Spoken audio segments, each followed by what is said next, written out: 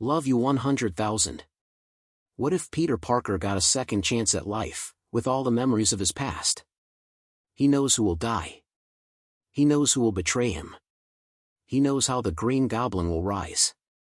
But this time, Peter has one goal. Change the future before it happens. Because when you rewrite destiny, even the Spider-Verse can turn against you. Spider-Fire. 1. A World Without the Bite, Prologue.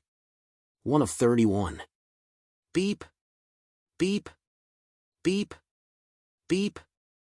Ah. Ha. Ha. Ha. Ha. What the? Where am I? I woke up, cold sweat dripping down my body. My chest rose and fell rapidly as my eyes darted around the room. Same walls. Same posters. Same old bed. My hands trembled as I lifted them, staring down. No web shooters. No scars. Nothing. Just me. Peter. Are you up? That voice, I knew it instantly. My heart skipped. I scrambled out of bed, nearly tripping on the rug, and dashed downstairs. Every step echoed in my head, fear and hope battling each other. Same house. Same creaking floorboards. Same smell of toast in the morning. And then, I saw them. The kitchen light glowed warmly, and there they stood. Aunt May. Uncle Ben. My eyes widened. My chest tightened. Ben, he had died. Shot while trying to stop a robber. Only later I found out the truth, that there were 2 robbers, and one of them was the Sandman. Aunt May too, she died in my arms, taken by Doc Ock when we tried finding a cure for Sidney's illness caused by him. We succeeded, but it cost her life. Yet here they were. Alive. Smiling. Whole. I staggered forward, heart pounding, and threw my arms around them. I held on tight, tighter than ever before, as if the world would shatter if I let go. Tears welled in my eyes and streamed down my face. They were alive. Alive. I didn't want to blink. I didn't want this dream to end. And when I finally did blink, they were still there.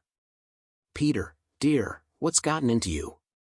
Aunt May's gentle voice carried a hint of worry. Nothing, Aunt May. Just had a nightmare. I lied, forcing a small smile.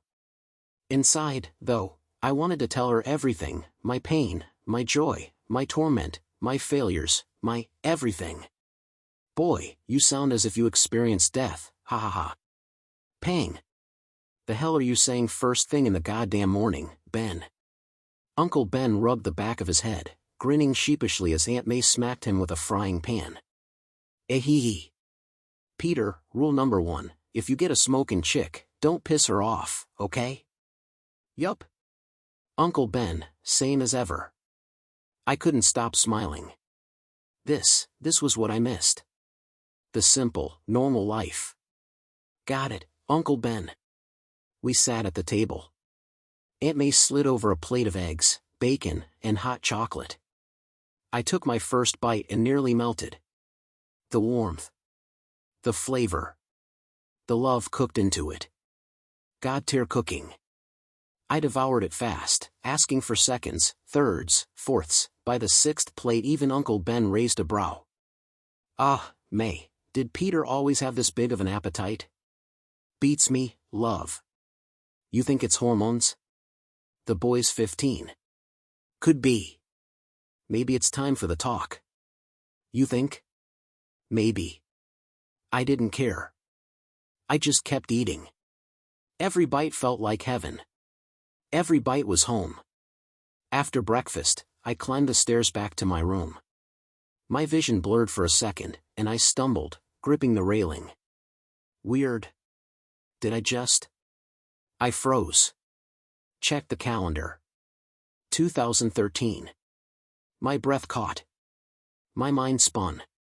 I was back. Somehow, I was reborn in the year 2013. Why? How? Was it fate? Magic? Science? I'd read enough Japanese manga and Chinese manhwa to know how wild these rebirth stories could get. But this was on another level. Memories flickered. Foggy at first, then sharp. Red eyes. Long tongue. That hellish grin. White hair cascading like smoke. Null. I died when Null invaded Earth.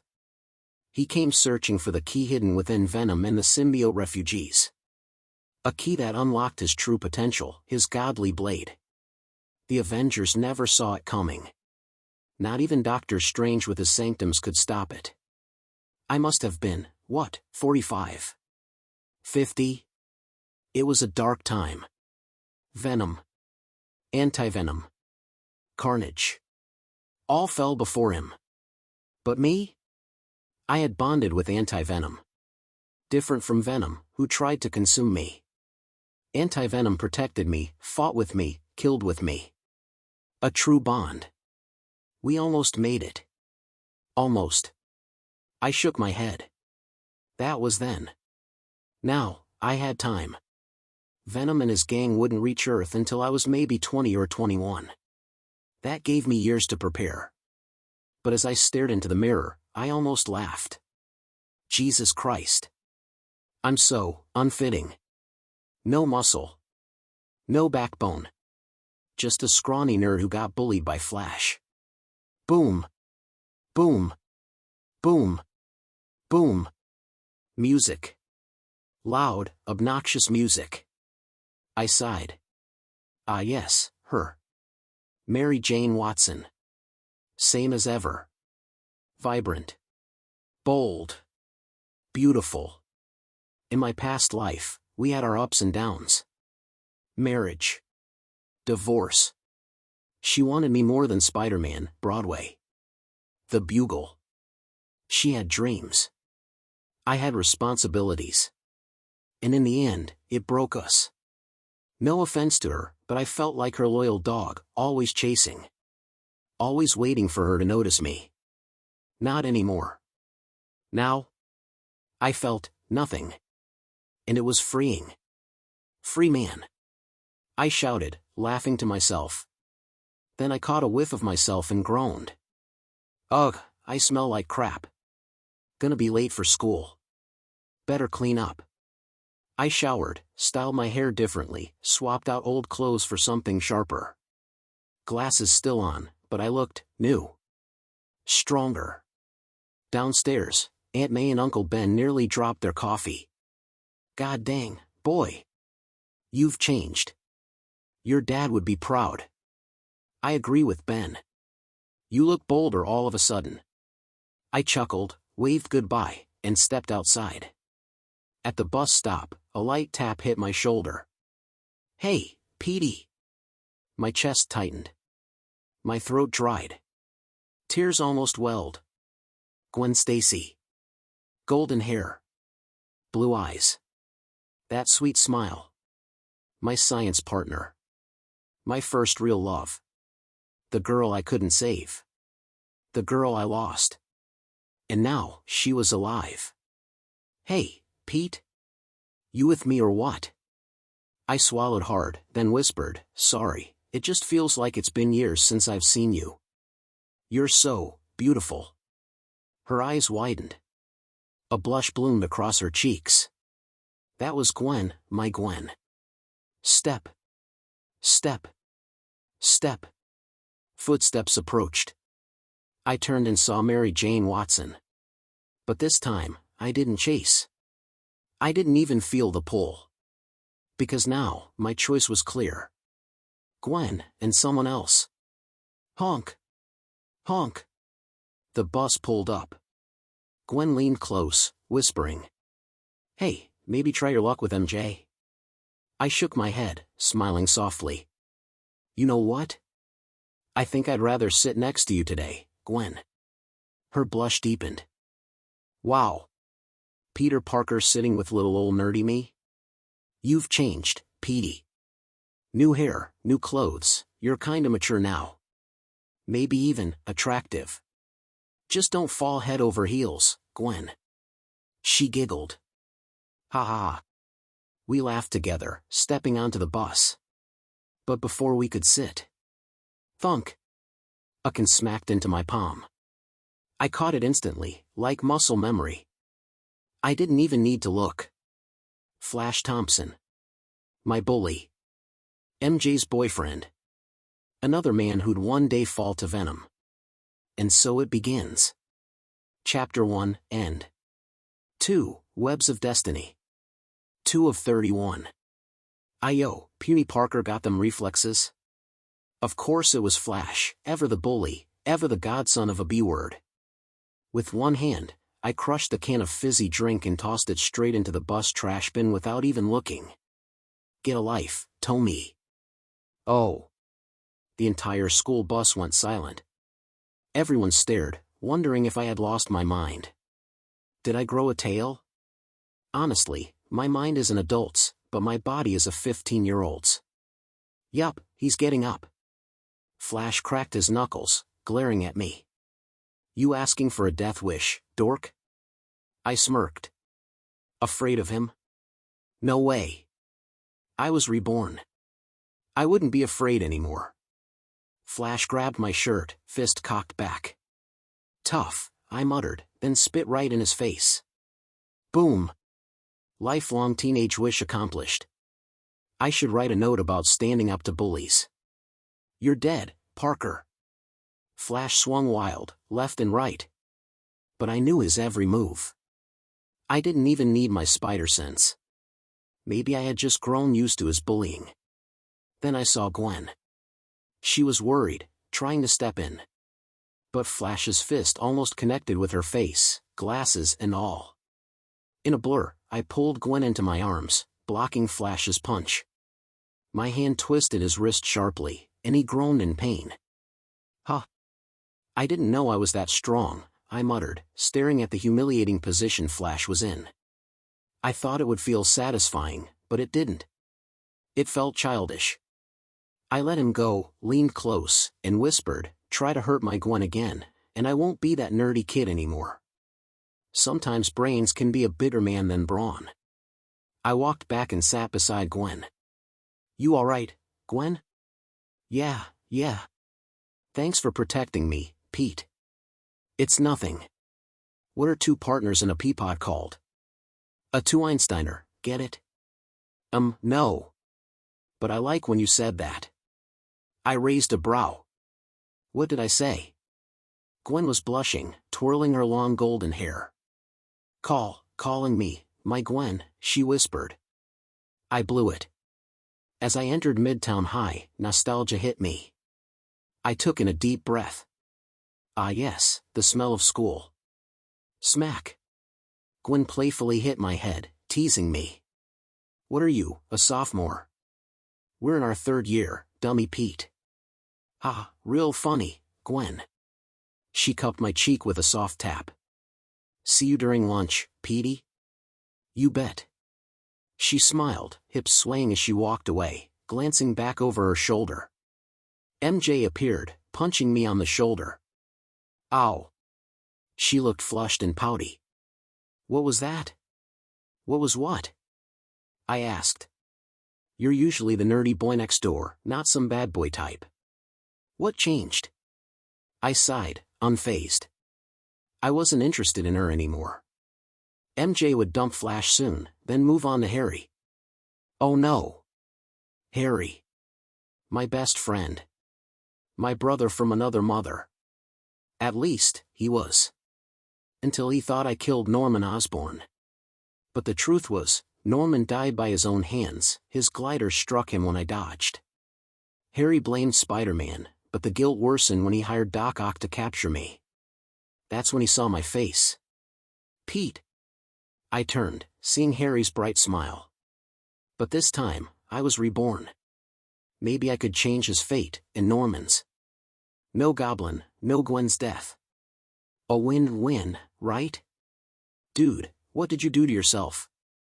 You're looking like a new man. Like in that one song by Tom Williams, If I Were a Rich Man. You think so, Harry?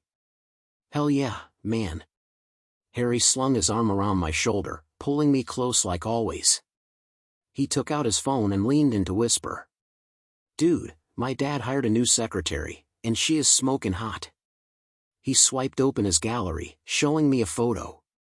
Felicia Hardy. At first glance, I muttered, wow, she's beautiful. How old is she? I think 23, maybe 25. Felicia. I remembered her clearly from my past life. We first met during a heist when she stole a national treasure. Over time, I grew intrigued, her skills, her charm, her dangerous allure. I almost fell in love with her. We had our ups and downs, great chemistry, respect, even a solid bond. But Felicia never liked Peter Parker. She preferred Spider-Man. She was a wildcat, adventurous, reckless, a thrill-seeker. Trouble followed her like a shadow, with that strange cat-like aura. Wherever she went, bad luck seemed to stalk her steps. Pete, you with me? You've been staring at this chick for a long minute. Ah, sorry, Harry. Just feels like I've met her before. I don't know, got that tingling feeling. Let me guess, the Peter tingle? Yup. Jokes were always Harry's medicine. Hey Pete, you know tomorrow our class is going to Oscorp for a field trip. You signed up for it, right? Yes. Tomorrow. The day it all began, the day that radioactive spider bit me on the back of my neck. In my past life, I discovered that Dr. Connors, Norman Osborn, and my father, Richard Parker, were all tied to those spiders. Dad was the head of the experiment, while Connors and Norman were just assistants back then. But the project was shut down. Dad went silent. And then, my parents died in a plane crash, hunted down because of what they knew. I was just 6, maybe 7, when Uncle Ben took me in. Everything was lost, Mom, Dad, their research, all of it gone in the flames of that crash. Hell yeah, who wouldn't? I answered with a smile. I bet MJ will be there. Harry added with a sly grin. Right. I almost forgot, Harry had a thing for MJ. Not much ever came from it, but maybe I should just let it play out. No interference this time. I walked into class, answering roll call easily, spotting Gwen at her desk too. If I was right, she worked part-time as an assistant in Dr. Connor's lab.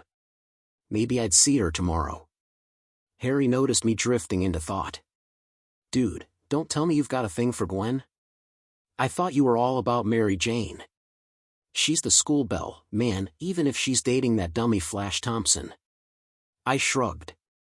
I think girls these days prefer football guys, Harry. I guess. I mean, Gwen may be hot, but she doesn't really have that girlfriend vibe, Pete. Well, I think she is wife-type material. Harry's pen slipped from his hand. His mouth hung open. Dude, when did you start talking like some old man? Yeah, Pete. Who are you, and what did you do to teenager Peter Parker? We both chuckled. From the corner of my eye, I noticed Gwen peeking over her shoulder, a soft smile forming on her lips. And I could tell, she heard every word. Chapter 2, End. 3, Lunchroom Showdown. 3 of 31. During lunch, I was walking with my tray.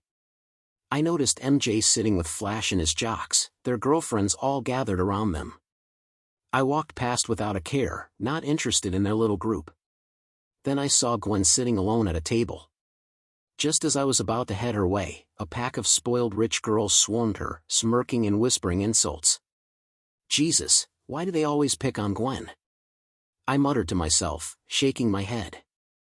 I had enough of watching them treat her like that. Sure, she was the daughter of the police captain, but that didn't mean she deserved their crap. Ha, look at this loser, said the leader of the group, flipping her perfect hair with a cruel grin. Sitting all by herself. I guess that Peter Parker finally ditched her to sit with us cool kids. The cheerleaders laughed. They were the ones everybody fantasized about back in the day, myself included. But now? Now I regretted every stupid thought I had. I never once considered how Gwen must have felt all those years. That's it. I muttered under my breath. I strode over, ignoring the stares from every corner of the cafeteria, and dropped down in the seat across from Gwen, face to face. The girls froze in disbelief, and one of them immediately looped her arm through mine, trying to pull me away. "Hey, Pete. Why sit next to this nerdy blonde?" she purred. "Come sit with us instead." "Yeah, come on," another added, giving Gwen a mocking look. I shoved the girl's arm off me and pulled out my water bottle. Unscrewing the cap, I poured the water over the spot where her hand had touched. "Sorry," I said with a smirk. "This Peter is taken by the nerdy blonde. Because, in case you forgot, I'm a nerd through and through." Gasps rippled across the table. The cheerleaders scoffed, their eyes wide in shock. "TCH, whatever," the leader sneered. "I knew you were a nobody." "Oh yeah?" I leaned forward, grinning, my eyes locked on hers. She had one dirty little secret, one I remembered clearly from my past life as a senior at Midtown High. Right about this time of year, she'd had a fling with the principal. "I just hope you don't end up, how should I put it?" I tapped my chin theatrically. "Booty up with a senior citizen in school. If you know what I mean." Her face went pale, eyes wide in realization. She stuttered out a few nonsense words, her confidence shattered, then spun around and marched out with her lackeys in tow. The entire cafeteria buzzed with whispers. Gwen blinked at me, still stunned. "Pete, that was insane." "But, what did you mean by booty up with a senior citizen?" I winced. Should have said it differently. Kinda came out adult-like. "Meaning?" "Intercourse with the principal," I said casually, taking a bite out of my sandwich. Gwen froze, then her lips parted as the realization hit her. "Pete, you dirty bad boy." "Hey, I'm your boy, right?" I teased, flashing her a grin. She rolled her eyes at me, pretending to be annoyed, but I caught the corner of her lips curling up. Yeah. You're my Petey bad boy." We both laughed, and the rest of lunch break passed with us talking and joking around, ignoring the world. Just as we stood to leave, cold water splashed down the back of my head. I froze, drops dripping down my neck. "Ha ha. That's for making fun at my bro's cheerleading girl, dork." Flash Thompson's voice boomed behind me. I set my jaw as Flash shoves my tray hitting the floor, food scattering everywhere. Before I could react, Flash kicked the tray across the cafeteria with a loud clang and shoved me hard against the wall. His hands pressed into my jacket, lifting me slightly off the ground. "Flash Terry Thompson. You let go of Peter right now." MJ's voice cut through the cafeteria like a whip. She stormed up, fury in her eyes. "Nah, babe," Flash said smugly, his grin wide. "He's gotta learn some respect." "Really?" I said calmly, my voice steady despite my back against the wall. "Ganging up on me 4 against 1? That's your idea of respect? Sounds cowardly to me." Flash's grin faltered for a moment before he chuckled. "After that bus incident? Not a damn chance." He leaned closer, his breath hot and sour. "Well then, puny Parker, what are you gonna do now, huh?" I grinned, unfazed. Inside, I was almost disappointed. This was the same Flash Thompson I'd dealt with countless times. And honestly, his threats were getting boring. In my past life as Spider-Man, I'd trained with Steve Rogers, Tony Stark, Black Widow, Wolverine, Emma Frost, Storm, Felicia, and more. I studied combat, mixed martial arts, and countless fighting techniques. I prepared for the day I might lose my spider powers. And even without them, I learned how to fight. Flash thought he had me pinned. He was wrong. Since he had me pressed against the wall, I angled my body. The brown jacket I wore gave me cover. I twisted my shoulders, slipped downward, and slid neatly out of his grip, landing on the cafeteria floor with ease. The crowd gasped, and Flash's eyes went wide in disbelief. "Wah, how the hell did you?" Honestly, he was a dummy. I shot my elbow back, driving it right into Flash's groin. "Ah! My balls," he cried, collapsing onto his knees, clutching himself in agony. Pfft, balls. His jock sprang up from the table, charging toward me. My body wasn't as strong as it once was. I had always relied too much on my spider abilities. But this time, I wanted to prove I could handle things with nothing but my own strength. Rag, one of them roared as he swung a wide fist at my head. I ducked low, sliding across the cafeteria floor beneath him. Before he could react, I hooked his legs and tackled him down hard, sending him sprawling onto the tiles. The crowd erupted with gasps. Another jock came barreling at me, both hands clenched together for a double fist strike. I snatched up a metal cafeteria tray and raised it just in time. His fists slammed against the tray with a loud clang, leaving a huge dent in the tin. "Why, you're gonna pay for that, Parker," one of the bigger jocks shouted, shaking out his bruised knuckles. I tilted my head, smirking. Pay for what? Me, or the tray? The cafeteria broke into nervous laughter, though tension still filled the air. The last jock lunged from behind, locking his thick arm around my throat. He tightened his grip, squeezing as I gasped for air. "Let him go, you jerks!" Gwen shouted from across the table. She grabbed a cold water bottle and hurled it with perfect aim. The bottle smacked the jock in the face, splashing water all over him. "Arg!" My eyes. "You're dead, Blondie," he snarled, releasing me as he wiped at his face and staggered toward her, raising his fist. Not happening. I swung the dented tray like a bat, cracking it against the side of his head. The impact echoed across the cafeteria, and he crumpled to the floor, groaning in pain. I stood there, chest heaving, looking around at the 4 bodies on the floor. "I won," I said in disbelief, dropping the bent tray with a metallic clatter. 4 against 1, and I beat them all, with my brains. My lips curled into a grin, and I raised my arms. I won.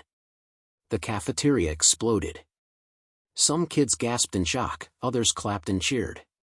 Was Peter always this good at fighting? Dude, he should join karate class. Holy crap, Parker's a badass. The noise grew, the whole cafeteria alive with excitement. For once, I wasn't the butt of the joke, I was the center of it. Then silence fell as the heavy footsteps of authority approached. The principal stood at the edge of the chaos, arms crossed, his eyes narrowing. "My office, Parker," he said sternly. "And you 4 as well." Flash. The room went dead quiet. Yup. I was dead. First big win in my rebirth, and I still ended up getting called to the principal's office. Chapter 3, End. 4. Our boy. 4 of 31. I was sitting outside of the principal's office, my back pressed against the cold wall. Across from me sat Flash and his goons. None of us looked at each other at first, the air was heavy with silence. One of Flash's lackeys finally broke it. He leaned forward, resting his elbows on his knees, and said, "Yo, Peter, why didn't you ever fight back? I mean, we bullied you a lot, made fun of you, messed with you." Another chimed in, shaking his head. "Yeah, man. Why now, of all times?" I sighed, drew in a deep breath, and let it out slowly.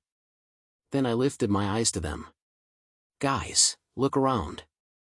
We're 15, maybe 16. I don't even know which grade you guys are in anymore. But bullying me? Calling me names? Playing dumb pranks?" I scoffed lightly and shook my head. "It's getting childish. Everyone is growing up, chasing their dreams, preparing for the adult world. And yet, here you guys are, still taking all of this as a joke." They shifted uneasily in their seats, avoiding my eyes. "I don't know if your families are rich or not," I went on, my tone sharper, "but what if one day you had to become the adult in the house? What then?" The jocks looked down, embarrassed. The weight of my words seemed to hang in the hallway. "Guys, he's right," one of them muttered. Flash's head snapped toward him. "Wait, you're not serious, are you?" he asked in disbelief. "Quit it, Flash," the boy said firmly. He lifted his head, his eyes heavy with something more real than arrogance. "Peter is right. I've got 3 sisters and a mom. My dad bailed on us when he found out my mom was having triplets. Just up and left. Mom raised me and my sisters on her own. Do you know how hard that is? His fists tightened on his knees. I only got noticed because of football. Midtown gave me a full scholarship to play and study here. I need that scholarship, Flash. Another of Flash's crew spoke up, his voice quieter but steady. He's not lying. And me? My stepmom hates me. My dad married the wrong woman, and she stole everything from him, his money, his focus, his care. Midtown only let me in because of a charity program for kids in need of education. Otherwise, I'd be nowhere. I leaned back against the wall, stunned. For the first time, I realized they weren't all bad, they were just misguided. I let out a soft chuckle, shaking my head at the irony, and then leaned forward again. Tell you what, I said, my voice gentler now. If you guys ever need help raising your grades, come to me. I'll tutor you. Free of charge.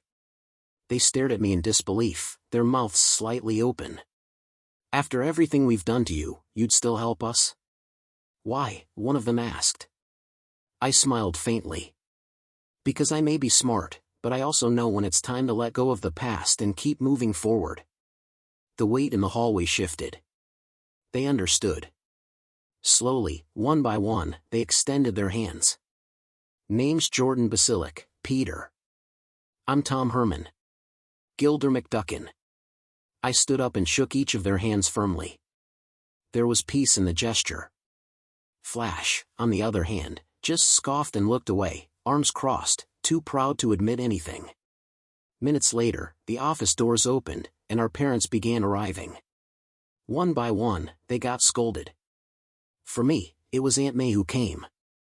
Funny thing is, I remember that in the past, it was always Uncle Ben who showed up whenever I got sent to the principal's office.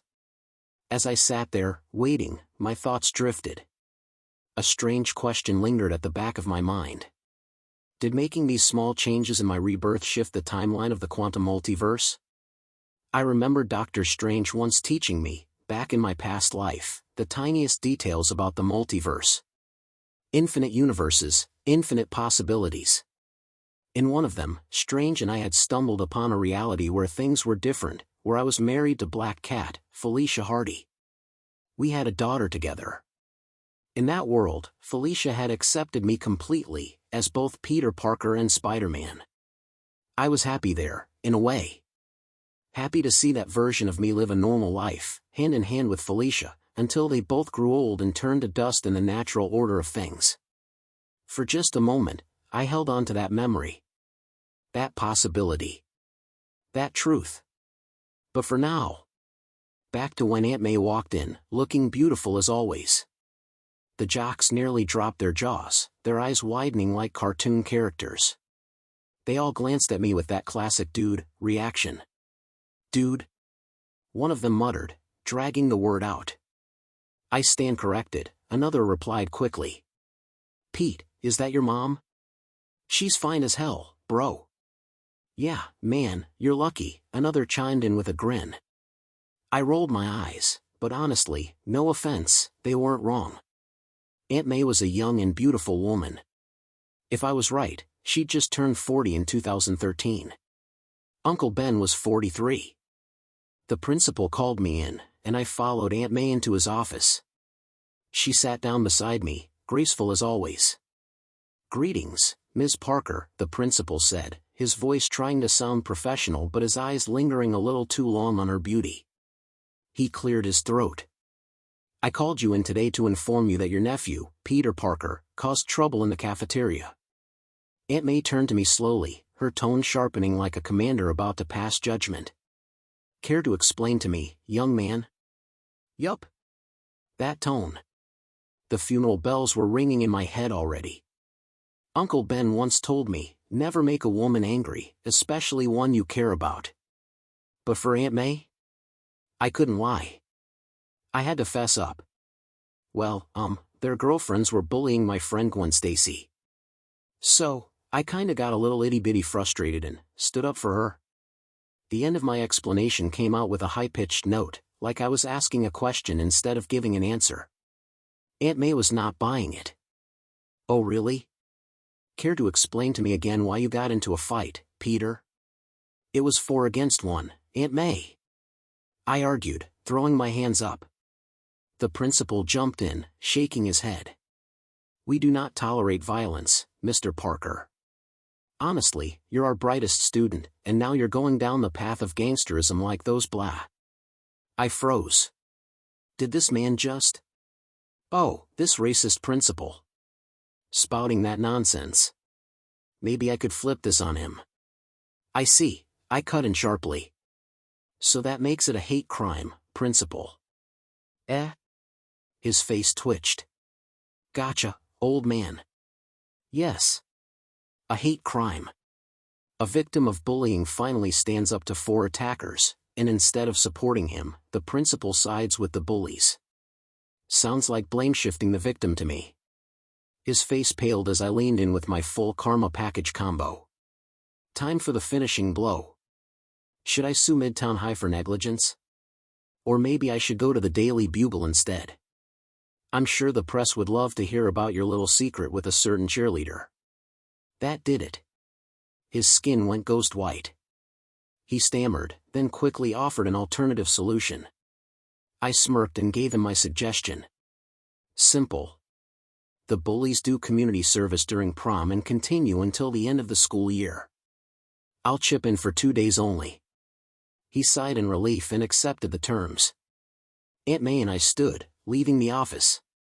"You're grounded for a week after your field trip to Oscorp, young man," Aunt May said firmly as we walked down the hallway. Her disappointment stung more than any punishment. I didn't argue. I'd already caused enough trouble. As we turned the corner, Gwen came running toward me, her eyes full of worry. She threw her arms around me without hesitation. "PD, are you hurt? Any bruises? What did the principal say?" Her words tumbled out in a rush as she grabbed my hands, checking for marks. Aunt May raised an eyebrow, watching carefully. This was her first time meeting Gwen. "Ah, Gwen, this is my Aunt, May Parker," I said. Gwen turned, flustered but polite. "It's so nice to meet you, Mrs. Parker." "Please, dearie," Aunt May said warmly, "call me May. Or Aunt May, if you prefer." Gwen smiled. "Then Aunt May it is." The two of them fell into easy conversation, girl-to-girl talk. I stood there, awkward, realizing I had somehow become the third wheel in my own story. Since Gwen had missed the bus on purpose to wait for me, Aunt May offered to give her a ride home. Gwen accepted happily. "Thanks for the ride, Aunt May," Gwen said cheerfully as she got out of the car. "You're welcome, dear." "Take care of yourself," Aunt May replied.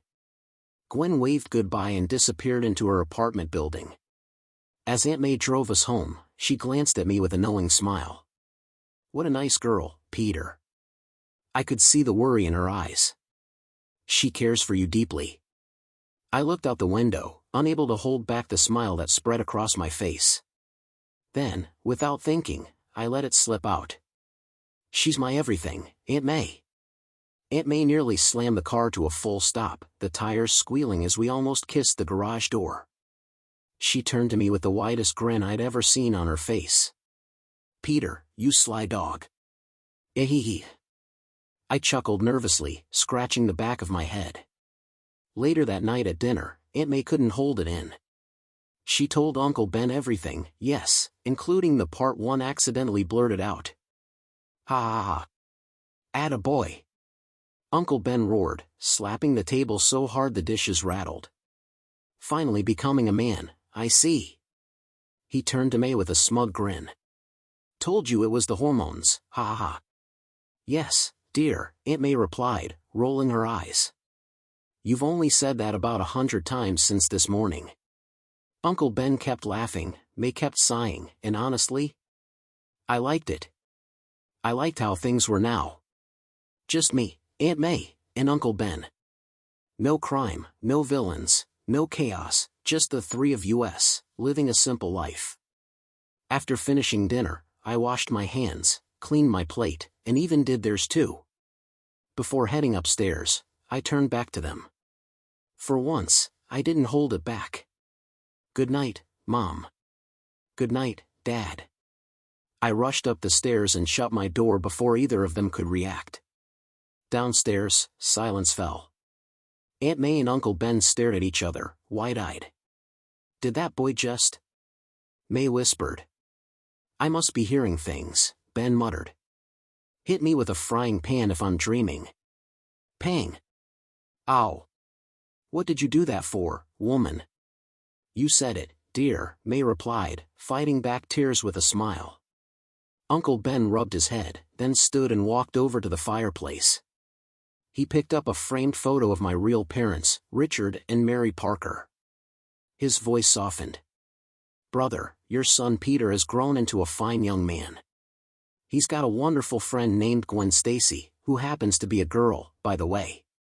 And tonight, he called me Dad, and May, Mom. I hope you can rest in harmonic peace knowing he's loved." Aunt May walked up and hugged Ben tightly, burying her face into his shoulder.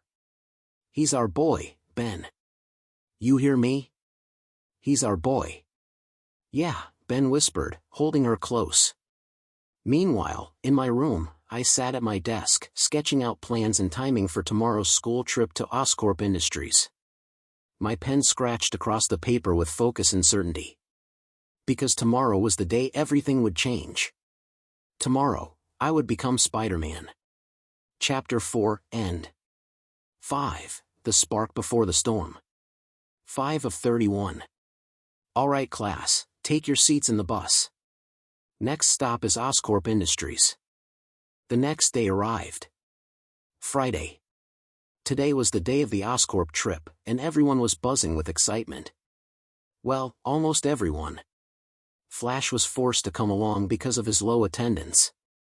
Served him right for skipping class. As usual, I took a seat next to Gwen Stacy. She brushed a strand of blonde hair behind her ear and gave me a soft smile before turning toward the window. A few rows down, I spotted Harry sitting beside Mary Jane Watson. Funny. In my previous life, Harry was next to some random guy, and Gwen wasn't even supposed to be here. By right, she would have been at Oscorp already, working as Dr. Connor's assistant. Maybe it was because of me? Was I causing all these changes? Things weren't following the same script anymore. Flash's jock buddies were actually on good terms with me now. Gwen wasn't as shy around me either, which I called an improvement. Still, I decided to hang back, relax, and let the day play out. After 30 minutes of the bus ride, filled with chatter, laughter, and Flash grumbling about being dragged into nerd stuff, we finally reached Oscorp. One by one, we climbed down from the bus. The air outside smelled faintly metallic, mixed with the fresh polish of the building's tall glass structure. A staff member handed us visitor clip badges, which we pinned neatly onto the right side of our clothes. Inside, the entire class gasped at the sheer size of the lobby. Polished marble floors reflected the light from massive glass panels. Towering steel beams stretched upward, holding everything together like a futuristic cathedral. Honestly, as a first-timer, I probably should have been awestruck too.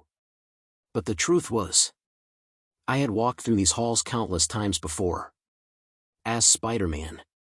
Hell, if I remembered right, Doc Ock, Dr. Otto Octavius himself, was also somewhere in this building, working on his precious fusion reactor project. The tour led us deeper inside until we reached a lab where scientists studied electricity. Machines hummed faintly, the air tingling with static as sparks occasionally danced across wires inside glass chambers. "Ladies and gentlemen," said the Oscorp tour guide with a rehearsed smile.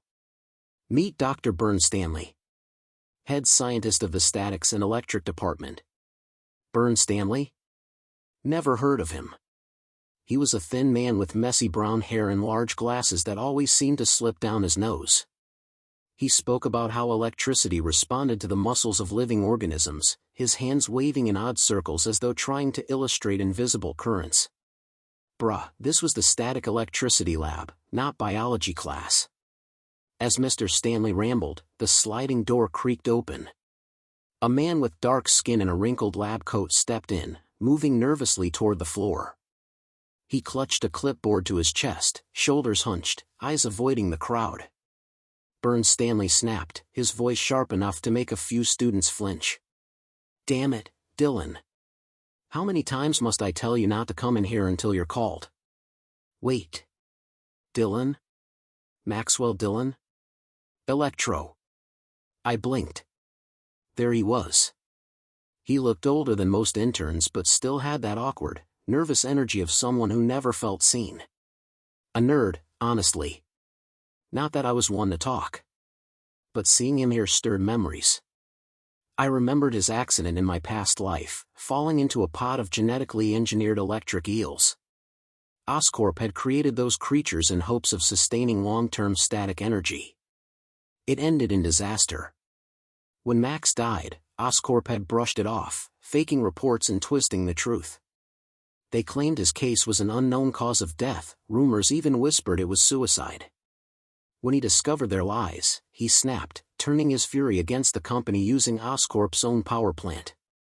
I had fought him that night.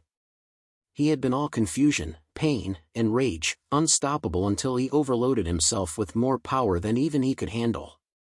He died in an explosion of light and static, and the regret had always haunted me. I could have helped him. Maybe even saved him. But he never trusted me. He thought I was on Oscorp's side. "Sorry, Mr. Stanley," Max said nervously. His voice cracked a little. "But Dr. Connors wanted to see you for an urgent matter." Stanley scowled but waved his hand dismissively. "All right. Tell Connors I'll be there in 5 minutes." Max gave a small nod and turned to leave, clutching his clipboard tighter. Maybe I could. "All right. Time to do it." I stepped forward, weaving past a couple of classmates. Gwen tilted her head curiously as I moved. Flash muttered something like teacher's pet, but I ignored him. I walked straight up to Max and extended my hand for a handshake. "Oh my God, you're Maxwell Dylan, right?" His eyes widened slightly, surprised someone recognized him. "You know me, kid?" "In my past life, I did. But maybe this time, maybe I could change his fate." "Yes, Mr. Dylan. I learned about your theory on those electrical eel experiments." His brow lifted, impressed. That project was his brainchild, an experiment Oscorp had shrugged off as minor until tragedy struck. "Oh, the theory I posted on the Oscorp blog?" Max asked, voice cautious but hopeful. "Yes," I said eagerly. I was astonished by it. "Maybe you could post more about static connections and electrical particles sometime?" For a moment, his nervousness faded. His lips curled into a genuine smile.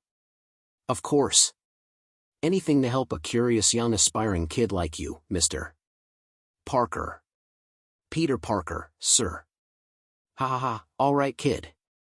Hope you keep reading. Might even help you with your next exams." I grinned as he walked off. A small spark of pride flickered in his eyes as he disappeared through the sliding doors. Behind me, Stanley's lecture dragged on. His words blurred together like static noise. Honestly, did he even understand pure electrical energy and how it truly formed? Later, we moved into the technology department. This section gleamed with prototypes, drones hovering lazily in containment glass, robotic arms constructing microchips, and screens flashing future projects. But my eyes caught on something else, something sleek, dangerous. A metallic glider. Still in its testing phase, locked behind reinforced glass. "Neat, huh?" Harry's voice came from behind me. He slung an arm around my shoulder and tugged me closer, smirking as he admired the design with me. "Yeah, really neat," I said as we moved along to the one lab I had hoped we wouldn't see. Dr. Otto Octavius's lab. Through the glass, I caught sight of him just finishing his work, adjusting the base of his 4 mechanical tentacles that hung suspended like giant arms behind him. Each metallic limb twitched slightly, almost alive, their joints gleaming under the lab lights. "Greetings, kids. I am Dr. Otto Octavius," he said warmly, turning toward us. My chest tightened. He was, still is, my idol. I practically worshipped him. In my previous life, I had even been part of his mentorship program, his assistant. Together we had worked tirelessly on projects that could have changed the world. We were on the verge of creating something revolutionary, something that could transform the lives of so many less fortunate. Neural-linked prosthetics. Robotic arms and limbs directly controlled by a person's brain signals. Otto's motivation had always been pure, to give people with disabilities the chance to move again, to live again. Including himself, since he was already suffering from a degenerative neurological condition that slowly weakened his body. But I remembered too well what came after. Otto's desperation to perfect the neural interface pushed him too far. The technology damaged his mind, warping his genius and fueling his transformation into Dr. Octopus. There was also his bitterness toward Norman Osborn. The two had co-founded Oscorp, built it from the ground up. Otto had the vision and the brilliance, while Norman was the ruthless businessman, yet still a scientist formidable in his own right. The resentment between them would one day turn dangerous. "Dear boy, are you listening to the question I asked you?" Otto's voice snapped me back. My eyes widened as I realized the entire class was staring at me. A ripple of giggles passed through the group at my obvious daydreaming. Gwen gave me a side glance, lips twitching with amusement. I straightened nervously. "Ah, sorry, sir. It's an honor to meet one of my childhood heroes. Your inspirational work on neural-linked prosthetics for people with disabilities, it's incredible." Otto chuckled, a spark of pride in his eyes. "Well, if you're so inspired, then let me write down a question on the board. Let's see if you can get it right, Mr. Parker." "Peter Parker, sir." "Well, Peter," Otto said with a grin as he picked up a marker and began writing a complex equation on the smartboard. "Come on up then." My stomach dropped. "Yup. I'm dead. Me and my big mouth." Chapter 5, End. 6. Rebirth of the Spider. 6 of 31. My legs moved before my brain caught up. I remember the weight of everyone's eyes burning into my back. Flash was probably smirking somewhere behind me, enjoying the show. I picked up the marker, staring at a set of incomplete formulas describing neural signal transmission into mechanical actuators, prosthetics. Brilliant. Elegant. But stuck. He'd hit a wall. The thing is, I had lived this before. With the knowledge I carried, all the mistakes and breakthroughs I already knew were coming, I saw the missing piece instantly. My hand began to move across the board, sketching out the correction, aligning the theory with a more efficient conduction model. The sound of the marker against the whiteboard echoed through the room, each stroke tightening the silence around me. When I finally stepped back, the classroom was utterly still. Dr. Octavius tilted his head, eyes narrowing in sharp focus as he studied the solution. For a flicker of a second, I swear I saw real surprise in his expression, an almost childlike wonder buried beneath the layers of intellect. Then, slowly, he smiled. It wasn't the warm kind of smile teachers usually give students. No, this one was sharp, curious, maybe even a little hungry. That is, amazingly insane. Otto turned toward me, his gaze heavy with curiosity. "How did you come up with this?" I simply tapped the marker against my temple, then clicked my tongue like a ticking clock. The little sound echoed in the room, drawing a few confused looks from my classmates. "Peter, right?" Otto asked, adjusting his glasses as if he wanted to get a clearer look at me. "How about coming here on the weekends? I'd like to ask more about this." I nodded, unable to hide a small grin tugging at my lips. "Sure, Mr. Octavius. After all, intelligence is not a privilege, it's a gift. And we use it for the good of mankind." Otto's eyes widened at the words, his lips parting slightly. That quote, it was something he had once given meaning to, before the man became Dr. Octopus. "Otto, old friend." The voice broke the charged moment. The class and I turned as the lab door swung open. Striding in with confident steps was Norman Osborn. Not the Green Goblin. Not yet, at least. But still every bit the imposing presence he would one day become. At his side walked a woman, a silver-haired beauty who drew the eyes of half the room instantly. Felicia Hardy. Mature, poised, with the kind of hourglass figure and full bust that commanded attention without her even trying.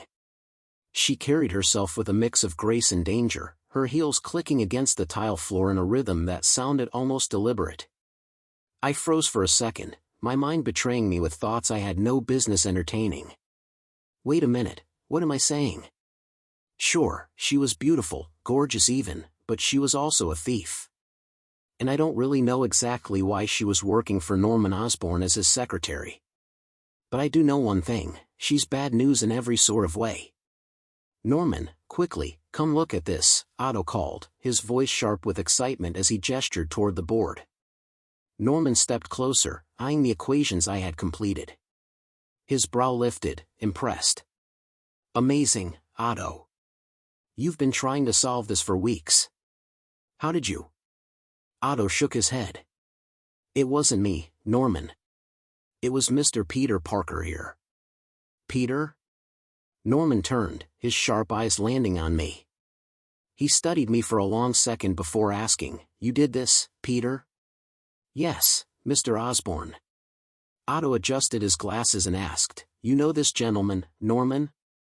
Norman chuckled, placing a hand on Otto's shoulder. Know him? Hell, Otto, I basically see him as a son.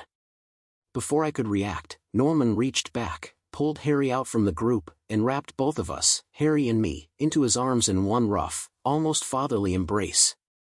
These two kids are a pair of out-of-this-world prodigies, Otto. They grew up together. He ruffled both of our hair with a wide grin.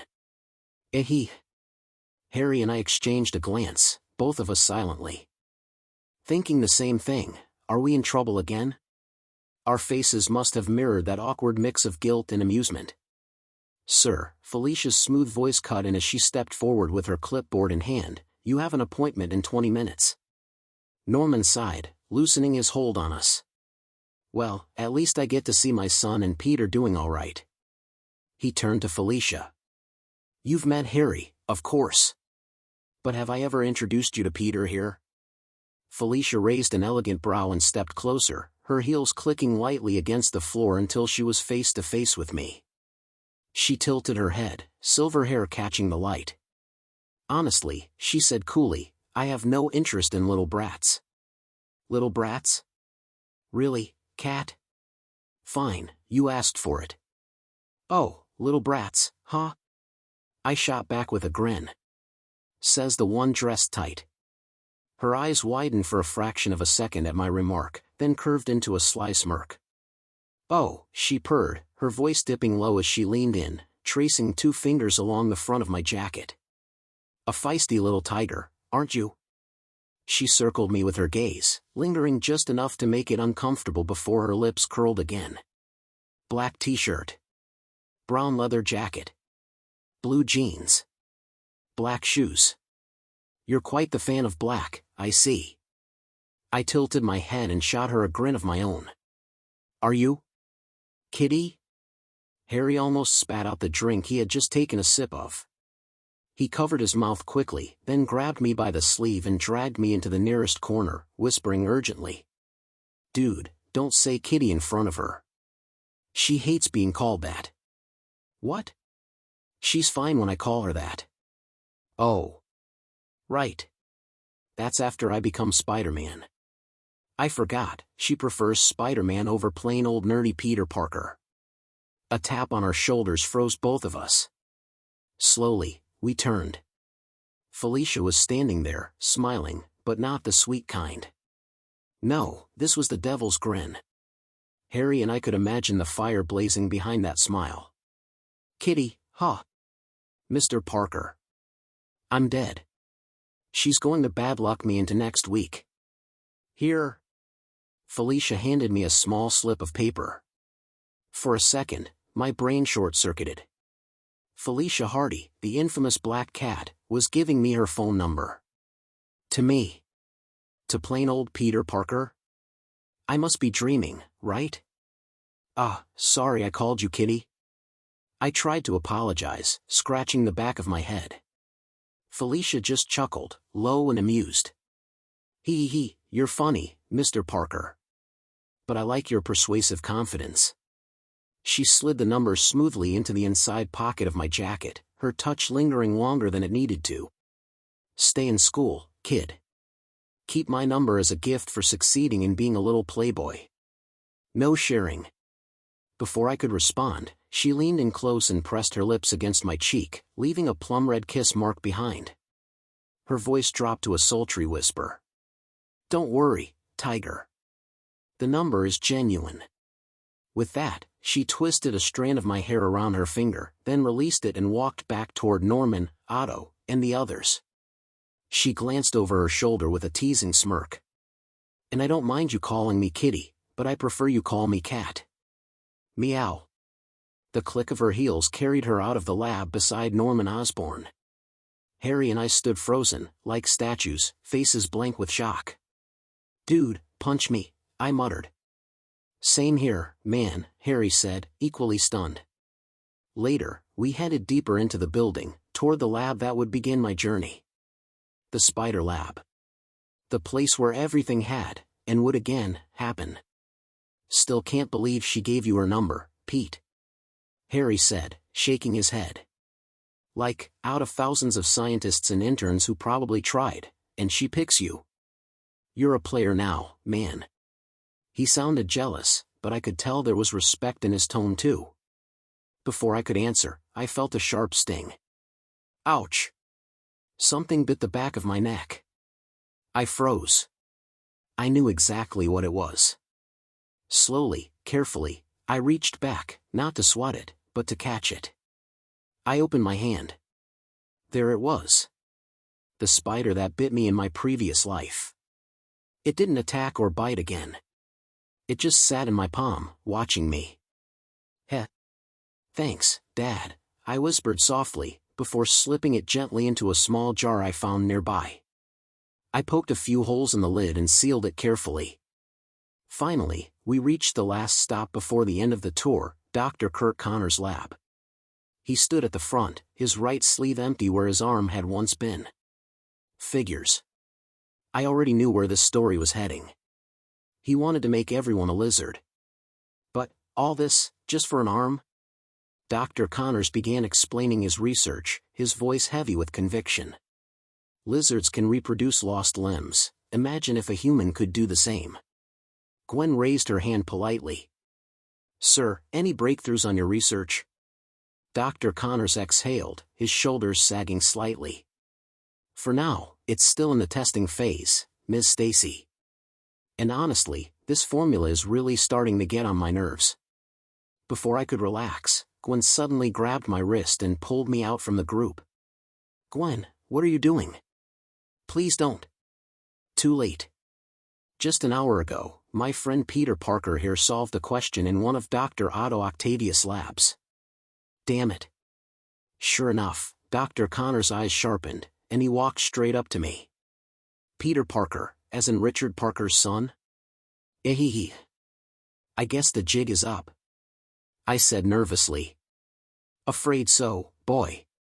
He rested a hand on my shoulder, his expression heavy with regret. How have you been? I'm sorry I wasn't able to say my goodbyes to your parents.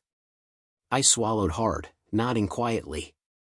Your father was the greatest out of all of us, Connors said with genuine respect. Then his gaze shifted, troubled. Yet the spiders he worked with, they caused a little mayhem back then. I gave him my reassurance, and he was grateful. With a small nod, he walked back to an empty board and began writing out the formula with steady strokes. While he was busy, Gwen leaned close to my side, her whisper brushing my ear. Your dad and my mentor were colleagues. I chuckled, waving my hand dismissively. More like college buds, or something like that. Ah, I see. She pouted slightly, her lips pressed tight. I could guess why, jealousy.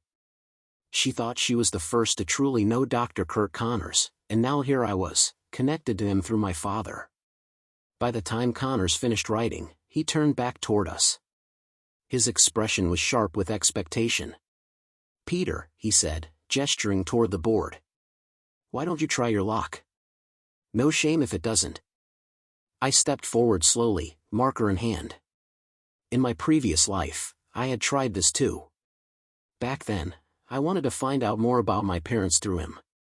But I made a mistake. I connected the dots without realizing the formula wasn't fully complete, and from that, I helped create a monster. This time, though, I already knew the path. I had failed enough times before. Now, I wouldn't. Without hesitation, my hand moved across the board, adjusting, correcting, perfecting. Line after line, connection after connection. And, done. I stepped aside, handing the spotlight back to Dr. Connors. He stared at the formula, frozen.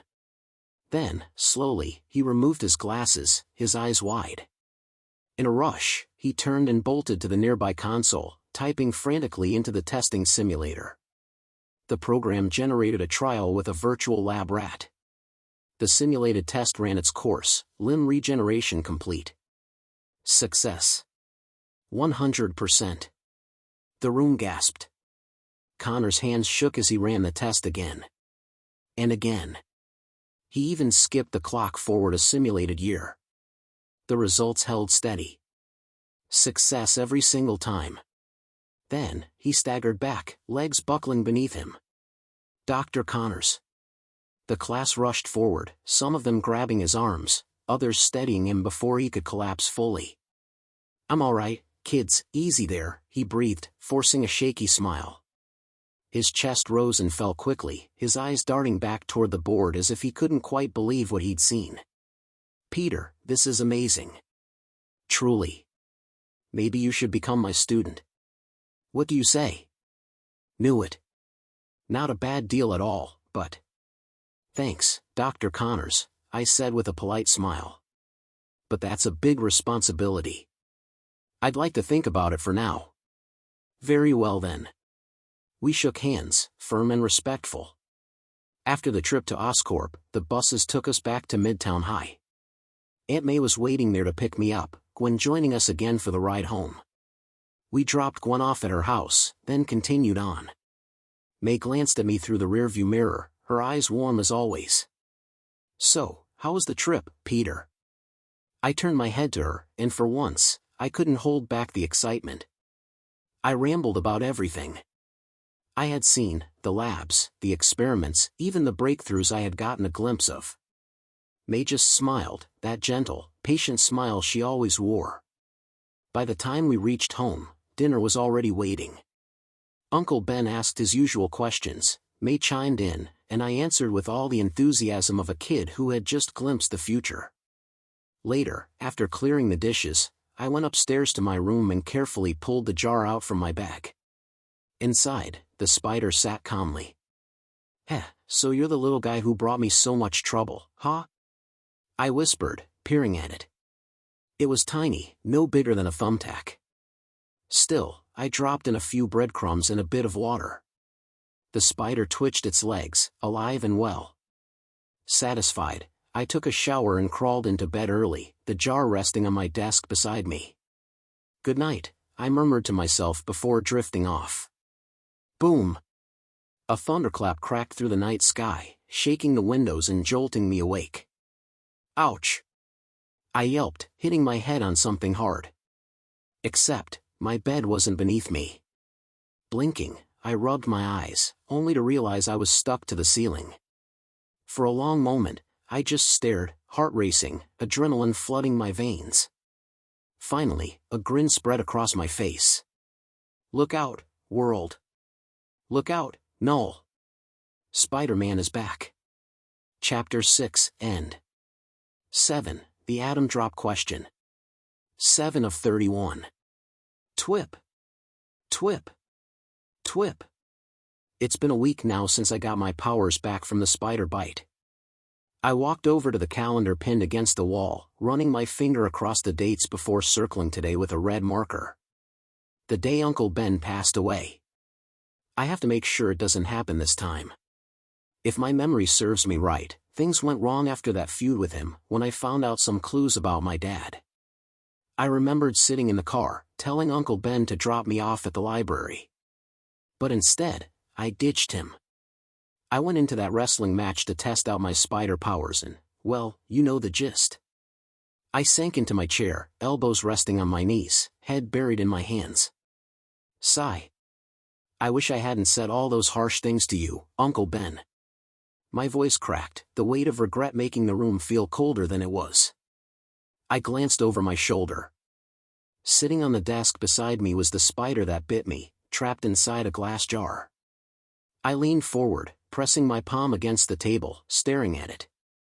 As usual, I had planned to study it, its patterns, its movements, its secrets. But I had killed it by accident in my past life. The bite it left on my back and neck had been too painful, and in my anger I struck it down. I lifted the jar carefully, tilting it under the light. The spider's moves here and there in the jar. This wasn't just any spider. This was a creation developed by my dad. I remembered the sterile corridors of that hidden laboratory, the sound of air filters humming above, the rows of glass containers holding specimens meant to survive beyond their natural limits. My dad's voice echoed in my head, talking about life expectancy, preservation, the next step forward for mankind. And here it was, his work, the key to my second chance, resting in my hand. I tightened my grip on the jar, eyes narrowing with determination. This time, I won't let history repeat itself. But first, I had to go see Gwen. She'd invited me to her place for dinner. When I told Aunt May and Uncle Ben, of course, they couldn't help teasing me, saying I was finally going out on a date with a girl, even though it was just dinner with her family. Later that night, I stood in front of my mirror, deciding what to wear. For a second, I thought about putting on a suit, but that would have been way over the top. This was a family dinner, not prom. So I settled on a white t-shirt, a red button-up shirt over it, and a pair of blue jeans. Simple. Casual. Safe. I slipped on my sneakers, ran a hand through my hair, and grabbed the wrapped gift basket I'd picked up earlier. Gwen lived only a block away, so the walk wasn't bad. Thank God she lives close by, I muttered to myself as I stepped into the apartment building lobby. At her door, I shifted the basket in my hands and pressed the doorbell. The door creaked open, and I found myself face to face with a tall, broad-shouldered man with sharp eyes. "So, you're Peter Parker," he said in a deep, firm voice. "George Stacy. Gwen's dad. Police captain of New York." Before I could answer, Gwen rushed past him, grinning ear to ear. "Petey. You're here, just in time. And, a gift basket?" She flung her arms around me so suddenly I almost dropped the basket. "Whoa, careful," I laughed nervously, shifting my weight to steady it. I wanted to make a good impression, so I thought about bringing a little something. I rubbed the back of my head, trying to play the role of a nervous teenager, even though deep down, I was carrying the mind of a man who'd already lived to 50 in another life. George gave me a nod, crossing his arms. "Well, at least you're not like that Thompson kid Gwen keeps complaining about. And I heard you even put him in his place." He smirked. "I like a kid who protects my daughter." "But, what's the catch?" "Dad, really?" Gwen pouted, stamping her foot a little.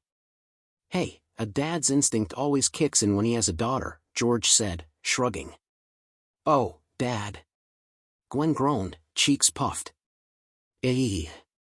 I chuckled awkwardly, glancing between the two of them. "You two really do look like you have a strong bond. Honestly, I envy you, Mr. Stacy." George's eyebrow rose slightly. "Why's that?" "Surely you have your own father and mother, right?" "Dad." Gwen snapped, realizing what he'd just asked. Her eyes flicked to me, wide with panic. I waved my hand gently, shaking my head to calm her down. "It's fine, Gwen." "Really?" "No. I don't have parents. My mom and dad died in a plane crash. My dad's older brother, Uncle Ben, took me in before social services could. The hallway went quiet.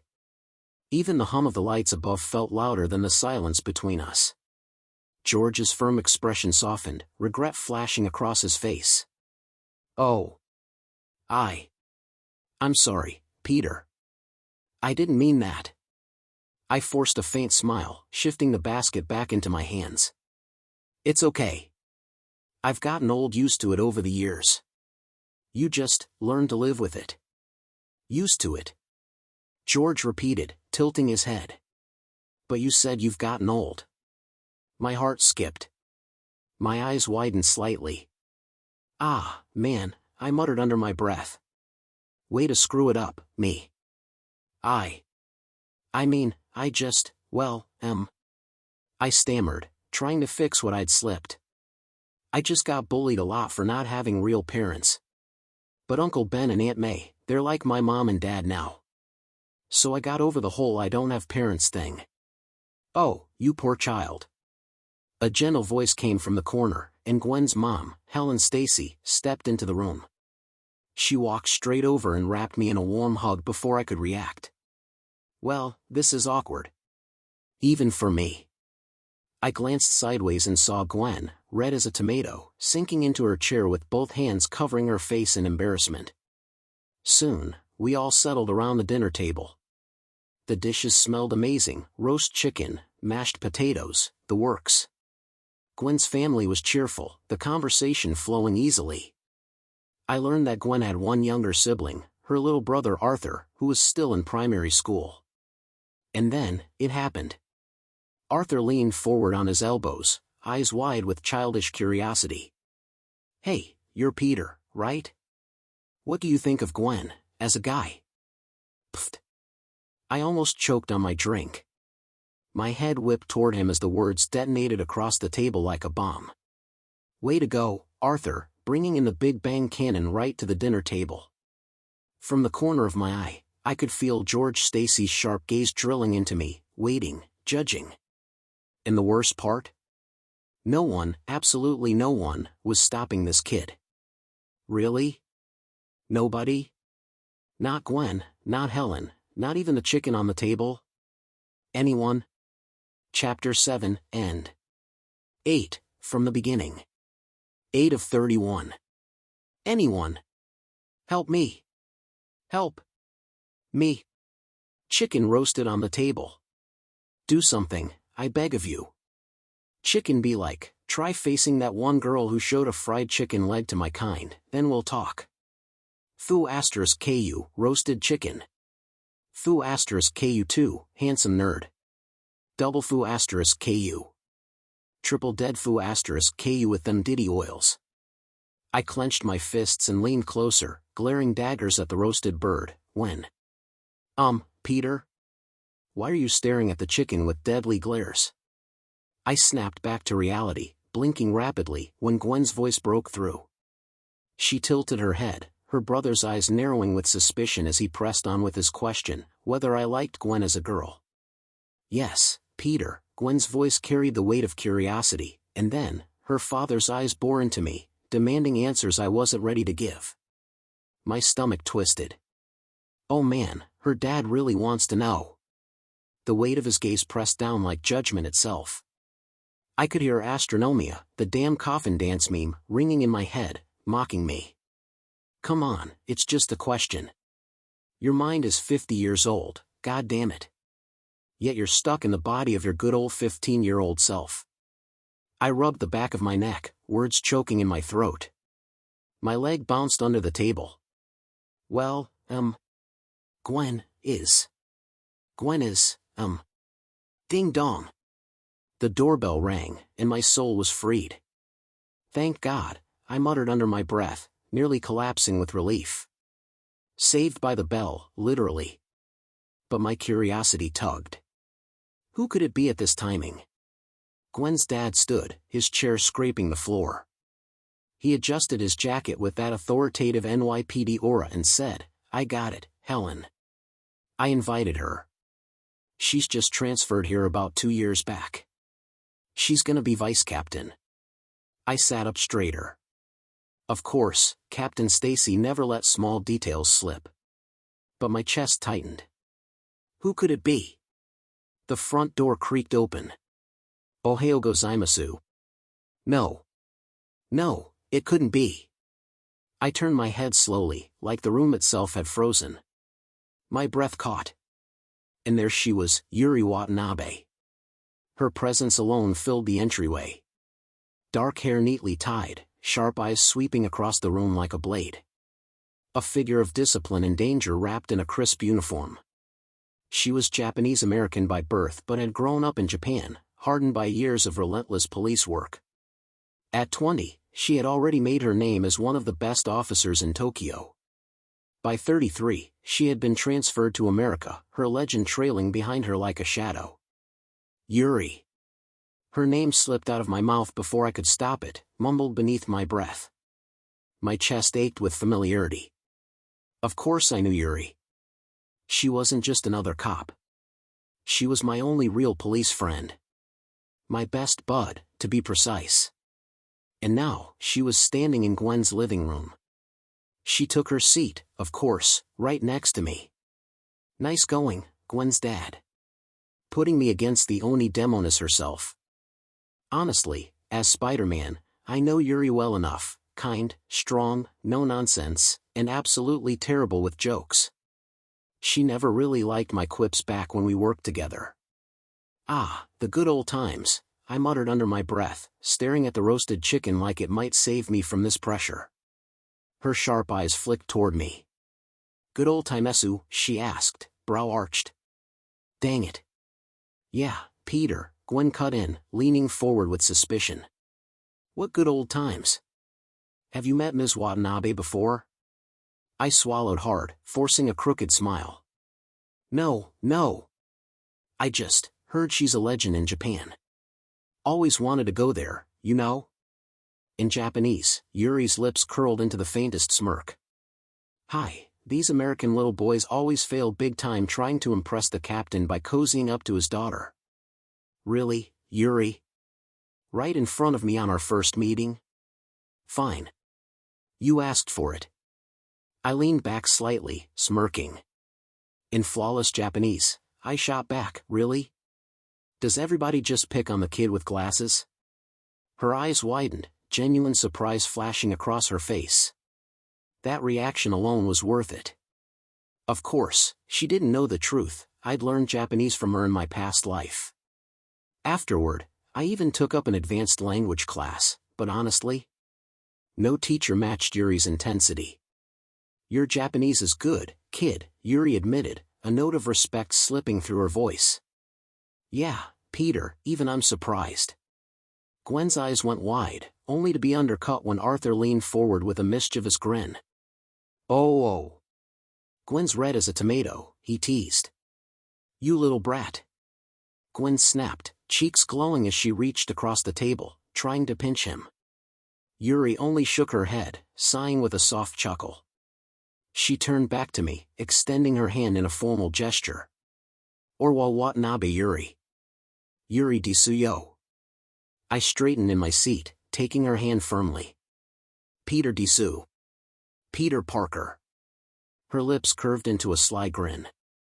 I guess I have to call you Peter-chan. Pfft. Ah. Peter-chan. Gwen burst out, slamming the table as laughter shook her shoulders. Ah, I can't, puha. Ha. Ha.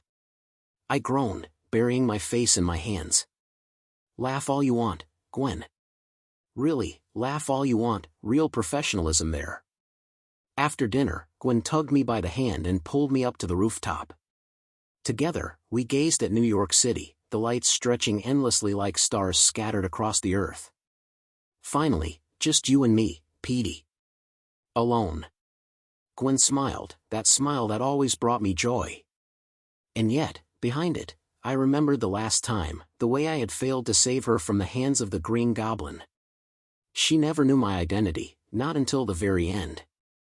I tried to take my mask off as she lay dying, but she stopped me, whispering with her last breath. Don't, Spidey.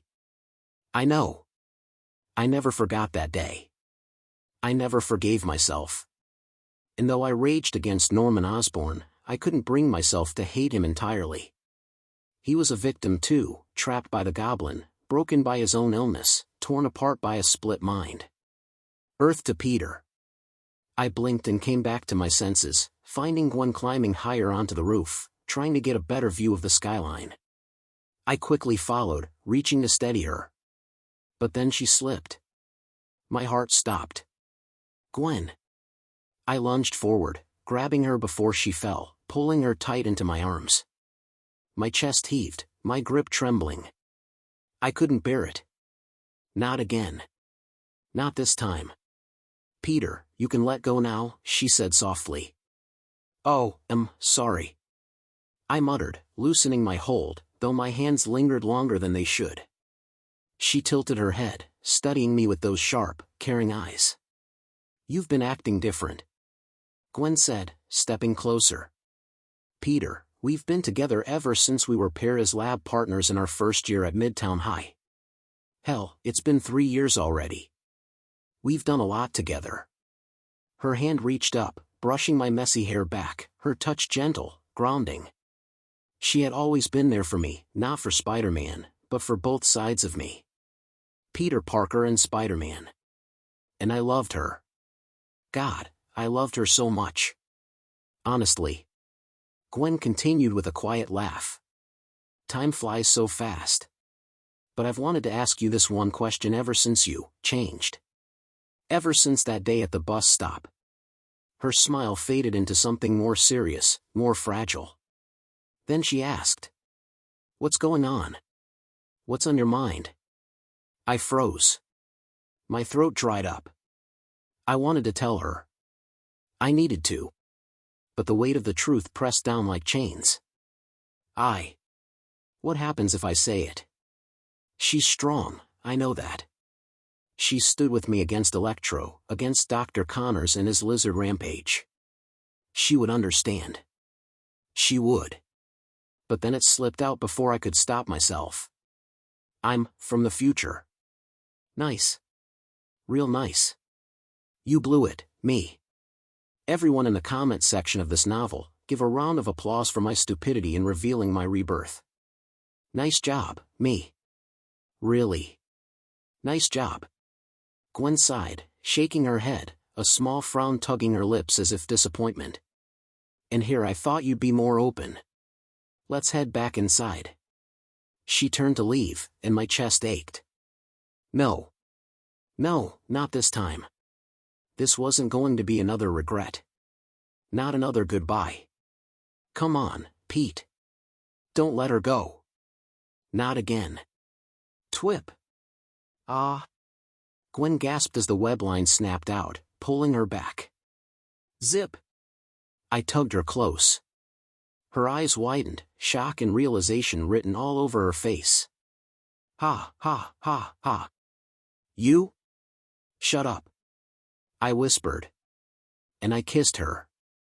I silenced her doubts, her questions, her fears. I kissed her with everything I had lost before. She didn't pull away. Not even for a second. Instead, Gwen's arms wrapped tightly around my neck, pulling me deeper into the embrace. She kissed me back, dearly, desperately, like she never wanted to let go. Peter. She whispered against my lips. Shoo, shoo, don't stop, don't stop. I breathed, our words muffled between the heat of our kiss. The city lights glowed brighter around us. Snowflakes drifted down in soft silence. The world faded until it was only us, two souls bound together. Birds tucked themselves into their nests, sheltering their eggs, preparing for new life. I locked my arms around Gwen's waist, holding her as though she was the only thing keeping me alive. We pressed our foreheads together, breath mingling in the cold air, eyes closed in perfect stillness. Tell me about this future thing, Peter. She whispered at last. And I held her closer, heart steady, voice low. From the beginning. Chapter 8, End. 9. Entangled Fates. 9 of 31. Whoa, whoa, whoa, whoa, whoa. As in whoa. Whoa. Whoa. Whoa. You're saying I slept with Norman Osborn? Gwen's voice cracked with disbelief as I explained to her about her future from my past life. Her face twisted with confusion and disgust. Yeah, you're lucky I stopped it before it could escalate worse, Gwen. Ha! Like I would sleep with an old man, Petey. How did I almost end up with him again? I slapped myself in the head, muttering in my thoughts, are you kidding me? We've gone through this like 3 times already. I sighed. I was neglecting you because of my Spider-Man responsibilities. I didn't realize your needs were important until at WQS almost too late, Gwen. I'm sorry. Sorry for what? It never happened. Well, not now at least. But Gwen noticed the flicker of fear in my eyes. You don't know that. I said, voice low. I was haunted and wasn't in my right mind. So, I asked Dr. Strange to remove that memory permanently.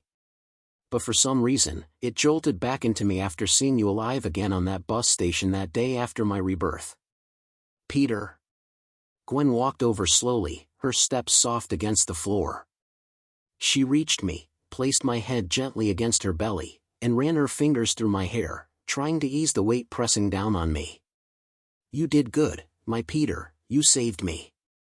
I will always save you and always will, even if I'm not Spider-Man. I held her tight, for a moment.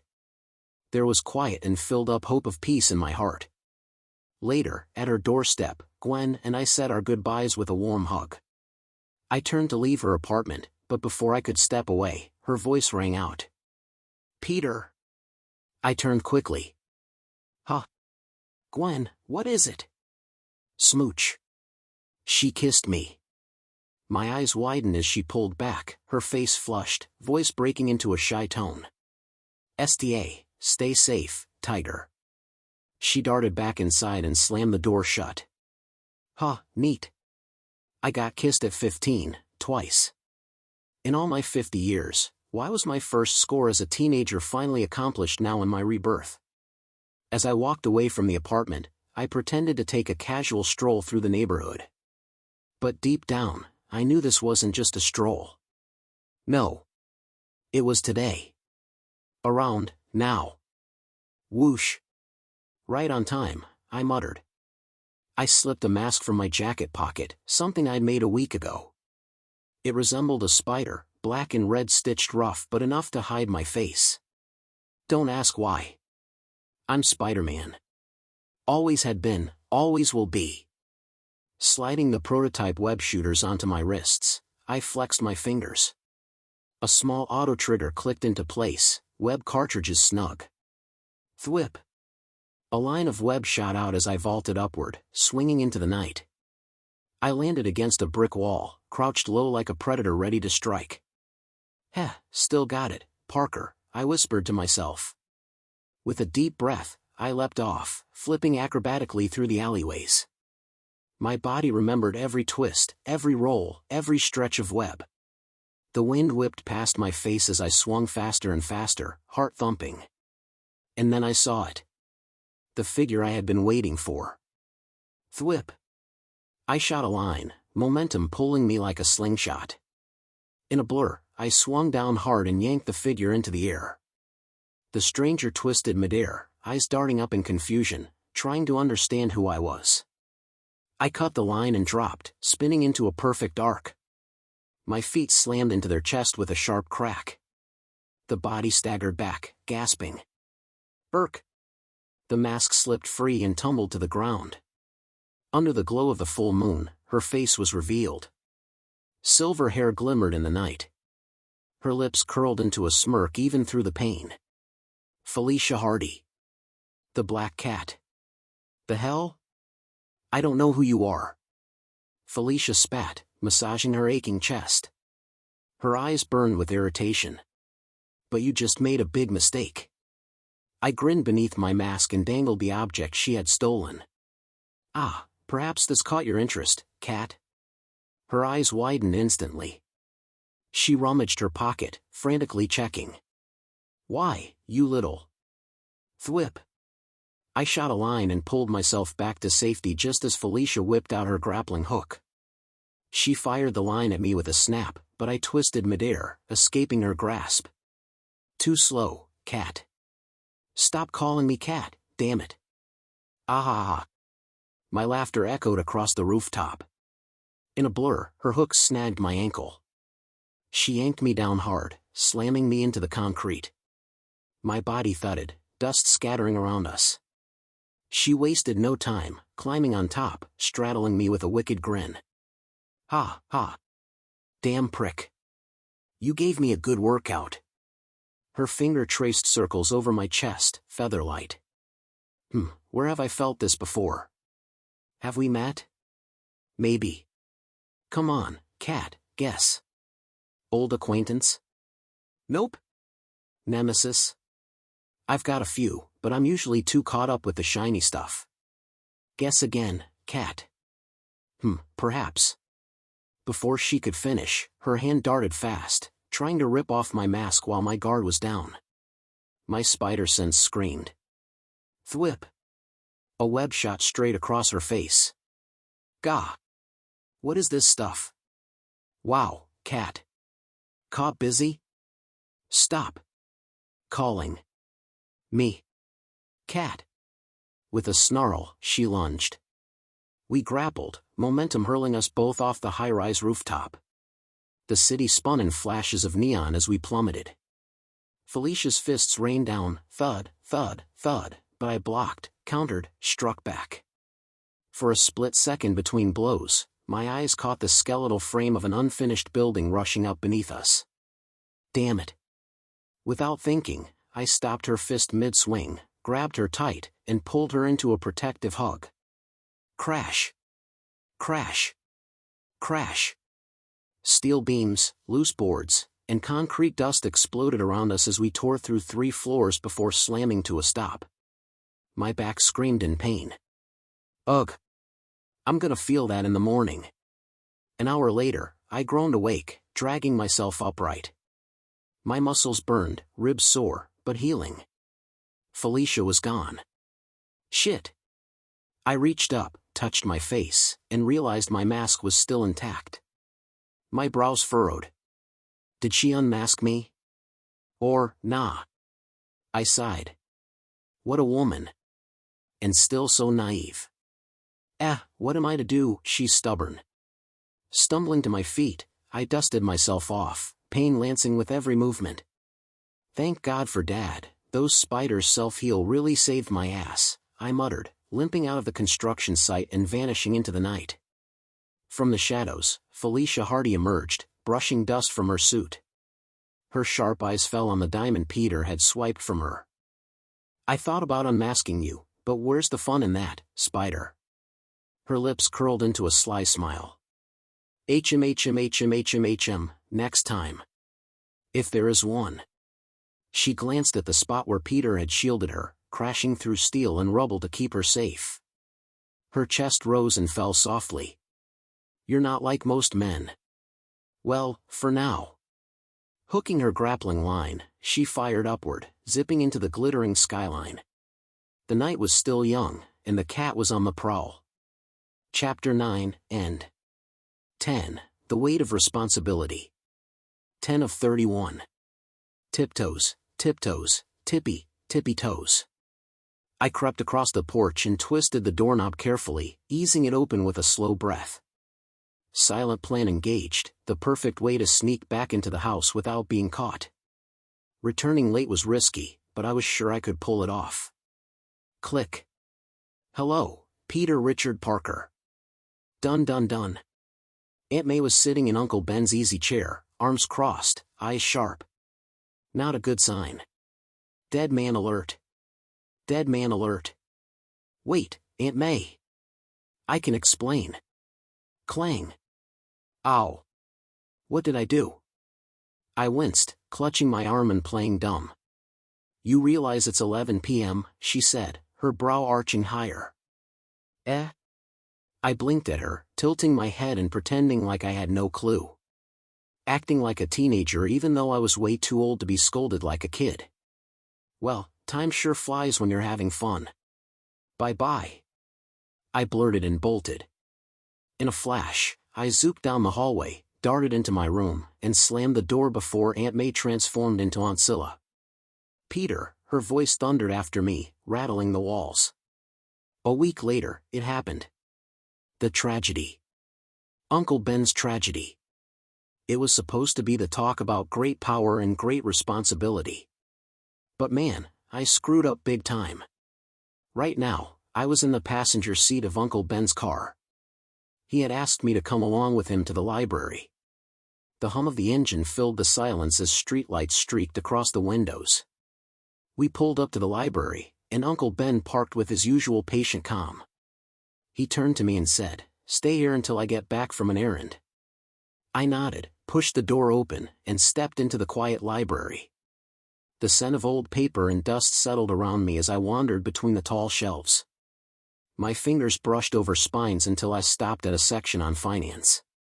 Aunt May and Uncle Ben are currently tight with the house mortgage and stuff. I muttered under my breath. Time to use my knowledge, and my past life knowledge, to good use. I sank into a chair, flipped through books at a rapid pace, scanning line after line. Numbers, formulas, strategies, all burning into my mind. I pulled a stack of finance texts into my arms, then drifted into another aisle where books on spiritualism sat quietly waiting. I opened one and whispered. Honestly, I would ask Dr. Strange about rebirth theories, but his journey to becoming the Sorcerer Supreme is still 3 years away. Right now, he's probably just a neurosurgeon. Pages turned, whispers of paper filling the silence. I leaned closer, eyes darting across paragraphs, searching for answers that felt just out of reach. Finally, I glanced at the clock on the wall. Only an hour left. I closed the books, gathered what I needed, and left the library. My steps echoed against the sidewalk as I dialed Uncle Ben's number. "Hey, I'm in a nearby store, just grabbing a can of juice," I said casually. Of course, I wasn't. The store was right next to the underground wrestling arena. And I remembered it like yesterday. The smell of sweat, beer, and cheap hot dogs hit me the second I walked into the underground arena. The crowd roared, stomping their feet against the bleachers, chanting for blood and glory. I tugged at my mask nervously, stepping out from behind the curtain as the announcer bellowed my name. The lights swung down, hot and blinding, catching the glint of the ropes. My sneakers squeaked against the mat as I climbed into the ring, heart pounding like a drum. And there he was. The wrestler. A giant of a man with muscles stacked like boulders, a wild mane of hair, and shades that barely clung to his face. He pointed straight at me and growled into the mic, sounding almost exactly like Macho Man Randy Savage. The crowd went berserk. "Oh yeah. Gonna break you in half, kid." He charged. The ring shook as his boots slammed down, each step echoing like thunder. I darted to the side, barely slipping out of his reach. He swung, I ducked, the air whooshed past my ear. The crowd roared louder, stomping, screaming my name and his all at once. I leapt off the ropes, springing higher than I should have been able to, twisting in midair. My heel clipped the side of his jaw. He stumbled back, arms pinwheeling, rage blazing in his eyes. The crowd gasped, then erupted again. I grinned under the mask. That rush, that thrill, it was addictive. For just a moment, I wasn't Peter Parker, the kid sneaking home late, or the nephew who'd get scolded by Aunt May. I was someone else entirely. The bell clanged. Round over.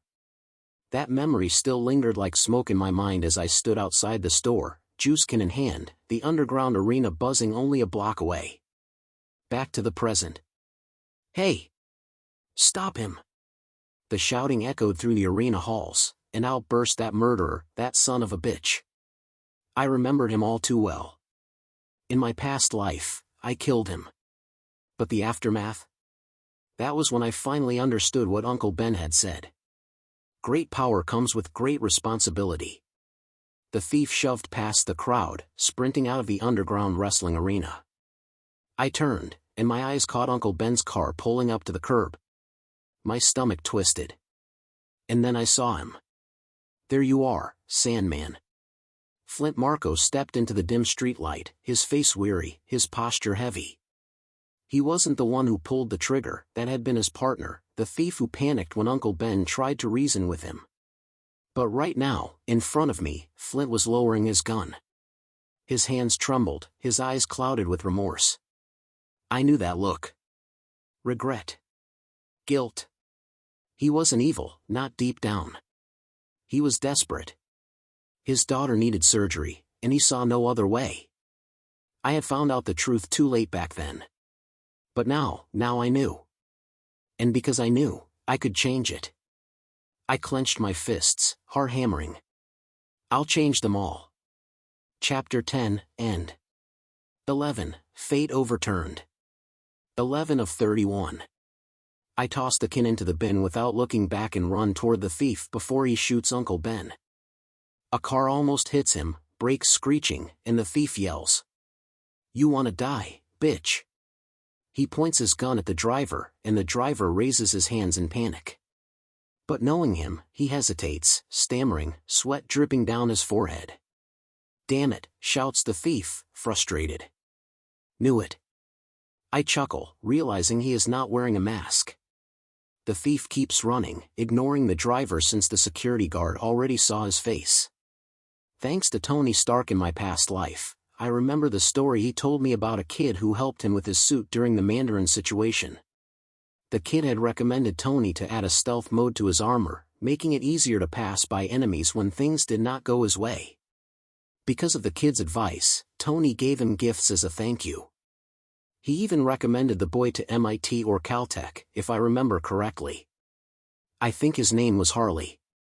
I reach into my pocket and pull out miniaturized spider bots that I made in my room, using some parts one borrowed from school projects. Hey, readers. It is not stealing if the stuff is getting thrown out. Note to kids and teenagers, do not steal. Or I will force you to listen to that one Spidey cereal song from my past life. Back to where I stopped. The bots spring to life, their tiny legs clicking as they leap onto the ground. They scatter invisibly across the pavement, moving like shadows. I flick my wrist, and a few of them shoot out thin, sticky webs, clinging to the thief's shoe before crawling up his pants. He doesn't even notice until one makes it to his ear. Chomp. Ouch. The mini spider bot sinks its fangs into his skin, and the thief jerks violently, trying to slap it away. I smirk. I also added a little bit of paralytic poison to make sure he does not escape. His legs buckle. He stumbles forward, trips, and collapses to the ground, thrashing weakly as the poison spreads. To anyone watching, it looks like he tripped and lost his balance. But I know better. It is done. I slow my pace, catching my breath, and see Uncle Ben finally calming Flint Marco down. Marco's shoulders shake as he cries, guilt pouring out in every word of apology, regret weighing heavy on him. The sound of sirens fills the air. Red and blue lights flash across the street as the police arrive just in time. I had already called them beforehand after leaving the library, slipping in a little anonymous tip about an illegal underground wrestling arena. I take one last glance at the thief pinned to the ground, the bots holding him steady, before stepping back into the shadows. Tonight, at least, Uncle Ben is safe. Suddenly, I felt a hand on my shoulder. I turned and saw that it was Yuri. Peter-chan? Why? Why Peter-chan? Why not Peter Cohen? Is it because of age? Curses. Miss Watanabe. What are you doing here? I can ask you the same thing, she replied. I explained that the thief was heading toward Uncle Ben's car, assuming he would steal it. Of course he would. I stopped it. Flint confessed and turned himself in. As for the thief? Police were puzzled as to why he was paralyzed. Funny, I thought it was only temporary. Oh well. At least he won't be stealing anymore. A week passed, and things went back to normal. I was enjoying my teenage life with Gwen. Uncle Ben's fate had been overturned. I'm relieved. Hey, Petey, why are we standing in front of this building again? Gwen asked, tilting her head. She had decided to follow me when she noticed me taking a bus to New York City. My only answers can be found here, Gwen. And this building is, said Gwen. The Sanctum Sanctorum. Chapter 11, End. 12. The Echo of Time. 12 of 31. As Gwen and I entered the sanctum, it looked nothing more than a normal library. A grand staircase stood in the center of the entrance, while both sides were lined with shelves of books and scattered stationery. The air smelled faintly of dust and incense, and the light that filtered through the tall windows shimmered with a strange, golden hue. It was more on the lines of secrecy than meets the odds in this place. "So, Petey, where can we find this Mr. Dr. Strange guy?" Gwen asked, glancing around curiously. "Simple. You don't," I replied. "His journey hasn't started yet.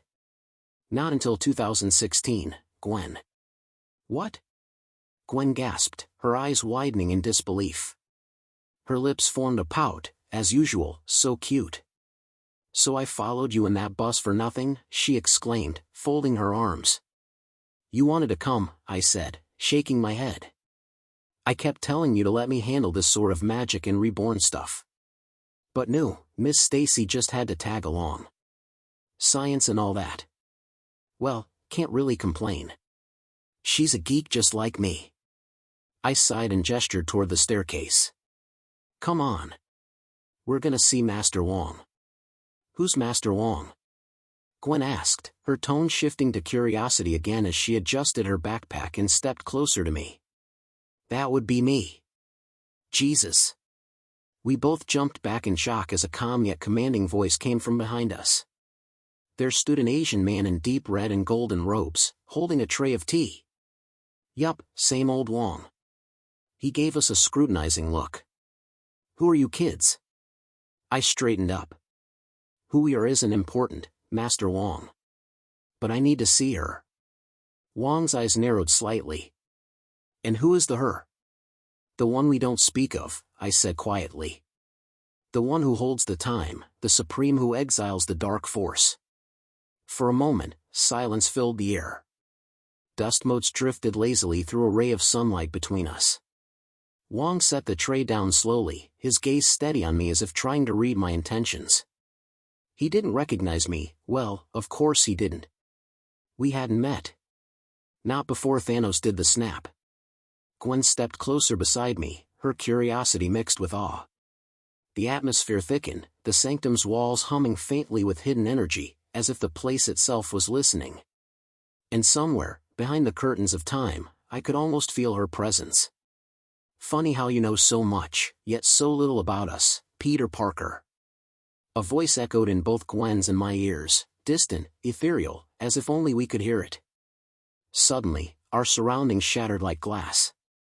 The library cracked and splintered around us, breaking into fragments of light that floated in the air like shards of a mirror. Gwen clung tightly to my arm, trembling.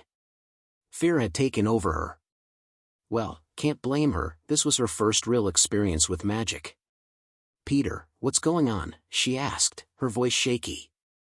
She looked terrified, almost like a kitten caught in the rain. I sighed softly. "Fine, Sorcerer Supreme," I muttered, raising my hands. "You asked for it." I formed a hand sign, the one Dr. Strange had taught me during a critical moment in my past life. The motion flowed instinctively, and in a blink, my hands caught the spark of mystic light. The space before us warped, bending reality itself. And there she was. The Sorcerer Supreme. "Fool! Do you want to start a cosmic war?" she boomed, her tone sharp and commanding. "Hey," I said with a faint smirk, "at least you came just in time before I summoned Mephisto." She stepped forward, her bald head shining under the golden light. Her robe shimmered, gold and white silk, radiant and pure. Her eyes, however, carried the weight of universes. To even utter that name in my presence, and in the sanctum, she said coldly, "You are arrogant, Mr. Parker." She released my hands and, with a mere snap of her fingers, the world shifted again. In an instant, we were in her private chamber, her office. Golden candles flickered on the floating shelves, scrolls hovered mid-air, and an aura of calm filled the room. "You are 3 years too early when you mentioned Dr. Stephen Strange," she said, her tone sharp as she circled me. "So I suggest you give me one good reason, and tell me how you know that spell." She narrowed her eyes. "That incantation is used to make a pact with Mephisto, or worse, Dormammu." I walked closer to her desk, the floor glowing faintly beneath each step. Gwen followed carefully behind, still shaken. I turned to make sure she was okay before facing the Sorcerer Supreme again. "Before I answer, does the word null mean anything to you, in your time as Sorcerer Supreme?" Her expression faltered, not fear, but unease. "How do you?" she began, visibly disturbed. "I'm not who you think I am," I said calmly. "How do you think I know Dr. Stephen Strange? The Sanctum? Master Wong? And you?" She stepped closer, her movements slow, deliberate. Then she placed her thumb on my forehead. A pulse of golden energy rippled through me. Images, memories, entire timelines flashed between us. The Ancient One's eyes widened, then she gasped and stumbled backward. Wong caught her quickly, steadying her into her chair. "Child," she whispered, her voice trembling slightly, "just how far are you willing to go? First Thanos, now Null? Just how much more can you endure?" I looked at her firmly. "I know exactly what I'm willing to sacrifice. My childhood, my youth, everything I love and care about, to protect what matters." She studied me for a long moment, then rose from her seat. Her gaze softened, but her curiosity deepened. "In one of your past memories," she said quietly, "I noticed something extraordinary." She took a step closer, her tone lowering to a whisper. "How did you do it?" I frowned slightly. "Do what?" Her eyes met mine. "How did you make contact with the one above all?" The room fell silent. Even the candles seemed to hold their breath. Chapter 12, End. 13. Do-overs and consequences. 13 of 31. A few days had passed since I went to the secret sanctum, a strange, hidden place where reality itself felt like it could twist with every breath. The memory still lingered in my mind. The Ancient One had asked me how I met the one above all. Honestly, I didn't even know who that was, nor did I want to get dragged into any cosmic problems. "Peter, do you mind focusing on the class?" The sharp voice of Miss Harold snapped me out of my thoughts. I blinked back to the present. I was sitting in the middle of her lecture, daydreaming again. A piece of chalk flew straight toward my face, but too bad, my reflexes were faster. I caught it between my fingers before it could hit me. A few of the students gasped quietly, and I could hear someone whisper, "Nice catch." "Less action, more focus, Parker," Miss Harold said sternly, hands on her hips. "Sorry, Miss Harold," I replied, setting the chalk back on her desk with a small grin. Still, my mind wouldn't stay still. Questions kept racing through it like an endless loop. Why me? Why was I the one reborn? Could there be others like me out there? Could this somehow be connected to me changing reality or fate itself? I didn't know. I was all tangled up in this multiversal madness. At the corner of my eye, I noticed Gwen looking at me with a worried expression. She could tell something was off. I smiled faintly, pretending everything was fine. That's what being a superhero feels like sometimes, holding it all together, even when you're falling apart inside. Well, that's the job, right? The friendly neighborhood one. When the school bell rang, I packed up my books and slung my bag over my shoulder. The noise of the classroom faded behind me as I stepped out into the hallway. The sunlight spilling through the windows felt warm, grounding. I took a moment, exhaled, and called Aunt May. I told her not to pick me up, that I wanted to walk home, to clear my mind a bit. Uncle Ben's voice suddenly chimed in over the phone, cheerful and warm as ever. "Don't worry, Peter. Good things come to those who do good," he said. That man never failed to make me smile. "Peter." I paused mid-step and turned. Mary Jane Watson was jogging toward me, red hair swaying under the golden light. "Oh yeah, I almost forgot. We're neighbors." We fell into step together, walking down the street. The city hummed around us, cars rushing by, people chatting on their phones, kids on bikes zooming past. MJ looked at me curiously, a playful smirk tugging at her lips. "Girlfriend problems?" she asked teasingly. "No, just personal stuff, MJ," I replied. "You know," she said, glancing at me from the corner of her eye, "you've been kinda avoiding me lately." "Avoiding you?" I raised an eyebrow. "Yeah. Usually, you'd be peeking around corners or trying to talk to me. But this new you've got this, I don't know, gangster vibe." Bruh. I thought to myself. She wasn't entirely wrong. I had changed, a lot, since my rebirth. I stopped Uncle Ben's death and changed the fate of Dr. Otto Octavius, and helped Kirk Connors stay on the right path. Norman Osborn? It's still a work in progress. And I even had the occasional online chat with Max Dillon, yeah, that Max Dillon, about his wild energy theories. "Really?" I asked, half smiling. "Yeah," she said, nodding. "You've been working out too. I like that you're growing up, Tiger." "Ah, yes, Tiger. She's been calling me that since elementary school, back when I saved her from those bullies on the playground. It stuck. But time has a way of changing things. Somewhere along the line, we drifted apart. In another life, my past life, we got married, went through our differences, and eventually divorced. She even remarried, to that Paul Baker guy. Or whatever his name was." I glanced at her as we walked. The sun dipped low behind us, painting the streets in orange and gold. Maybe this time, things could be different. Maybe this Peter Parker could make better choices. But fate? Fate always finds a way to remind me who I am. "Say, MJ, can I ask you something?" I stopped in my tracks, my voice quieter now, almost uncertain. She turned to me, the street light reflecting off her red hair. "Sure, Pete. What is it you want to ask?" I looked ahead, hands tucked into my pockets. "If you had the power to get a do-over in life, what would you do?" She thought for a minute, her expression softening as her gaze drifted upward, eyes catching the dim glow of the evening sky. "Redo with a little adjustment," she said finally.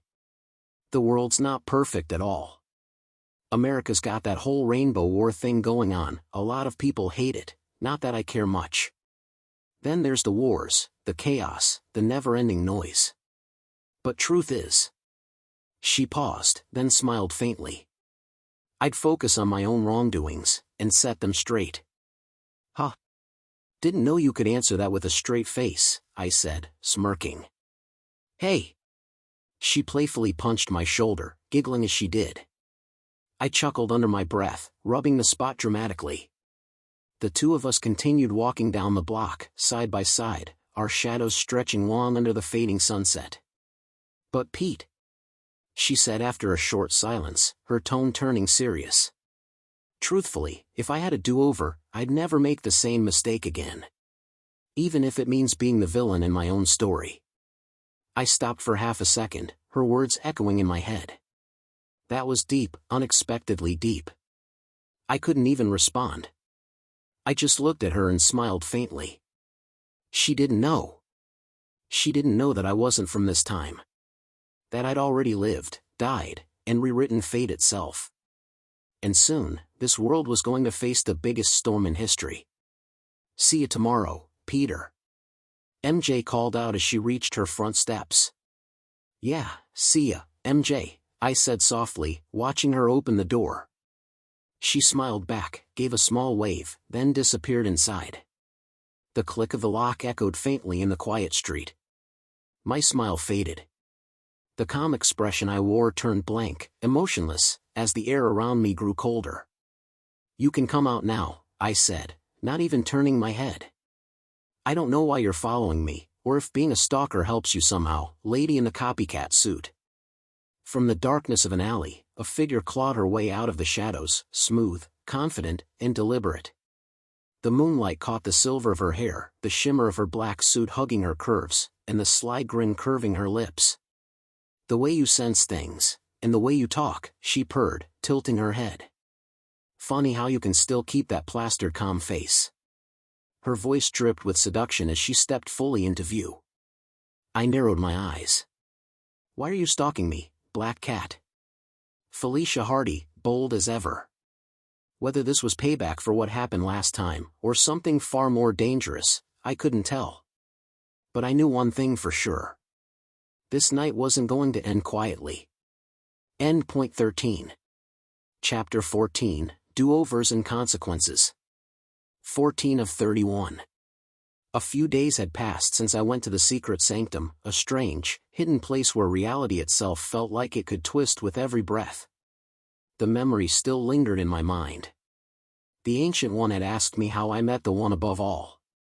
Honestly, I didn't even know who that was, nor did I want to get dragged into any cosmic problems.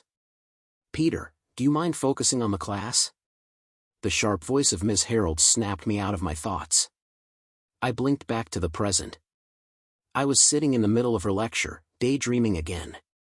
A piece of chalk flew straight toward my face, but too bad, my reflexes were faster. I caught it between my fingers before it could hit me. A few of the students gasped quietly, and I could hear someone whisper, "Nice catch." Less action, more focus, Parker, Miss Harold said sternly, hands on her hips. Sorry, Miss Harold, I replied, setting the chalk back on her desk with a small grin. Still, my mind wouldn't stay still. Questions kept racing through it like an endless loop. Why me? Why was I the one reborn? Could there be others like me out there? Could this somehow be connected to me changing reality or fate itself? I didn't know. I was all tangled up in this multiversal madness. At the corner of my eye, I noticed Gwen looking at me with a worried expression. She could tell something was off. I smiled faintly, pretending everything was fine. That's what being a superhero feels like sometimes, holding it all together, even when you're falling apart inside. Well, that's the job, right? The friendly neighborhood one. When the school bell rang, I packed up my books and slung my bag over my shoulder. The noise of the classroom faded behind me as I stepped out into the hallway. The sunlight spilling through the windows felt warm, grounding. I took a moment, exhaled, and called Aunt May. I told her not to pick me up, that I wanted to walk home, to clear my mind a bit. Uncle Ben's voice suddenly chimed in over the phone, cheerful and warm as ever. Don't worry, Peter. Good things come to those who do good, he said. That man never failed to make me smile. Peter. I paused mid-step and turned. Mary Jane Watson was jogging toward me, red hair swaying under the golden light. Oh yeah, I almost forgot. We're neighbors. We fell into step together, walking down the street. The city hummed around us, cars rushing by, people chatting on their phones, kids on bikes zooming past. MJ looked at me curiously, a playful smirk tugging at her lips. Girlfriend problems, she asked teasingly. No, just personal stuff, MJ, I replied. You know, she said, glancing at me from the corner of her eye, you've been kinda avoiding me lately. Avoiding you? I raised an eyebrow. Yeah. Usually, you'd be peeking around corners or trying to talk to me. But this new you've got this, I don't know, gangster vibe. Bruh. I thought to myself. She wasn't entirely wrong. I had changed, a lot, since my rebirth. I stopped Uncle Ben's death and changed the fate of Dr. Otto Octavius, and helped Kirk Connors stay on the right path. Norman Osborn? It's still a work in progress. And I even had the occasional online chat with Max Dillon, yeah, that Max Dillon, about his wild energy theories. Really? I asked, half smiling. Yeah, she said, nodding. You've been working out too. I like that you're growing up, Tiger. I thought to myself. She wasn't entirely wrong. I had changed, a lot, since my rebirth. I stopped Uncle Ben's death and changed the fate of Dr. Otto Octavius, and helped Kirk Connors stay on the right path. Norman Osborn? It's still a work in progress. And I even had the occasional online chat with Max Dillon, yeah, that Max Dillon, about his wild energy theories. Really? I asked, half smiling. Yeah, she said, nodding. You've been working out too. I like that you're growing up, Tiger. Ah, yes, Tiger. She's been calling me that since elementary school, back when I saved her from those bullies on the playground. It stuck. But time has a way of changing things. Somewhere along the line, we drifted apart. In another life, my past life, we got married, went through our differences, and eventually divorced. She even remarried, to that Paul Baker guy. Or whatever his name was. I glanced at her as we walked. The sun dipped low behind us, painting the streets in orange and gold. Maybe this time, things could be different. Maybe this Peter Parker could make better choices. But fate? Fate always finds a way to remind me who I am. Say, MJ, can I ask you something? I stopped in my tracks, my voice quieter now, almost uncertain. She turned to me, the street light reflecting off her red hair. Sure, Pete. What is it you want to ask? I looked ahead, hands tucked into my pockets. If you had the power to get a do-over in life, what would you do? She thought for a minute, her expression softening as her gaze drifted upward, eyes catching the dim glow of the evening sky. Redo with a little adjustment. She said finally. The world's not perfect at all. America's got that whole rainbow war thing going on, a lot of people hate it, not that I care much. Then there's the wars, the chaos, the never-ending noise. But truth is. She paused, then smiled faintly. I'd focus on my own wrongdoings, and set them straight. Huh. Didn't know you could answer that with a straight face, I said, smirking. Hey. She playfully punched my shoulder, giggling as she did. I chuckled under my breath, rubbing the spot dramatically. The two of us continued walking down the block, side by side, our shadows stretching long under the fading sunset. But Pete, she said after a short silence, her tone turning serious.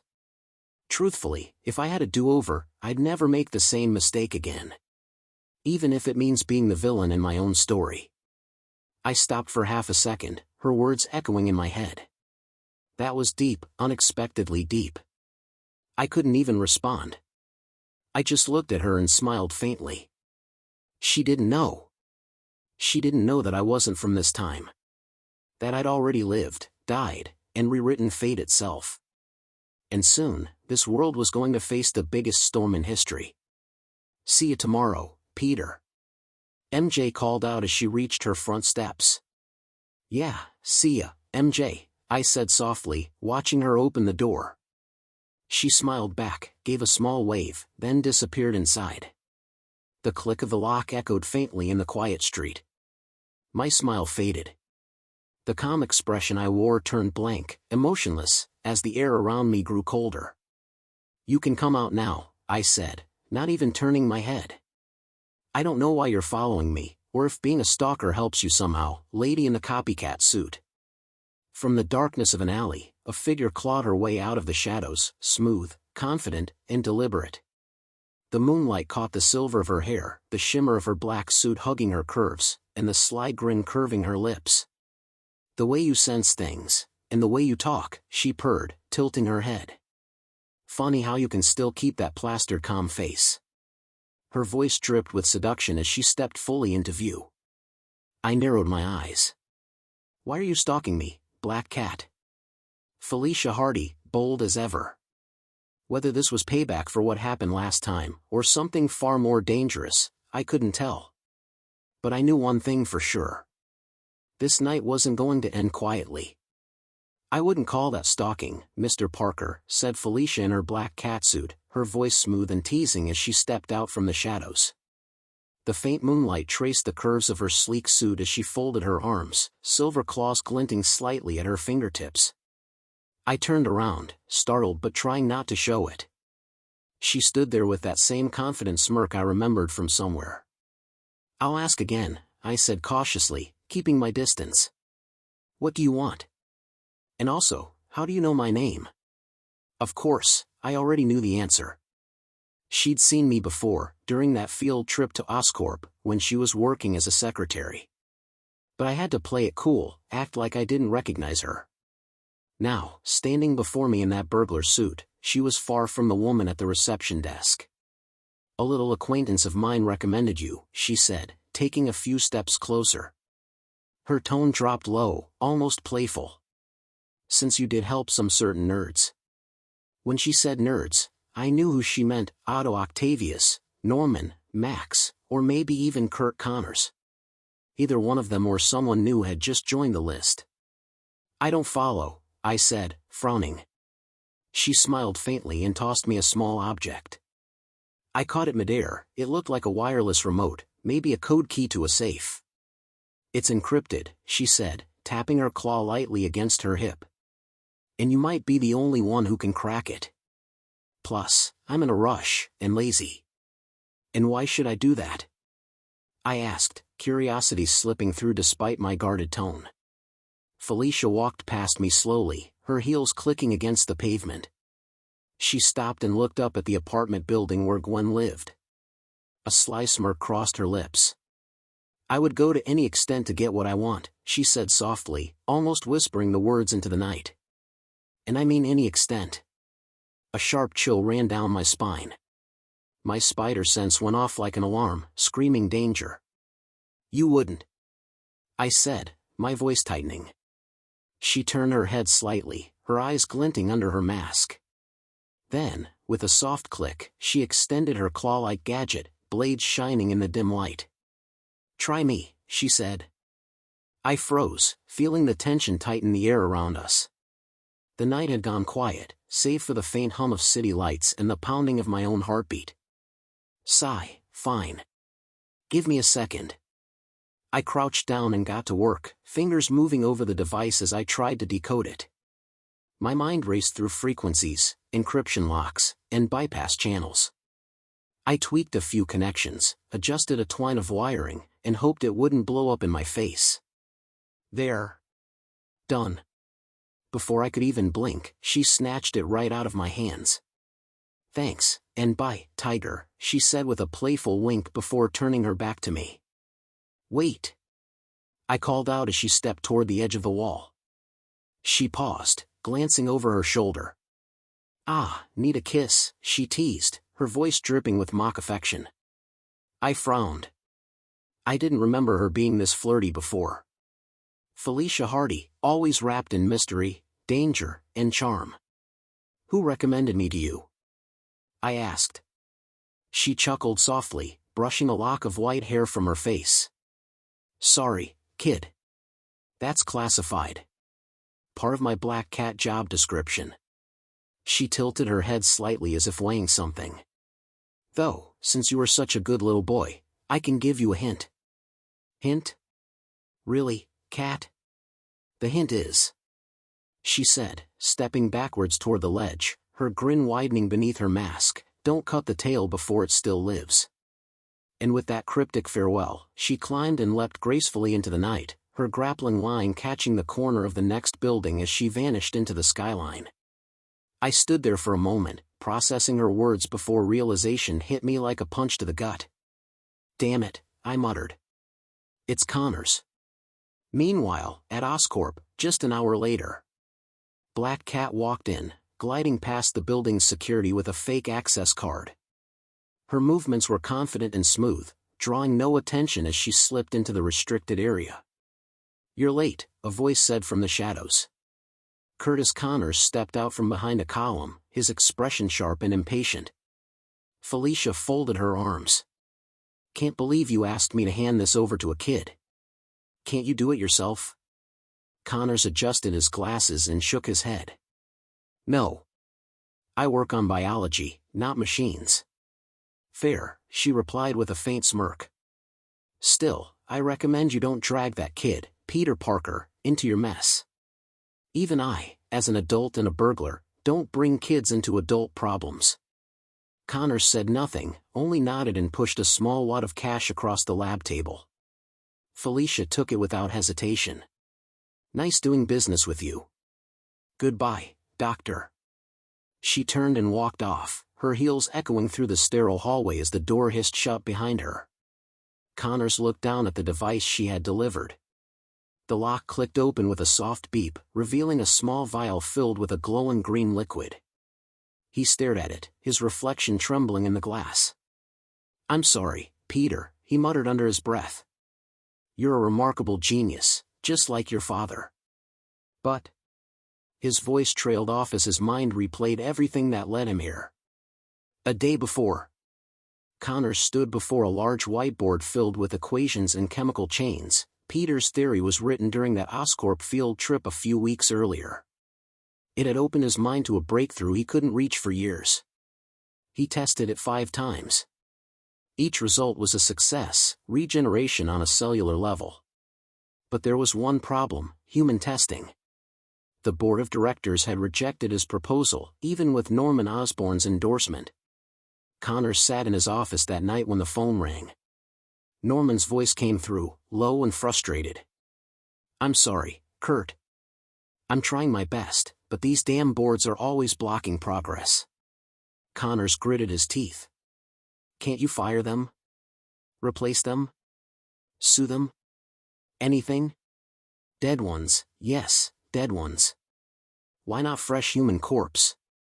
This is a lifetime achievement." "I feel your pain, Connors," Norman said quietly. "But understand, if they wanted to approve your serum, they would have. No one's willing to back human experimentation, even if it's a deceased one." Back to that very night in the biolab. Norman placed the vial on the table, his hand trembling as he stared at it. "I'll do it myself then," he whispered, almost to no one. "My dream, to bring it all back. For them, for the ones who lost their hands, legs, ears, fingers, anyone. I'll be that villain who changes the world." He plunged the injector into his right arm, pressing the trigger. The green serum coursed through his veins, and he stumbled backwards, gripping the counter as his muscles convulsed violently. "Rag!" The system flashed error on the computer screen. The alarms blared, error after error, until finally, the display changed, success. Connors gasped, drenched in sweat, the lab's cold air biting at his skin. He staggered to his feet, panting heavily. Then he felt something, a touch on his right side. He looked down and froze. His right arm was back. A trembling laugh escaped his throat, growing louder until it became an echoing chuckle that filled the empty lab. "Ha, ha, ha, ha, ha." He flexed his fingers, staring at them in disbelief. "Peter," he whispered, eyes wide with manic gratitude. "You clever boy." Chapter 14, End. 15, Power Surge. 15 of 31. Breathe in, breathe out. Breathe in, breathe out. Peter Parker stood on the edge of an apartment rooftop, his half-finished handmade Spider-Man suit fluttering slightly in the wind. The fabric still looked rough, the mask hanging loosely around his neck, goggles not yet attached. "Just like how you used to do, Peter," he muttered to himself, shaking his head. His hands trembled a little as he flexed his fingers over the web shooters strapped to his wrists. "Come on, pussy. Don't tell me you're afraid of heights." Peter turned around sharply. Gwen was there, sitting casually on the edge of the building with her legs crossed, a box of pizza beside her. She had followed him up just to see how his new web shooters worked. "Really? Is mocking supposed to help?" Peter asked, narrowing his eyes. "Says the guy with 50 years of experience, and now he's afraid of heights?" Gwen teased, smirking as she bit into a slice of pepperoni pizza. Peter let out a faint laugh. "Well, I did take on a Felicia back then," he muttered under his breath. With a deep breath, he took one last step forward, and dropped off the building. "Peter!" Gwen gasped, her mouth falling open. A piece of pepperoni slipped right out and landed on her shoe. She scrambled to her feet, nearly dropping the pizza box, and rushed to the edge. She looked down. The street stretched far below, and Peter was nowhere in sight. What the what? Boop? KYAA.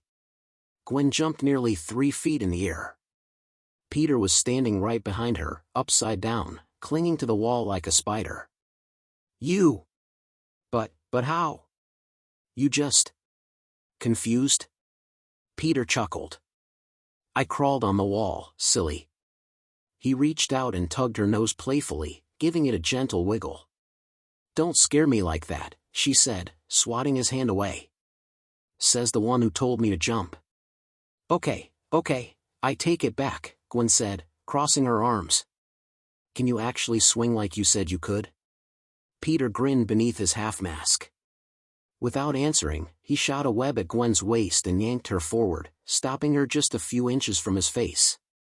Then let's try, he said in a low, mischievous tone. Eh? Moments later, Gwen's scream echoed through the city. Kya! They were swinging between skyscrapers, Peter's web lines glinting faintly in the light of the setting sun. Gwen clung to him tightly, arms wrapped around his shoulders, face buried against his chest as the wind whipped her hair. Each arc through the air grew smoother. Peter adjusted his grip, feeling the tension in the line, the rhythm of the swings, release, shoot, catch, pull. Down below, people on the sidewalk stopped to stare. Some pointed, others pulled out their phones. To them, it looked like a masked man was kidnapping a girl right through the heart of the city. Thank God you had an extra mask. Gwen shouted over the rush of the wind, her voice muffled. Peter laughed. Let me guess, expecting to be on the front page tomorrow? Shut up. She muttered, pouting. She rested her head on his shoulder as they glided through the skyline, the night air wrapping around them. The sound of wind, laughter, and webbing filled the space between, the birth of something new, something heroic. Hey, Gwen, want to see something amazing? What? Asked Gwen in question. Hold on. Before she could react, Peter shot a web line and swung upward with her clinging tightly to him. The air rushed past them as they soared higher and higher, the city shrinking below until they reached the top of the Stark Tower. He landed lightly on the edge, setting Gwen down beside him. The wind brushed through their hair as they both gazed out at the horizon, where the sun was melting into orange and gold. You're right, Petey, Gwen said softly, eyes reflecting the glow. It's really amazing. They sat together on the cool metal surface, legs dangling over the edge. Peter wrapped an arm around her shoulder, pulling her close as they leaned against each other in the fading light. He tapped a small device on his wrist, a piece of his homemade tech, and a faint pulse flickered from it. There. Signals blocked, he murmured. No tracking from the Stark Agency tonight. Gwen glanced around, brushing her hair back behind her ear. I still can't believe we're on Stark Tower, she said in awe. Remember when Tony Stark announced himself as Iron Man back in 2010? Peter asked with a faint smile. Kinda wild, Petey. Didn't you, look up to him? Yeah, Peter said quietly. Still do. She tilted her head curiously. Say, did you ever team up with him? Peter paused, rubbing the back of his neck as a small laugh escaped him. I kinda helped him here and there. Including during the war against Thanos. That purple alien you mentioned to me back then? Gwen frowned, crossing her arms. I still don't get why he wanted to wipe out half the galaxy's population. Like I said, Peter replied with a faint smile, he's mad, Gwen. Her eyes widened slightly. Did you turn into dust? Peter's smile faded. He looked down at his gloved hands. Yeah. His voice dropped to a whisper. You didn't. Ah, come on. Gwen pouted, then suddenly threw her arms up and shouted at the glowing sky. You've put him through enough, universe. Stop hurting my Petey. Peter burst out laughing. Her dramatic yell echoed through the air, bouncing between the nearby towers. Gwen turned to him with a grin, cheeks slightly pink from the wind, or maybe from his laughter. He shook his head fondly. You're unbelievable, Gwen. Yeah, she said proudly. But you love that about me. Peter smiled. The city lights began to flicker on below, and for a brief moment, everything, the wars, the pain, the dust, felt far away. It was just the two of them, sitting high above the world, watching the last sliver of sunlight fade into night. Later that night, around 8 p.m., Peter swung Gwen back to her apartment rooftop, landing softly beside her. "Thanks for the ride home, Pete," Gwen said, brushing her hair from her face with a smile. "Anytime, Gwen. We should do this again sometime." How about after I calm myself down for a while and—" Pang! Pang! Pang! Several apartment lights around them suddenly flickered out, one by one, until the entire block fell into total darkness. Peter froze. His spider sense roared to life, sharp, blinding, almost unbearable. "Grah!" He staggered, clutching his head in agony. "Petey? What's wrong?" Gwen cried, grabbing his shoulders. Peter gritted his teeth, looking toward the city skyline. A faint, eerie light pulsed in the distance, right over Times Square. "No, no, no, no!" he muttered, eyes wide with dread. He ripped open his backpack and pulled out another suit, sleek, black, and reflective with a faint blue sheen. "Wait, you have another one? And it's all latex and rubbery?" Gwen asked, confused but trying to hide her fear. "No time," Peter said firmly, fastening the mask. "Gwen, I need to check it out." Gwen stepped in front of him, blocking his path. "Peter, don't. Gwen. Just don't." Her voice cracked as tears welled in her eyes, spilling down her cheeks. Fear trembled in her tone, fear of losing him. Peter reached out gently, cupping her face in both hands. Their foreheads touched, breath mixing in the quiet night. "Gwen, you know what I'm capable of," he said softly. "But you," she hiccuped, her voice breaking, "you don't have to keep doing this spider stuff. Can't you just end it all? Just be you?" Peter smiled faintly, sadness in his eyes. He leaned in and kissed her, soft, slow, and full of reassurance. When their lips parted, he pulled her into a hug, whispering against her ear, "I have to. Because if I don't, then everything I've done, everything I will do, will be in vain." He stepped back, tightening the suit's mask as he climbed up onto the rooftop edge. Gwen's trembling voice reached him once more. "Peter, why are you really doing this?" He turned halfway, the moonlight catching the edge of his mask. "I'm Spider-Man," he said calmly. Then, with a teasing grin beneath the mask, he added, "And besides, I'm not letting you die before you head to Oxford to further your studies." "What?" Gwen blurted out, stunned. Peter winked, then leapt from the edge, web lines shooting out into the night. She watched as he swung away, his figure fading against the glowing horizon of Times Square. "Huh. Oxford, huh?" Gwen muttered with a faint laugh, wiping her tears. "Way to go, me." She patted her shoulder gently, smiling through the sadness as the city below flickered in chaos, her heart still chasing the sound of his webbing. Peter swung through the city with sharp, powerful motions, faster than usual, his web lines cutting across the skyline with near-perfect precision. The cold night air rushed past his mask, but his thoughts burned hotter than ever. "It can't be." His heart pounded as he landed on a lamppost, using it to launch himself forward again. It was supposed to happen years from now, after Gwen left for Oxford, not tonight. He muttered under his breath, barely noticing the buildings flashing by as he propelled himself forward with a tight, parlor-style rhythm, launch, twist, swing, release. Finally, he reached Times Square. The bright screens that usually painted the city in neon were now flickering erratically, some shattered, some sparking. The entire square was tense, filled with shouting officers, flashing red and blue lights, and in the center of it all, Max. Peter whispered, his voice heavy with dread. Max Dillon stood in the middle of the square, trembling, hands raised in surrender as police surrounded him in a tight circle. His face was pale, confused, terrified. "Please," Max pleaded, his voice cracking. "Please, just hear me out. I don't know what's happening, please." "Put your hands where we can see them," one officer barked. "Get on the ground. Now." Guns were drawn. The laser sights danced across Max's chest. Every sound in the air, the shouts, the hum of electricity, made Peter's stomach twist tighter. From a dark alley high above, Peter crouched on a steel beam, watching in silence.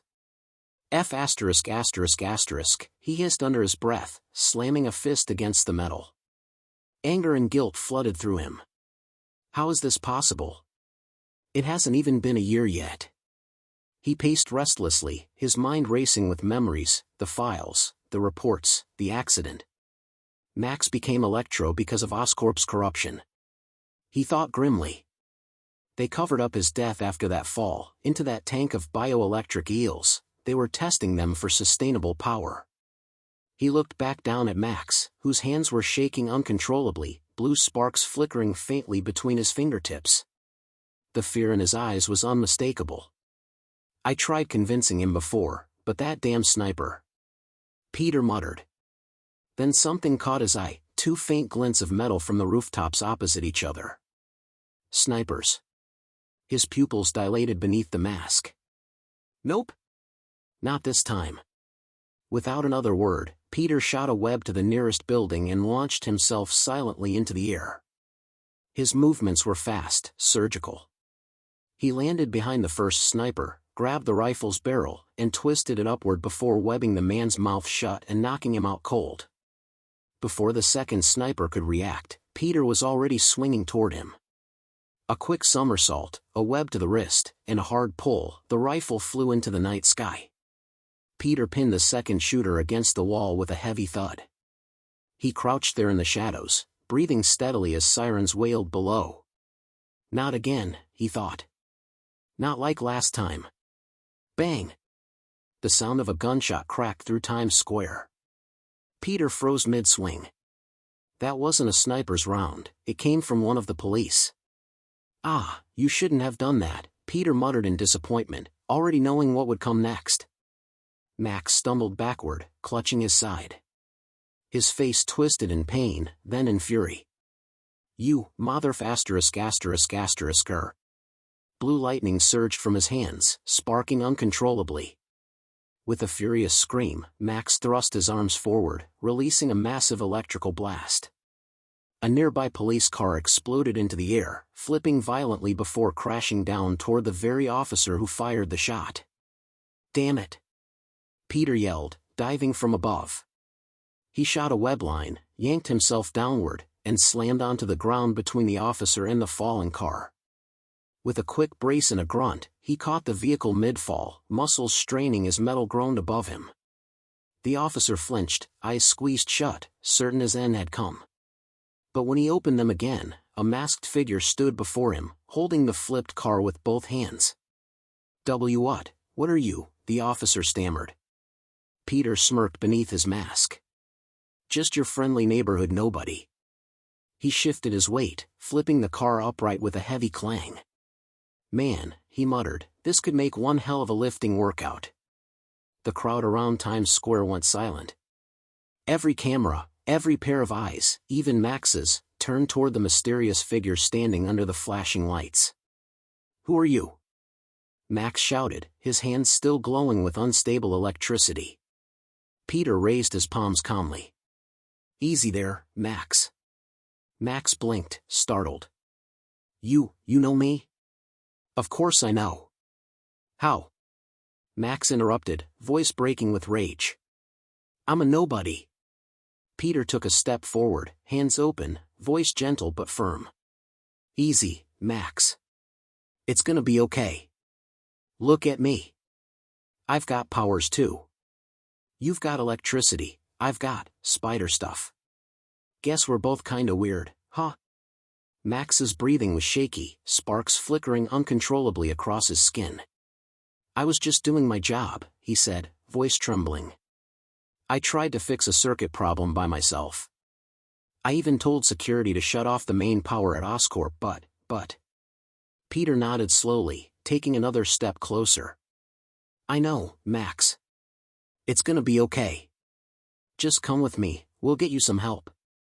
Help me? Max muttered, his voice cracking. How can you help me? Look at me. His hands trembled. I'm hideous. Hey! Peter's tone sharpened. You're not a nobody, damn it. You're somebody. You've got power, and you can use it for good. You could help people, light up the city, even become an Avenger. An Avenger? Peter smiled faintly. Yeah. Like Hulk or Thor. Man, if Thor saw you, he'd totally want to spar with you. Lightning versus lightning, now that's a fight. Max chuckled weakly through the tears forming in his eyes. I guess. But, my body. Peter stepped closer, lowering his voice. Only those who attempt the absurd. Max blinked, recognizing the words, and softly finished them. Can achieve the impossible. They both stood there for a moment, the hero and the outcast, under the electric glow of a broken city, the storm within them both finally quieting. Heh, Albert Einstein. Max managed a weak laugh.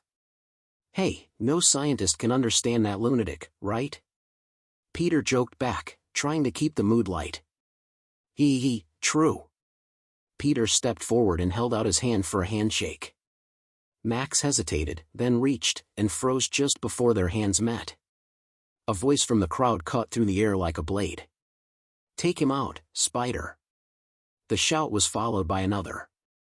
Don't let a freak like him near us. The murmurs swelled into a chorus of jeers. Faces turned sour. Phones pointed. The tide of the crowd flipped in an instant. Max's eyes widened. He looked up at the giant screens above Times Square, and saw his own face plastered across them, magnified 100 times over. They're looking at me, he whispered, panic building in his voice. They're all looking at me. Max, don't listen to them, Peter said urgently, reaching out again, voice low and steady. But the noise swallowed Peter's words. 1,000 angry voices poured in from every direction. Max clapped his hands over his ears. Stop, he begged. Shut up, the crowd roared back, and the pressure of it, the fear, the hatred, slammed into him. A light flickered above. A loud pop echoed from the electronic boards. The air tasted of ozone. No, I said stop. Max screamed, and the world answered. Boom.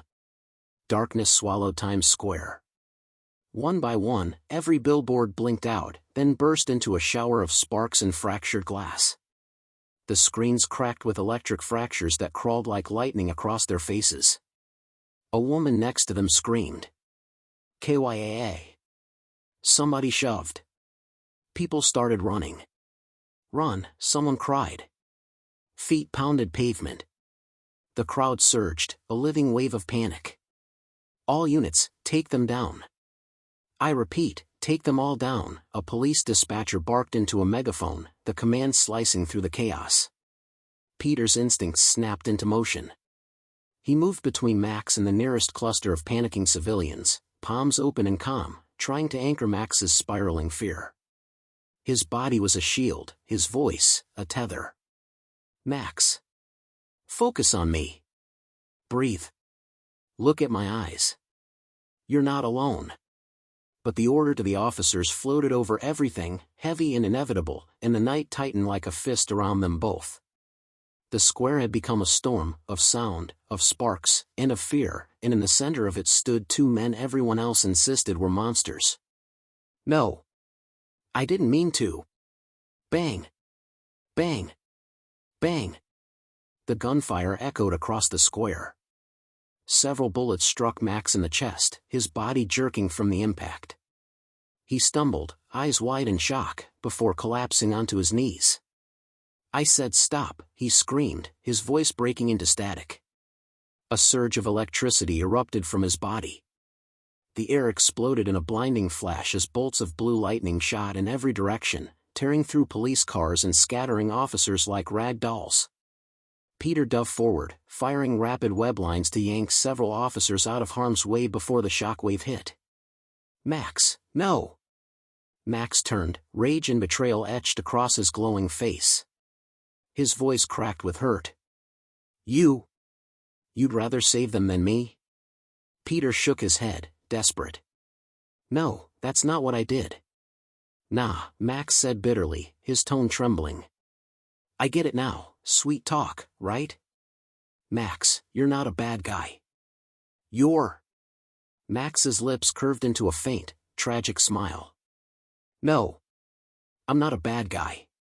He looked down, muttering under his breath, just a broken bad guy. Zap! Gah! A bolt of lightning shot straight into Peter's chest, hurling him backward through a salon window. Shards of glass scattered as he hit the floor hard, rolling to a stop among flickering lights and smoking hairdryers. Max's laugh echoed through the chaos. Today's my birthday, he shouted, rising into the air as lightning danced around him.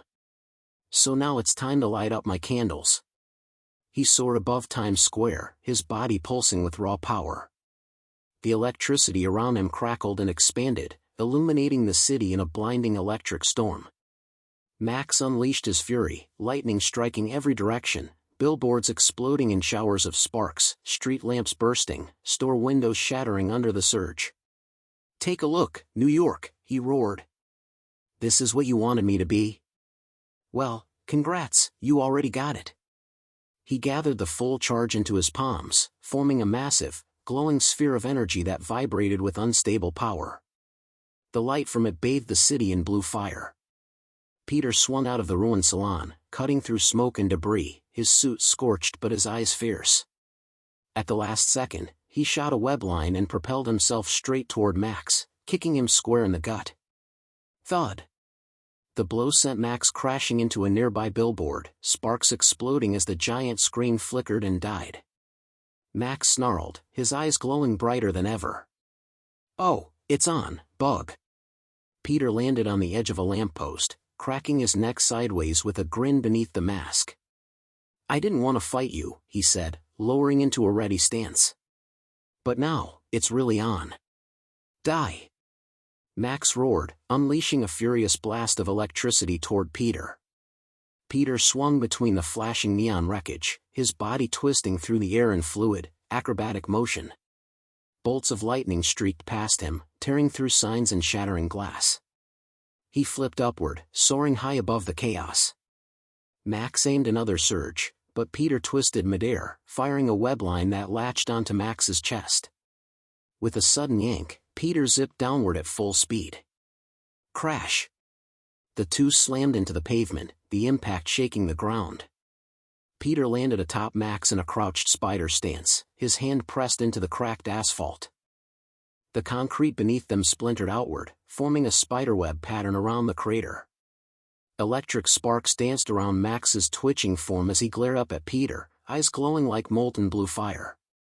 The air crackled with violent tension. Max's body pulsed with raw electricity, his veins glowing like lightning rivers beneath his skin. You really think you can stop me, bug? He shouted, pushing Peter off with a shockwave that sent him skidding across the cracked asphalt. Peter flipped backward, landing in a low stance, his black suit shimmering under the flickering streetlights, blue lines pulsing faintly like veins of energy. Max, you're letting it control you, Peter warned, his modulated voice deep and distorted through the mask. Control me? Max sneered, rising from the crater. No, no, no, I am the control. He thrust both hands forward. Zop! A torrent of lightning screamed across the street, blowing apart cars, signs, and chunks of asphalt. Peter sprinted through the chaos, sliding under a stray bolt, then leaped, spinning midair to deliver a web-assisted kick to Max's jaw. Back at Gwen's apartment, she and her family, using the backup power, watches the live news as the camera recording Peter with his face covered with his spider mask, and Max fighting like it's a battle to the death. PD. Gwen's worried thought lingers for Peter to be alright as she cups her hands together and prayed secretly and silently under her breath for Peter's safety. Max flew back but caught himself, hovering midair, grinning manically. Heh. You hit harder than the last clown who called himself a hero. He unleashed another surge, this one faster, angrier, tighter. The energy wrapped around Peter, slamming him into a taxi and sending electric sparks dancing across his latex suit. Arg! Peter growled through clenched teeth, his body twitching. The rubberized suit absorbed most of it, but the pain still burned through his muscles. Max floated higher, his aura glowing like a living storm. Look at you. Crawling. All of you heroes are the same, fake promises and empty words. He fired again, 1, 2, 3 rapid blasts, boom. Boom. Boom. Each one exploded closer until the last hit Peter dead on, throwing him through a shop window. The crowd watching from afar gasped. To them, the black-suited figure looked defeated. Max descended, laughing through the crackle of his electric aura. Guess you're not so super after all. What's your name, huh? Midnight Spider? Electric Bug? Doesn't matter. You're done. But from inside the smoke and sparks, Peter's voice echoed, calm, confident, unbroken. Done? Heh. Not even close. The shadows shifted. A faint blue pulse glowed through the dust. Max's grin faltered. What the? Crack! A web line shot out, yanking Max down from the air, and before he could react, Peter burst from the smoke, tackling him through a neon sign. The two crashed hard into a building, sparks and glass raining down as Peter roared, "You're right, Max. You are powerful, but you're no god." Max struggled, snarling as his hands lit up again, "You don't know what I am." Peter's eyes glowed faintly blue behind the lenses. "You'd be surprised what I know." Peter raised his fist, veins pulsing with light. Energy began to drain out of Max's body, drawn straight into Peter's hand. "No! No!" Max screamed, his voice distorted by crackling static. Peter's eyes narrowed. "Sorry, Max." Wham! One devastating punch, Max went flying, crashing through building after building, shattering glass and concrete in his wake. Cough, cough. Max spat blood, barely able to lift his head. How impossible. Peter stepped through the smoke, his silhouette sharp against the flickering blue arcs dancing around him. "Yeah," he said coldly. "Absurd can achieve the impossible." Max's eyes widened in fear. "Stay away. Stay away, monster." Peter stopped just above him, his tone calm but heavy. "Monster? Yeah. I guess I am. I tried not to rely on my powers. But power," he clenched his fist, "always comes with responsibility." He crouched down to Max's level, voice low. "Take a nap, Max." "Nap? What, nap?" Max's words slurred as a faint hiss escaped from Peter's suit. A thin mist enveloped Max's face, knockout gas. ZZZ. Thud. Max collapsed unconscious. Peter exhaled, his breath shaky. So tired. He muttered, lowering himself to the ground. His suit's blue lines dimmed as the night breeze brushed over him. He looked up at the sky, at the stars that always reminded him of everyone he'd lost. "If I can't change my enemy's fate," he whispered, "then how am I supposed to change the real endgame, against Null?" Chapter 15, End. 16. Second Chances. 16 of 31. A week later, news about a new hero began circulating in the New York Times and the Daily Bugle. Podcasts invited scientists, theorists, influencers, anyone who wanted to discuss one burning question: who is Spider-Man? Some compared the situation to Tony Stark's bold reveal back in 2010 when he announced himself as Iron Man.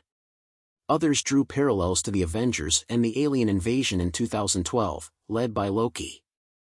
Meanwhile, back at Peter Parker's small Queens home, he quietly packed a few things into his worn-out backpack.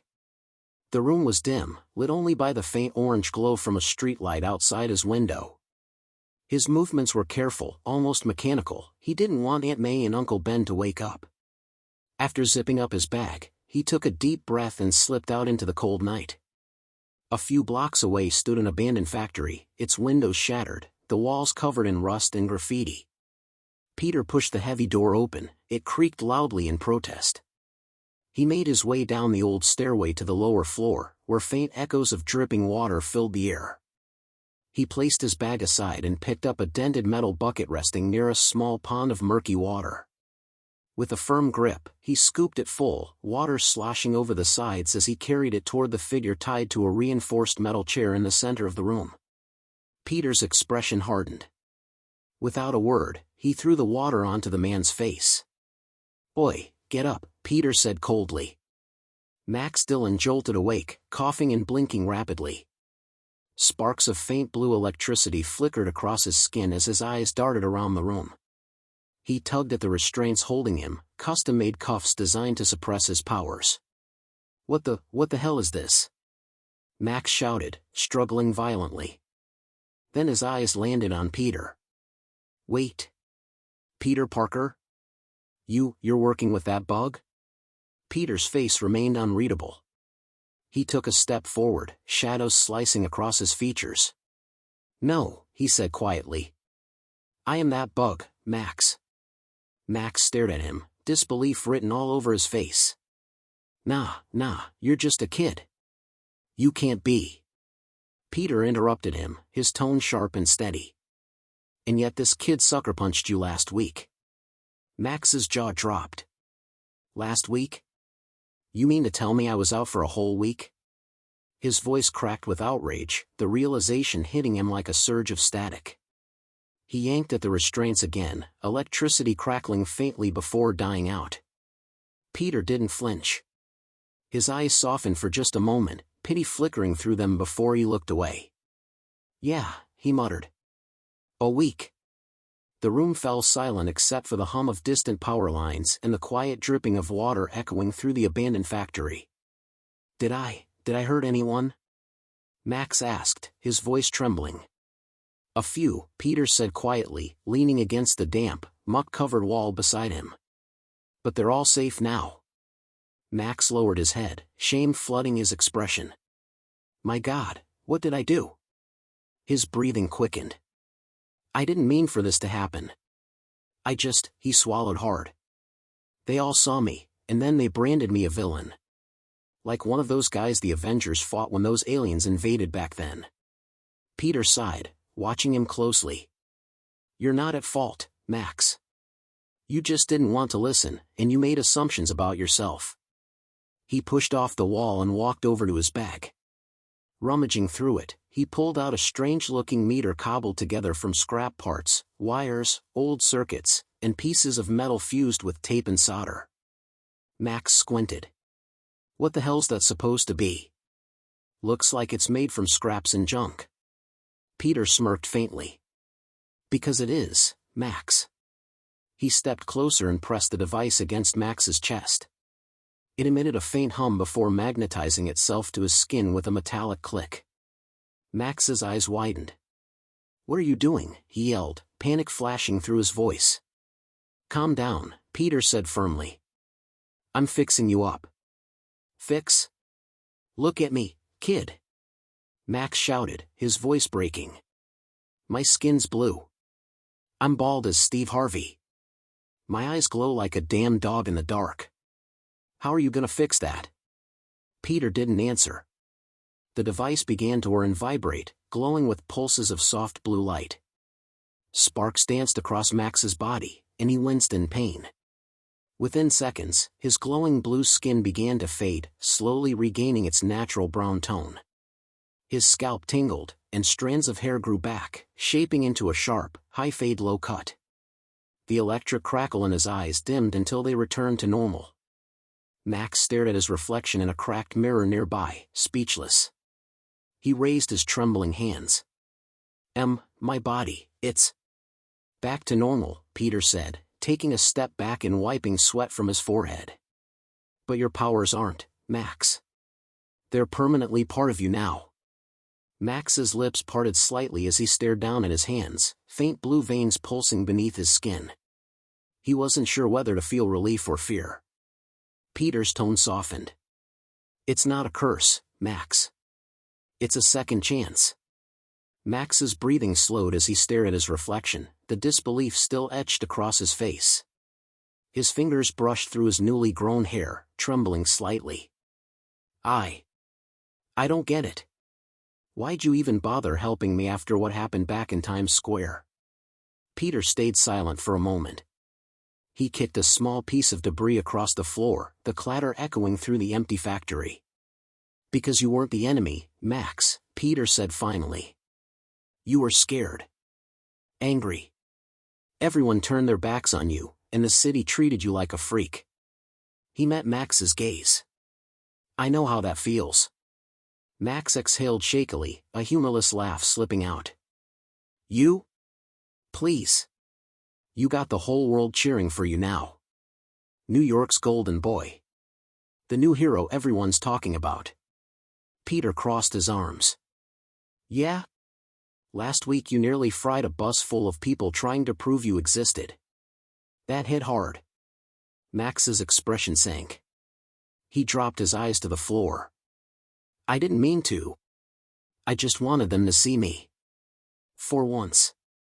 Peter's tone softened. "They saw you, Max. The problem was, you didn't see yourself anymore." Max looked up, eyes glinting faintly as he swallowed the lump in his throat. "You sound just like him." "Who?" Peter asked. "Spider-Man," Max said quietly, a faint smirk tugging at his lips. Peter chuckled under his breath. "Guess that makes sense, I am Spider-Man."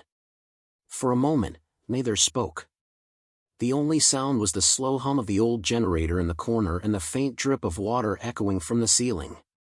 Finally, Max shifted in his chair, flexing his fingers as faint static rippled around them. "So what now? You gonna hand me over his shield or whatever's left of him?" Peter shook his head. "No. I'm not turning you in. But you need to learn control, Max. That device on your chest, it'll keep your voltage balanced, but only if you don't push it too far." Max blinked in surprise. "You're serious? You trust me not to blow up half the city again?" Peter gave a half-smile. "Let's just say I believe in second chances." Max let out a slow, tired breath and leaned back against the chair. "Kid, you're something else." Peter turned toward the stairway, picking up his bag. "Get some rest. I'll check in tomorrow." As Peter walked away, Max glanced down at his hands, steady now, calm, no more wild sparks. For the first time in years, he didn't feel like a walking power plant. He felt human. And for that, he whispered to the empty room, "Thanks, kid." Chapter 16, End. 17. I blame Harry for everything. 17 of 31. A week passed by in a jiffy. Peter settled into a normal school rhythm, hanging out with Harry, Gwen, and MJ just like always. The cafeteria buzzed around them with the usual lunchtime chaos. Harry leaned forward with a mischievous glint in his eye. "So, have you two kissed already?" Pfft. Peter nearly spat out his drink while Gwen coughed hard into her cup. Both of them tried to hide their reactions, but Harry could clearly see everything written all over Peter's face. "And have you guys lost it?" Harry dragged the last words out slowly as he raised his eyebrows. "Lost what, Harry?" Peter asked, grabbing a napkin and wiping his mouth, then automatically wiping Gwen's lips too without thinking. She blushed and swatted his hand lightly. Harry grinned and made a very obvious hand gesture mimicking intercourse. Thud. "You idiot, we are in school." MJ smacked the back of Harry's head loud enough that a nearby table turned to look. Harry rubbed his skull dramatically, whining in a comedic way while MJ glared at him. Peter leaned slightly toward Gwen, lowering his voice as the two shared a small, amused smile. "They kinda remind me of that one yellow-haired kid and that pink-haired girl from that one ninja anime, you know?" Peter whispered. Gwen exhaled softly through her nose, a small chuckle escaping as she closed her eyes. She took another slow sip from her straw, nodding with calm agreement. "Amen, PD. Amen." Peter watched her for a moment, feeling the warmth rise in his chest, while Harry and MJ kept bickering in the background like a badly timed comedy show. The four of them sat together as the lunch bell echoed faintly in the halls, their little group momentarily wrapped in a bubble of teenage chaos, awkwardness, and friendship. As the day at Midtown High finally came to an end, Peter and Gwen strolled down the sidewalk together, their backpacks shifting against their shoulders. The late afternoon sun stretched long shadows across the pavement. Gwen glanced at him with a playful grin. Say, Petey, how did that anime end in the future? Trash. She stopped for a second, blinking at him. What? The sun ruined the entire series, Gwen. Ha. Yeah, right. Give me one reason. Peter turned his head away and muttered under his breath. Aliens. Gwen's mouth fell open. You mean to tell me the way of the ninja somehow becomes the way of the aliens in the future? Yup. Too many brain rot moments. Brain rot, she repeated, eyebrows lifting. Ah, sorry. It was a new word from the future in my past life. Gwen bumped her shoulder against his, amused. You gotta tell me more about me getting into Oxford, Petey. Peter let out a small laugh. Ha. Gwen mirrored him with a soft giggle of her own. Hi hi hi. Their laughter lingered between them as they reached the entrance of Gwen's apartment building. She turned to him with a warm smile. See you tomorrow, Petey. Before he could even respond, she leaned in and placed a quick kiss on his lips, gentle and brief, then slipped inside the building. The door clicked shut behind her. Peter exhaled deeply, the kind of sigh that carried exhaustion and happiness all at once. What a day! So desione? Peter jumped, nearly dropping his backpack, and spun around. Yuri Watanabe stood behind him with her hands on her hips and a very amused expression. Jesus. You almost gave me a heart attack, Ms. Watanabe. She tilted her head and smirked. Who, is Peter-chan scared of a police vice captain? Again, why Peter-chan? Because it is cute. Plus your face is so cute I could just eat you up. Peter instinctively stepped back, eyes widening as he tried to process her tone. Was Yuri flirty in my past life? She was always the strict type. But flirty. Anyway, what are you doing here? Peter asked, trying to sound calm even though his heart was still racing a bit from the scare. Came because of George. We were discussing the whereabouts of that guy with electric powers, Yuri replied as she adjusted her jacket. Still on the loose, huh? What about that spider guy? Same as well. Peter kept his expression relaxed, doing his best not to reveal anything about Max Dillon or, more importantly, himself. He casually shifted his weight, pretending not to care. Well, it is nice talking, Peter-chan. But duty calls. Okay, Ms. Watanabe. Hey, call me Yuri, Peter. Before he could respond, she reached out and rubbed his head, messing up his hair in one swift motion. Then she turned around and walked into the same apartment building where Gwen lived. Cute kid, Yuri muttered under her breath with a small smirk. Peter stood there frozen for a moment. What just happened? He whispered to himself, still dazed and confused. He rubbed his face and began walking home slowly, his mind bouncing between Gwen, Yuri, and the looming stress of hiding his identity. As he reached his street, something bright caught his eye. A sleek red Lamborghini was parked right in front of his house. What the F? Peter hurried to the door, pushed it open, and stepped inside. His jaw dropped instantly. Aunt May and Uncle Ben were sitting at the table, calmly chatting with none other than the genius, billionaire, playboy, and philanthropist himself. Tony Stark looked up from his drink the moment Peter entered. Ah, hello. You are Peter Parker, right? I am Tony Stark. Peter stood completely still, eyes wide, backpack hanging off one shoulder. Chapter 17, End. 18, The Spark That Ignites Stark. 18 of 31. Peter Parker stood frozen, stunned and surprised. In all the possibilities he imagined for his rebirth, he never once pictured Tony Stark walking into his small home like it was nothing. Tony sat at the table with Uncle Ben and Aunt May, casually leaning back as if he belonged there. When he noticed Peter standing still, he raised a brow. Well, what are you doing, kid? No handshake? He pushed himself up from the chair, extending his hand with the kind of confidence only Tony Stark could radiate. Peter blinked, trying to maintain his innocent act. Ah, right. Sorry, Peter said, his voice stuttering slightly as he stepped forward. Instead of shaking Tony's hand, Peter pulled it. Tony chuckled and nodded at the unexpected move. "Ah, you pull and not shake."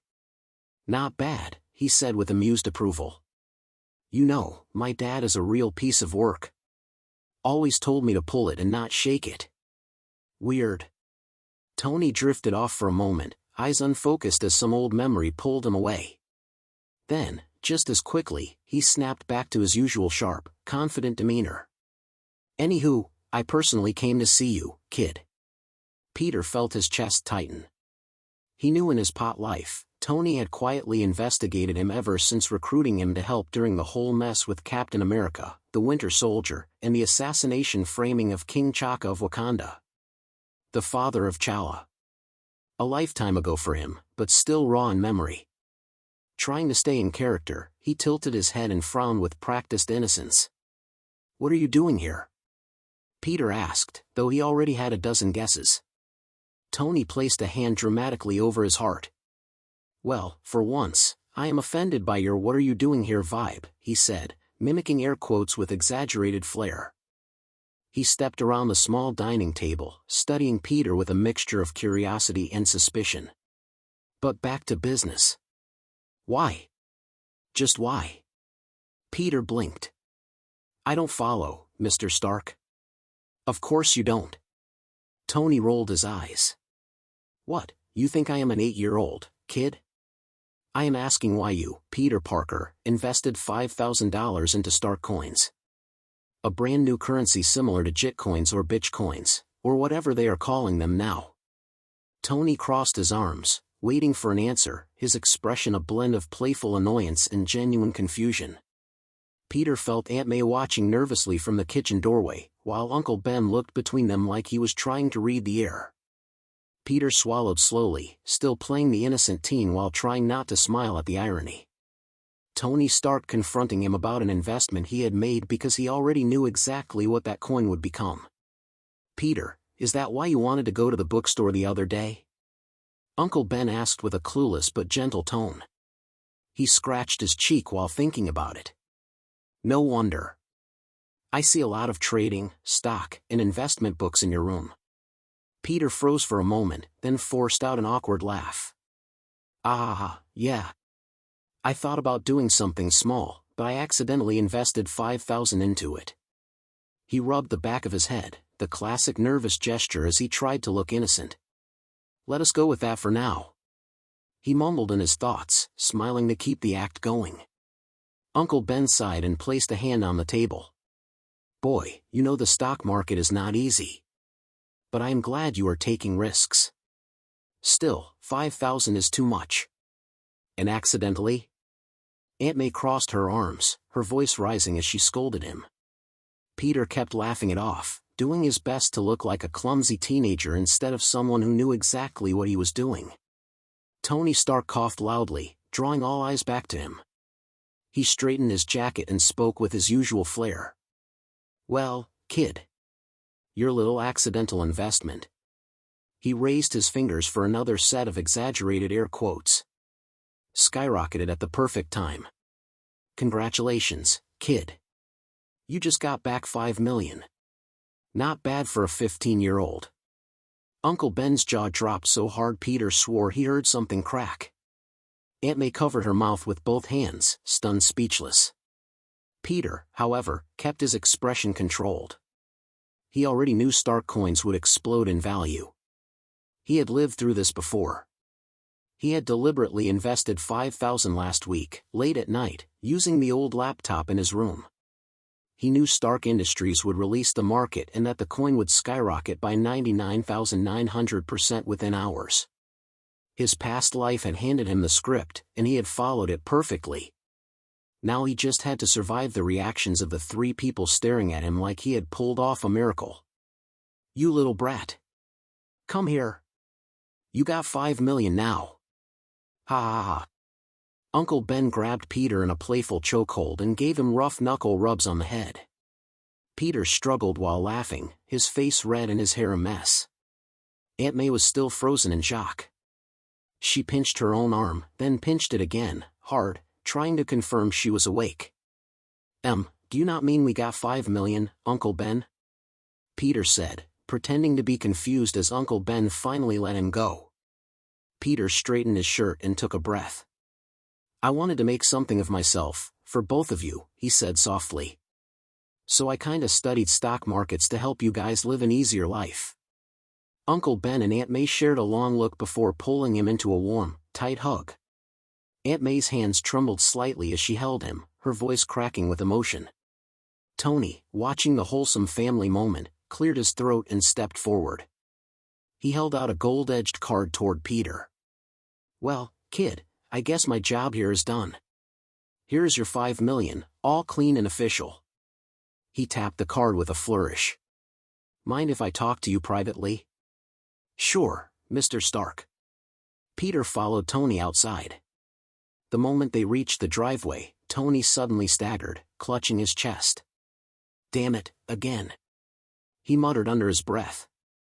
Kid, do me a favor.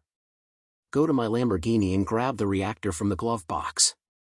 Peter moved fast, opening the sleek car and grabbing the portable arc reactor inside. He rushed back and helped Tony replace the fading core in his chest. Palladium, Peter said quietly as he sealed the casing. A toxic substance. Tony let out a strained laugh. Yeah, kid. Tell me about it. I am trying to find a new element for it, but so far every attempt has either blown up or almost blown me up. Peter watched him carefully, remembering how in his past life Tony nearly died trying to fix this exact problem. You know. Peter began slowly, choosing his words with caution, your father may have left something behind that could help. Something important. Maybe the solution is not about creating something entirely new, but finding what he already hid. Tony frowned, confused but attentive. My dad, he muttered. The man who thought emotions were optional and replaced conversations with old films? Peter shrugged lightly. Sometimes people say more in what they leave than what they say. Maybe he left a clue. A design. A formula. Something connected to the arc reactor theory, but evolved. Tony leaned back on the car, thinking hard. For a moment his confident smirk faded, replaced by something more vulnerable. You talk like you know him, Tony said quietly. Better than most. Not really, Peter replied, trying to sound casual. But I think he wanted you to finish what he started. Tony stared at him, suspicion mixing with curiosity, but before he could question further he slipped the sarcasm mask back on. Huh. Look at that. The kid is not just rich, he is philosophical. Peter smiled, hiding the memories of a past life and the knowledge of the new element Tony would one day build. But the seed was planted. And Tony Stark never ignored a seed. Back at his home, Tony walked down into his garage workshop, the heart of his world. Rows of Iron Man suits lined the walls like armored sentinels, each one reflecting faint glimmers of light as he passed them. Tools, prototypes, engine parts, and holographic screens filled the room with organized chaos. But his mind was somewhere else. Peter's words echoed in his head. Something your father left behind. Still puzzled, Tony exhaled and called out. Jarvis. Yes, sir, the AI responded calmly. Bring out everything about my old man. All records. In his work with S.H.I.E.L.D. As you wish, sir. While Jarvis processed the request, Tony drifted toward a dusty corner of the workshop. Something caught his eye. A sculpted board leaning against a wall, something he had taken from Stark Industries during a visit to Pepper's office. Howard Stark's old diorama. A map, a layout, a design. A clue. Tony crouched and stared at it, tilting his head. He lifted his hand, forming a shape with his fingers, tracing angles in the air. His brow furrowed. Huh, strange. He stood up and carried the board to his main workstation. Jarvis, give me a three-dimensional hologram of this. A holographic grid lit up the room, projecting the diorama into the air. Tony began rotating it, zooming in, zooming out, stripping away layers with practiced precision. Minutes passed. Tony worked with intensity, tapping commands, adjusting structures, scanning shapes. Slowly, he cracked the hidden code. Remove the bridge. Remove the house. Roads. Monuments. Strip everything except the underlying layout. Understood, sir. Piece by piece, the projections vanished. When the final layer dissolved, Tony stepped closer and snapped his fingers, sending a pulse through the hologram. It exploded into swirling particles, forming a glowing structure. A blueprint. A lattice. The design of something that had never existed before. Tony's eyes widened. "Well, I will be damned," he whispered. "Still teaching me from school, huh, Dad?" "Sir," Jarvis spoke, "this appears to be a completely new element." "Run it, Jarvis," Tony said as he backed away, adrenaline rising. He spread his arms wide and shouted across the workshop, overflowing with energy. "All right, gang, get ready for reconstruction. We are going full construction mode." For days, the mansion shook with sound. Sparks flew, machinery roared, robotic arms assembled massive components, and the arc reactor frame glowed brighter and brighter as the new element took shape. At last, the chamber opened. "Congratulations, sir," Jarvis announced. "You have just synthesized a new element." Tony wiped sweat from his forehead, leaning on the railing. "Well, I would not call it an element without a name." He smirked. "How about Badassium?" "Because that is exactly how badass it looks." Jarvis did not comment, though Tony imagined the AI rolling its digital eyes. Later that night, exhausted but triumphant, Tony stepped out onto the balcony of his mansion. The ocean breeze brushed against his face as he stared out at the city lights. He thought about what sparked this discovery. What planted the idea? Who nudged him in the right direction? Peter Parker. Tony murmured, a slow grin forming. "Now I am really interested in this kid." Chapter 18, End. 19, Promises in the Wind. 19 of 31. A week had passed since Tony Stark visited Peter Parker's home. Life had settled back into its usual rhythm. The quiet hum of normalcy filled the house, at least until Peter's phone buzzed on the desk beside his unfinished holiday homework. He paused mid-sentence, pen lifted, and reached for the phone. "Hello? Peter, it is me. Dr. Curtis Connors." Peter froze for a moment, then let the pen drop. His shoulders sagged with relief at the excuse to stop studying. He got up, stretched, and then flopped onto his bed to steal a 5 to 10 minute break. Beside him on the nightstand sat the small tank containing the spider that had once bitten him. Now alive again, it moved slowly along the glass. Peter picked up the tank carefully, holding it in both hands. "An invitation for dinner?" he asked, eyebrow raised. "Yes, Peter. It is important. You have to come. Can I bring Gwen along? She's a huge fan of your work." "Of course. The more the merrier. Come by my place. I will send the address." The call ended with a soft click. A moment later, the address appeared in a message. Peter lay back against his pillow, exhaling softly as he watched the spider crawl across a leaf inside the enclosure. He sprinkled in a bit of food and let the spider roam freely within the tank, tapping the lid to make sure it stayed secure. "I am sure Cindy will be safe," he murmured to himself. "Without the bite, she can live a normal life." His eyes drifted as memories tugged at him. Cindy Moon. Silk. Their tangled past. Ezekiel, spider totems, her trauma, her family, and the strange, almost involuntary chemistry they once shared. The awkwardness. The intensity. The uncontrollable moments. Peter rubbed his face and groaned softly. "Brew, gives me the creeps sometimes."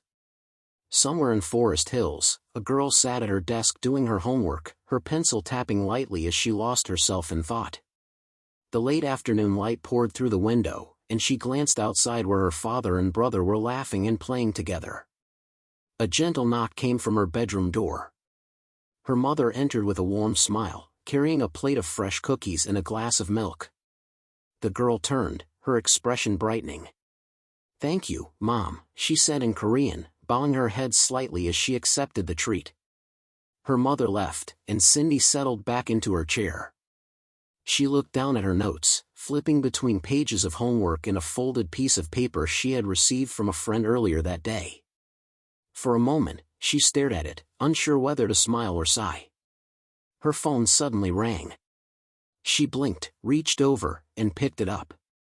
"Cindy Moon, who is this?" she asked, brushing a strand of hair behind her ear as she leaned back in her chair. "Girl, it is me. Gwen." Cindy Moon's face lit up the moment she heard Gwen's voice. She straightened in her chair, her smile widening. "Gwenny! How are you?" "I am fine," Gwen said with a soft laugh through the line. The two girls slipped easily into conversation, chatting about school, teachers, and small frustrations. A few minutes passed before Gwen suddenly shifted her tone. "Say, Cindy. Guess what?" "What?" "Peter is taking me to dinner at Dr. Connor's place." Cindy's expression softened. She knew how much Gwen admired Dr. Kirk Connors. Gwen brought him up at least twice a week. Cindy chuckled to herself. "That is amazing, Gwen. But I recommend you wear something exquisite." "Exquisite?" Gwen asked, confused. "You know who I am talking about. You and Petey," Cindy teased, leaning back and twirling a pencil between her fingers. Gwen went silent. The silence alone confirmed everything. Cindy laughed, a small tear forming in her eye from how adorable Gwen sounded. She wiped it away quickly. I am joking. But seriously, when are you two going to make it official? I think the whole school knows by now." "Say what?"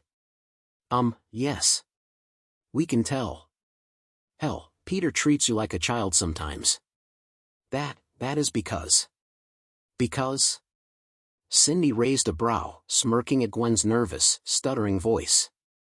"It is complicated, Cindy. Complicated or not, you better take the step. You know Mary Jane will. Just take him already. PSSH, MJ has Harry Osborn. Hey! In your eyes, maybe. Do not mistake MJ for a fool. She, Harry, and Peter were childhood friends. I know that, we did kiss." Cindy shot straight up in her seat. "Egu! You kissed already. That's my girl."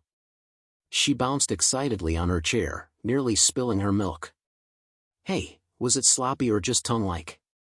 My innocent Gwen is finally growing up, boo-hoo," she said with fake tear teasingly over the phone. "Cindy." Pwah.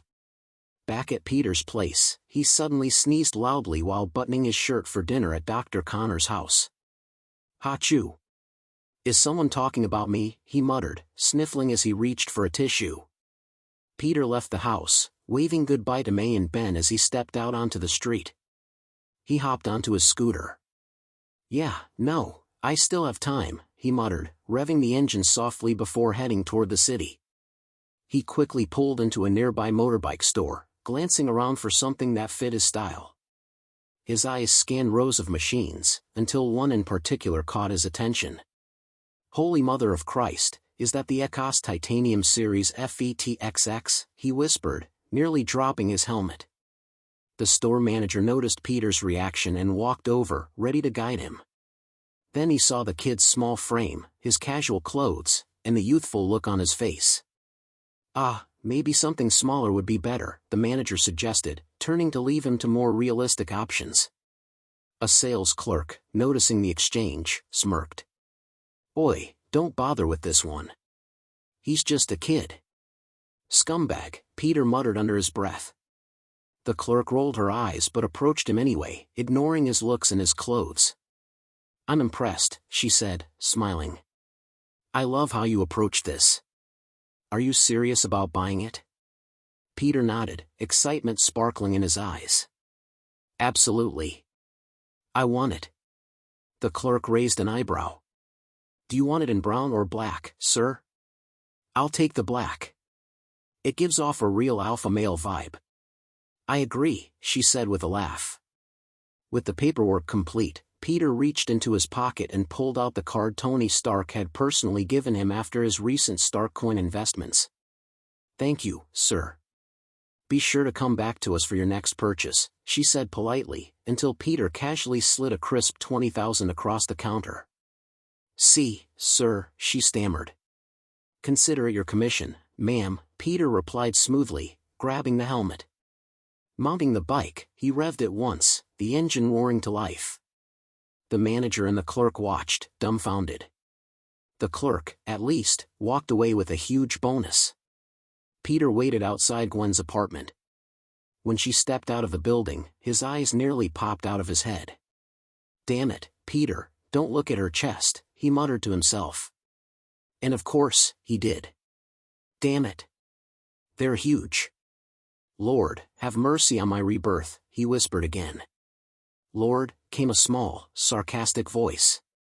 You're welcome. I guess? Gwen laughed lightly as she approached him. Peter's hair was styled back in a neat flat top reminiscent of the 90s, and his suit had that classic gentleman vibe. He looked ridiculously good. Her eyes widened at the bike parked behind him. Holy shit. You got a bike? This must have cost a fortune. Petey? Stock market, Peter said, shrugging. Of course you go straight to the stock market. Your rebirth and manga are alike, Gwen teased. Really? Peter asked, eyes twinkling. Gwen slid onto the seat behind him, wrapping her arms gently around his waist as he kicked the bike into gear.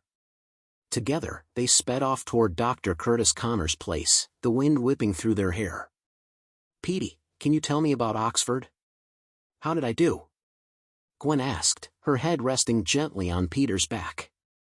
You didn't, Peter replied softly. Gwen closed her eyes tighter, pressing herself closer to him.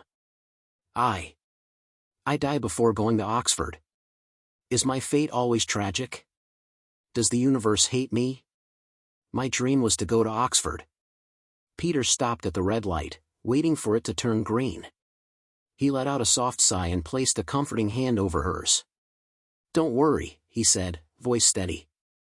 I will not let history repeat itself. I will not let it happen.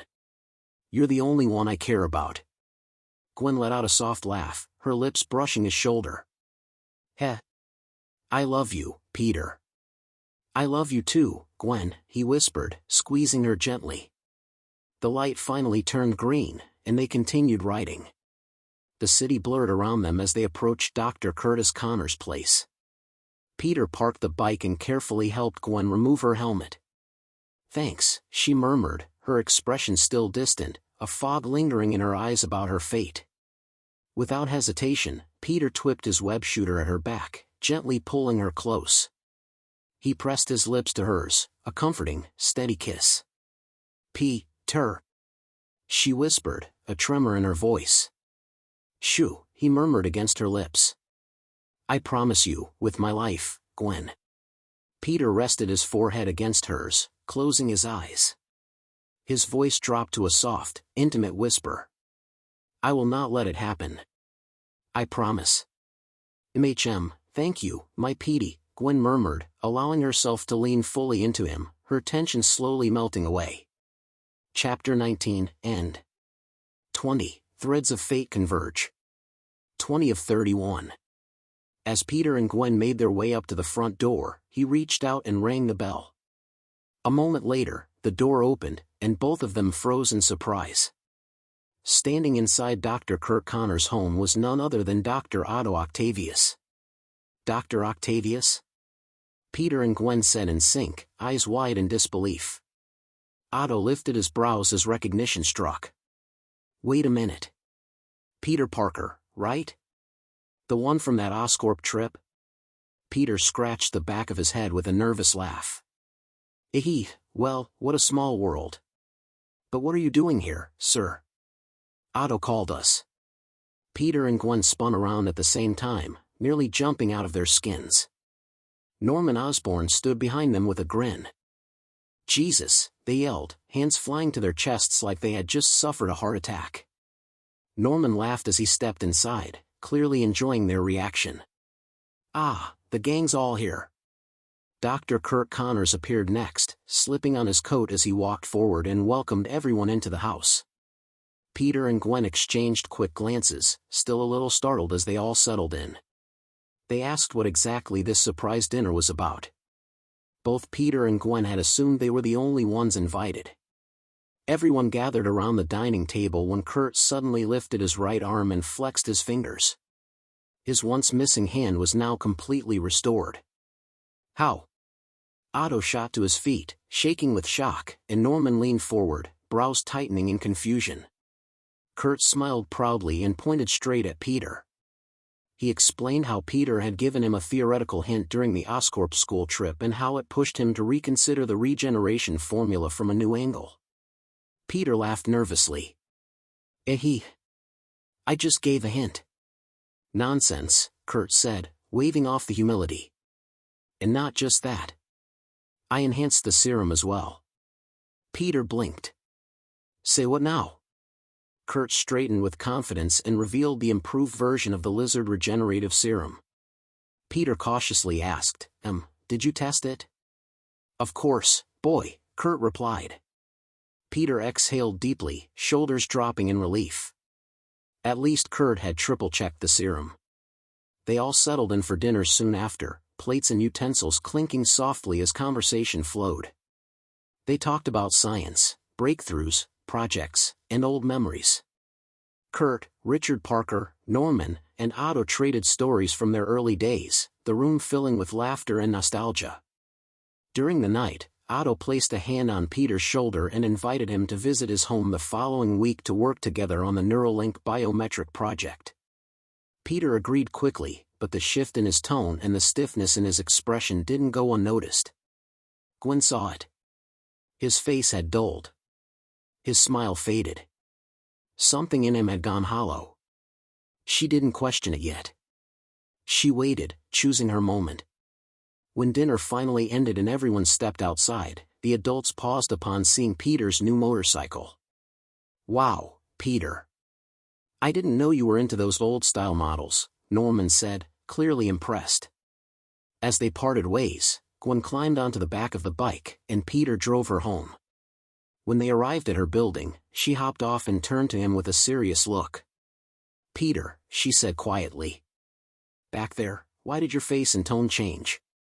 It felt like something from your past life. Peter stared ahead, lips pressed tightly together before he finally answered.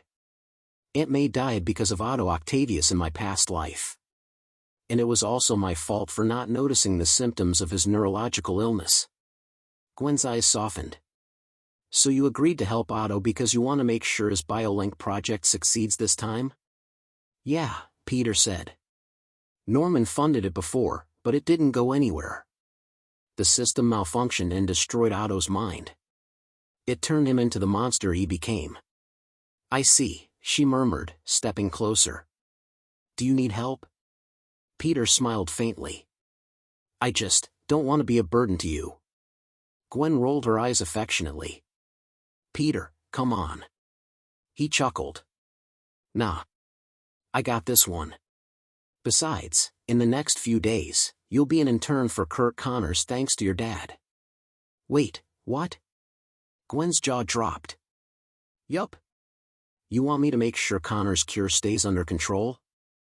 If things go out of hand, get out as fast as possible, okay? She sighed. Fine. You're the boss. Peter leaned forward, but Gwen was already pulling him in. She wrapped her arms around his neck, fingers slipping into his hair as she kissed him deeply. Heat rushed up his spine, and she pulled back only when she wanted to breathe, licking her lips with a bold, playful grin. Peter blinked, stunned, as she turned and walked toward her apartment. For some reason, she's gotten bolder, he whispered to himself, rubbing the back of his neck with a smile he couldn't hide. Later at midnight.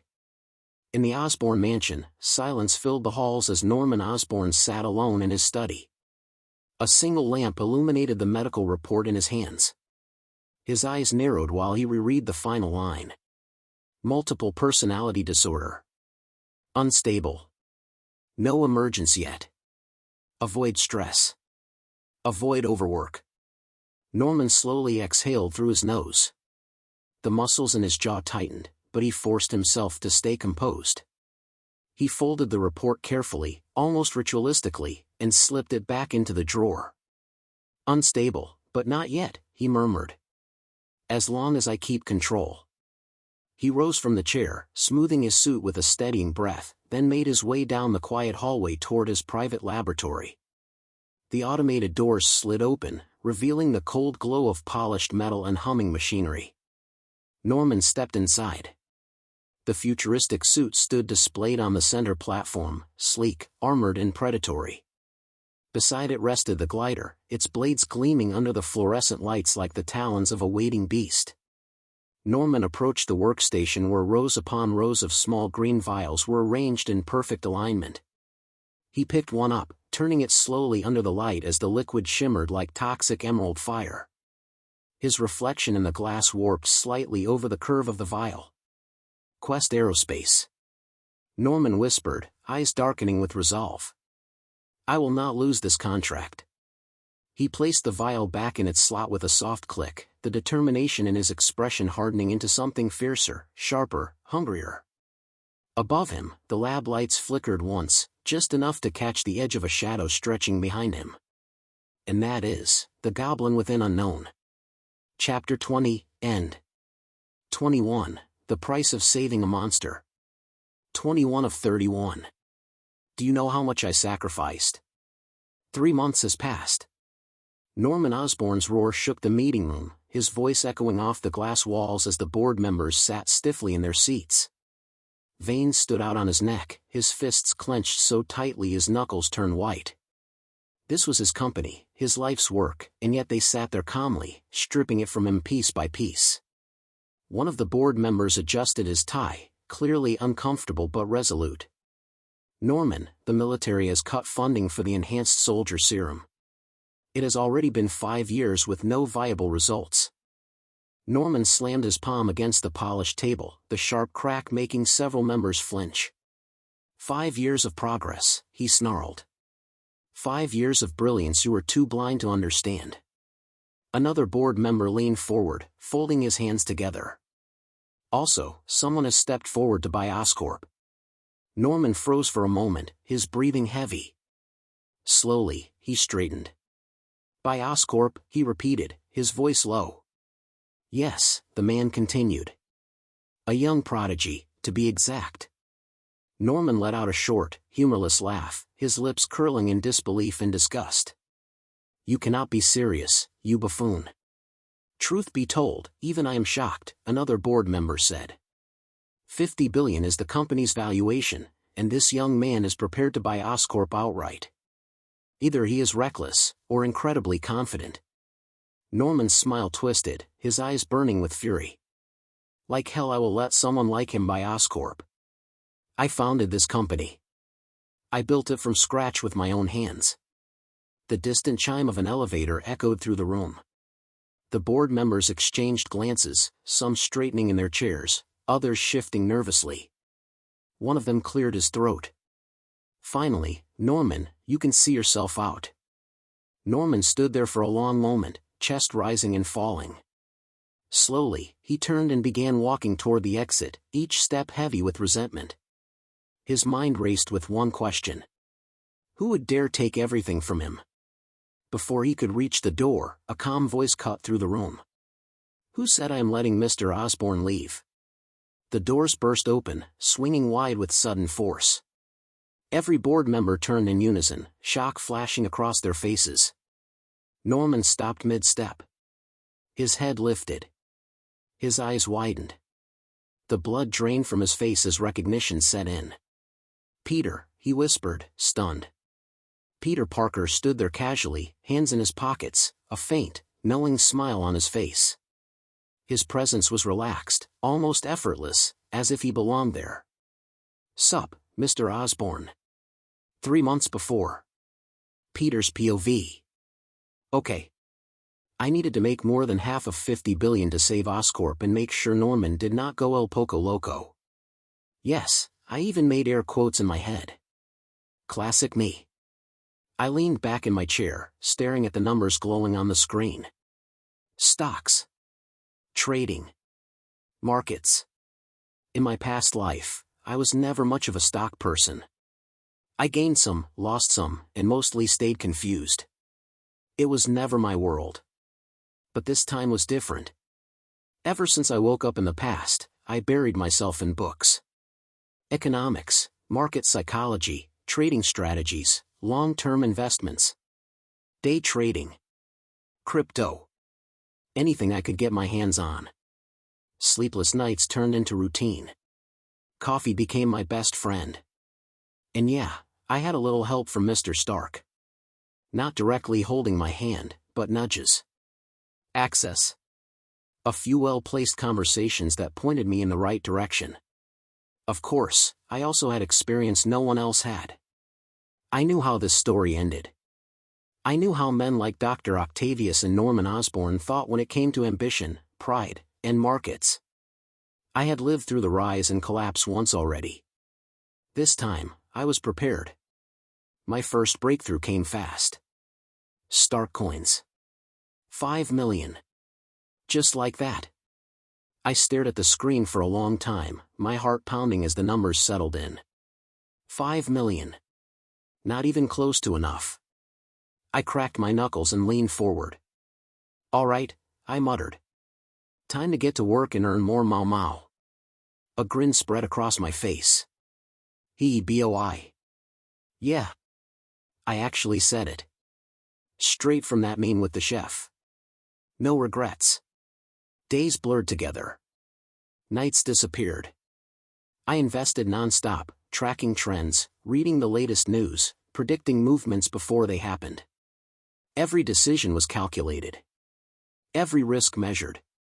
I was not gambling. I was rewriting fate. This was not just about money. This was about stopping the cycle. Stopping Norman before he ever put on that mask. Making sure the goblin was never born. Making sure Harry did not grow up chasing his father's shadow and mistakes. Making sure history did not repeat itself again. I stare out the window as the city lights flickered below, exhaustion settling into my bones but determination burning stronger. I whispered softly, almost like a promise. Just hold on, Gwen. I will make sure you go to Oxford. No matter what. And for the first time since I woke up in the past, I truly believed it. A few weeks passed, and I was able to make a few billion, but it was still not enough. Day after day, week after week, I balanced my life carefully. Family dinners. Hanging out with friends. Trying to act like a normal kid while secretly racing against time. Of course, I went on dates with the girl who truly loved me. The one who accepted me as both Peter Parker and Spider-Man. Hey, Petey. Aren't you scared? Gwen asked. We were having a picnic alone on a meadow hill, just the two of us under the shade of a large tree. The grass swayed gently with the wind, and the world felt quiet for once. Gwen could cook, and she was good at it, but she always said she preferred my cooking. Especially after that one time I brought her over to my place and tried way too hard to impress her. Uncle Ben and Aunt May treated Gwen like she was their own daughter. Honestly, I bet Gwen's dad never saw that one coming. But back to what Gwen asked. Was I scared? Every day, Gwen, I said honestly. Back when I was still new to my powers, revenge, and responsibility, fear was always there. But scared now? I let out a soft chuckle as I turned to her. I really looked at her this time. Her face was calm, warm, and impossibly beautiful. Her eyes reminded me of jewels. Like the heart of the ocean from that Titanic movie. That blue necklace thing. I wear the mask to hide it, I continued. Every day is a what-if scenario. I think before I act. I double-check everything. I imagine every possible outcome and choice before I move.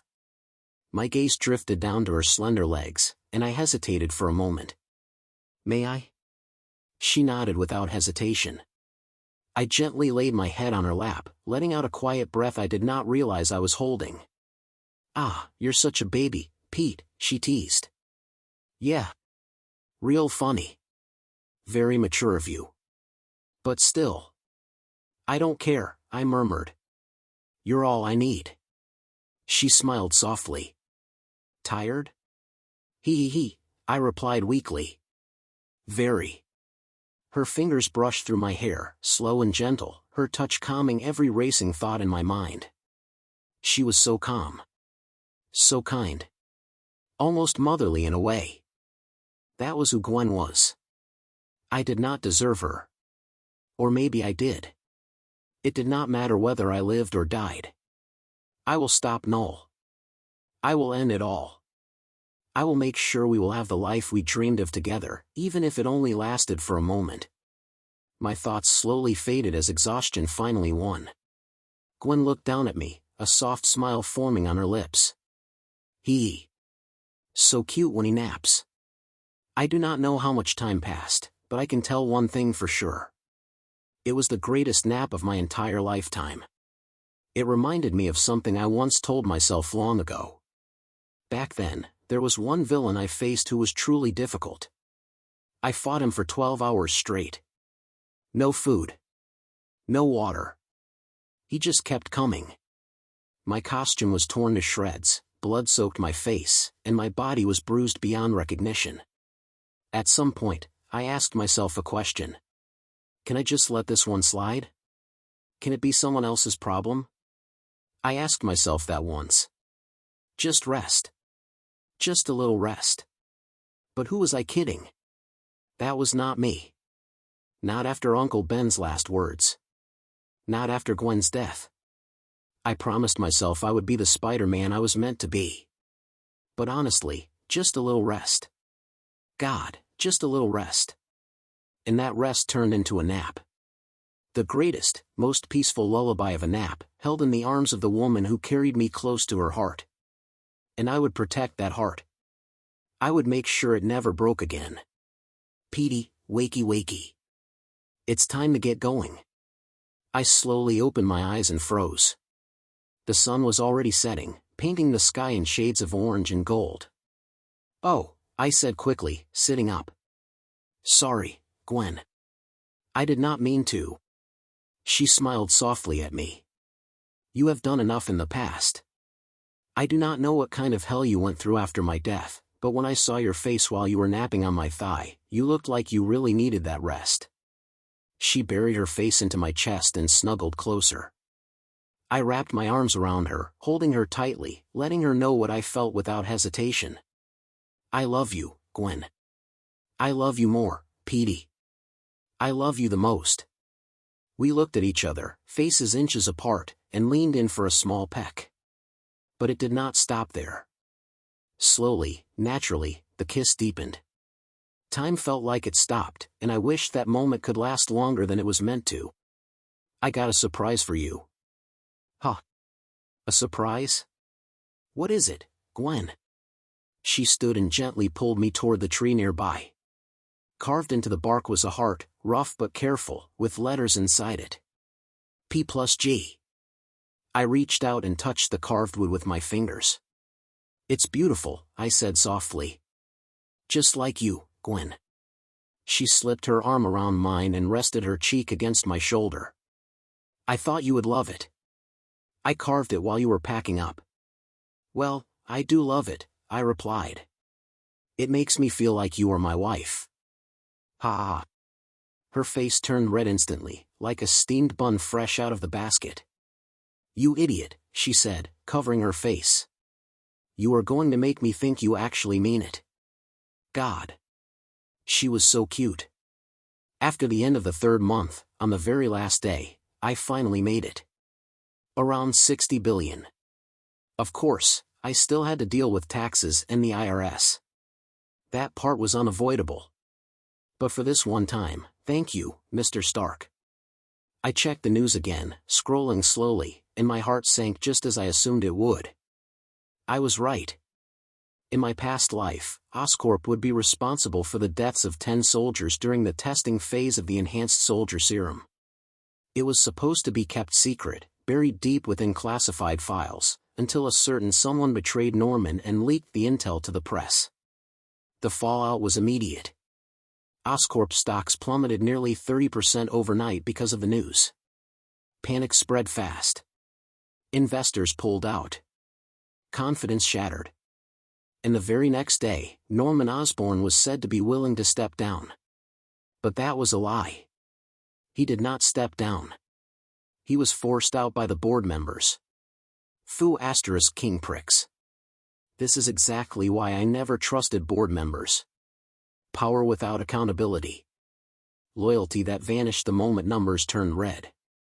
If it were me, I would have written a legal clause so airtight that if I were ever forced to retire, the company would immediately shut down the moment I returned.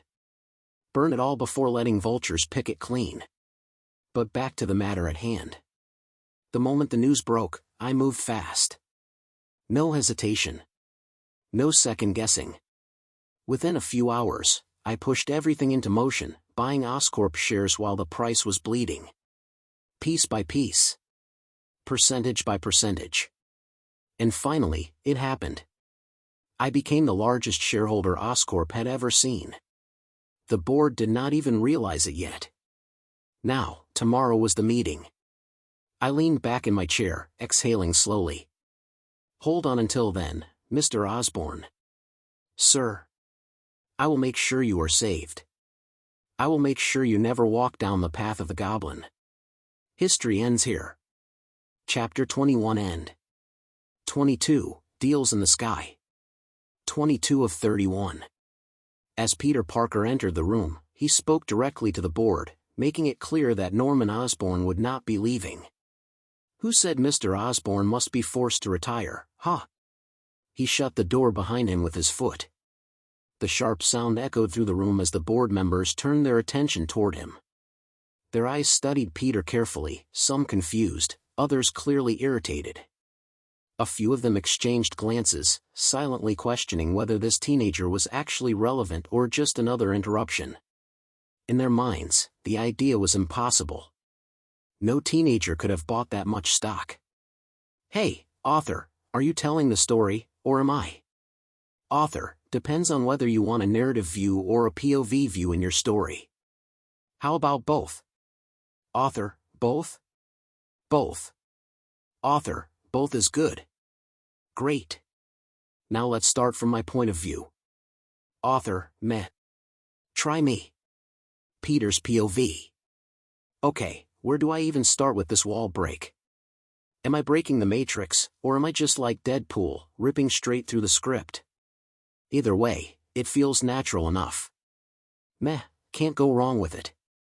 As for the author, who somehow agreed to do both narrative and POV, that's their problem now. I walked over to the CEO chair without asking for permission and took my seat like it was already mine. I came for the deal.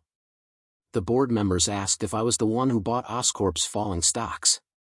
The way they said it made it sound like an accusation rather than a question.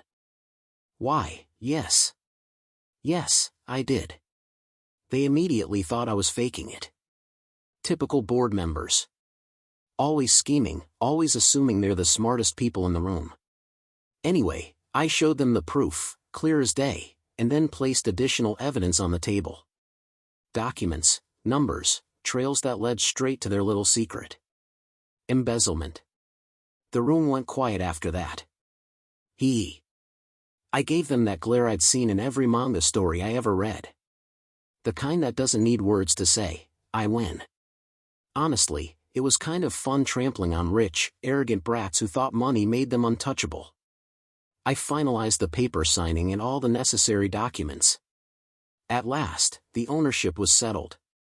Instead of keeping the pen for myself, I handed it to Norman Osborn. What? Well, he looked stunned and confused by the gesture. His eyes shifted from the pen to me, clearly unsure of what was happening. What do you mean, what? I said. It's your company. Take back what's yours, Norman, sir. His hand trembled as he accepted the pen. After a brief pause, he signed the papers. The room fell into an awkward silence. The board members looked as if they had just been gaslight. They knew, deep down, that I was trouble for them. The truth was simpler. I did it to make sure Norman never went down the path of the Green Goblin. The next issue to address would be his medical condition. His split personality. That was something I understood better than anyone else. I could make a cure for him, just like I did the last time in my past life. Although, back then, he died in the process. In his final moment of sanity, the goblin personality had coordinated the glider to stab me in the back. This time, things were different. I performed a backflip, altering the outcome. The glider stabbed Norman instead. As he lay there, his final words to me were a simple request. He told me not to tell Harry. Of course, I respected his wish. I took him back to his mansion and quietly laid him to rest on his bed, making sure no one else knew what had happened. I made my way out of the building, pushing through the revolving doors and into the open street. Norman thanked me wholeheartedly before I left, though he still asked how I managed to get the money. I told him to forget how I did it and focus on perfecting the serum instead, this time without deadlines breathing down his neck. With that done, I stepped away from Oscorp Tower and looked up at the sunny blue sky, letting out a slow breath. For once, things had gone exactly as planned. Beep. Beep. Beep. Ah yes. Yuri Watanabe. I pulled my phone from my pocket while walking and answered the call. Hey, Yuri. Spider-Man, we've got a bank robbery at 42nd Street. On it. That was the arrangement. Yuri and I became partners not officially, but effectively. I introduced myself properly, and we made a deal to protect the city. She fed me information. I handled what they couldn't. I got my hands dirty so theirs stayed clean. I broke into a sprint and cut into a narrow alleyway, footsteps echoing between brick walls. I shrugged out of my business suit while moving, tossing the jacket aside first, then the shirt. The whole thing was rented anyway. I reached the dead end of the alley, vaulted off the wall, and pulled the Spider-Man suit from my pack. One smooth motion later, the mask snapped into place. I fired a web line upward and launched myself into the air. The city rushed beneath me as I swung from building to building, momentum carrying me forward in wide arcs. Traffic blurred below as my comm crackled to life. Spider-Man, now at 3rd Street. I released my web and flipped through the air, landing on the edge of a nearby skyscraper. I crouched low on the narrow ledge, one hand gripping the concrete as I steadied myself, eyes scanning the streets below. Wait, I don't follow you, Yuri, I said. What do you mean by 42nd to 3rd Street? Well, let's just say. The ground below suddenly trembled. A deep vibration rolled through the building beneath my feet. My spider sense flared violently, sending a sharp warning through my skull. I pushed off the ledge instantly. A split second later, a helicopter roared past the spot where I had been crouching, its rotors clipping the side of the building and spraying debris into the air. I twisted midair and fired a web to stabilize myself, swinging out wide as chunks of concrete crashed down onto the street below. I turned my head upward and locked eyes on the helicopter. It was tilting hard to one side, rotors screaming, barely under control. Please don't tell me it's a helicopter bank robbery, I muttered. Yes, it is, Spider-Man, Yuri replied through the comm. Yes, it is. I flexed my fingers and aimed my web shooters. All right, I said, launching myself forward. Let's do this the loud way. I chased the chopper as it headed straight toward the city center. Damn it. There were too many citizens down there. Crowded streets, traffic backed up for blocks, people looking up without knowing what was coming. Gotta make this quick. The helicopter weaved between skyscrapers, rotors screaming as it dipped lower, using the buildings as cover. I fired a web line at the tail, but it clipped an antenna and snapped free. The chopper lurched, corrected itself, then accelerated. Beep. Beep. Hey, Yuri. Heads up, Spider-Man. It's not just one bank. It's 2 robberies. That made my stomach drop. Well, this is new. Never happened in my past life. Unless. I needed to confirm something. Yuri, are they wearing masks? Well, yeah. I meant, are they wearing a mask? Singular. There was a pause on the line as she checked. Oh. Well, yeah. They're wearing a mask that resembles Asian culture. I see. I'll call you back. I cut the line and focused ahead. The helicopter suddenly banked hard, clipping a glass building. The impact shattered windows outward. Crash. The chopper lost altitude fast, spinning as smoke poured from its side. I shot 2 web lines, anchoring them to nearby buildings, and yanked, trying to slow its descent. You've got to be kidding me. The helicopter slammed into the street below, skidding and tearing through parked cars before finally coming to a stop. Flames sparked, debris flying everywhere. Before I could breathe. Beep. Beep. Spider-Man, the second chopper. I know, I said, already moving. Working on it, Yuri. I launched myself off the building and swung hard, pushing my speed to the limit. The second helicopter was higher, faster, and clearly more controlled. It opened fire, bullets ripping past me and chewing into concrete. I flipped midair, webbing the gun and ripping it clean off the mount. The chopper veered, trying to shake me. I landed on the side door, ripped it open, and kicked the gunman back inside. The pilot panicked. The helicopter spun out of control. Too low. Too fast. The engine exploded in a burst of sparks, and the entire chopper broke apart midair. Flaming wreckage rained down toward the street packed with civilians. Not today, I muttered. A sudden flash of blue lightning tore through the sky. A figure surged upward in a crackling burst of electricity, catching the falling wreckage piece by piece. Metal froze midair, wrapped in glowing arcs of power as the debris was gently lowered away from the crowd. I landed nearby and looked over. Sparkles, I called out. You're late. Electro hovered for a moment, electricity dancing around his hands as he set the last chunk of wreckage safely on the ground. He glanced at me and smirked. Hey, webhead. Traffic was bad. Civilians stared in shock as the danger passed, unharmed. I turned back to the street, exhaling slowly. All right, me. That could have gone worse. One down, another to go. Chapter 22, End. 23, A Better Tomorrow. 23 of 31. I swing through one building after another, pushing my speed to the limit as I chase the second chopper cutting through the skyline. Wind roars past my ears, the city blurring beneath me as Yuri's voice crackles through the comms. She reports that the thieves are wearing demon masks, designs that resemble ancient Asian folklore. The words make my stomach tighten. I am not ruling it out. This could mean Martin Lee's phase has already started. That makes no sense.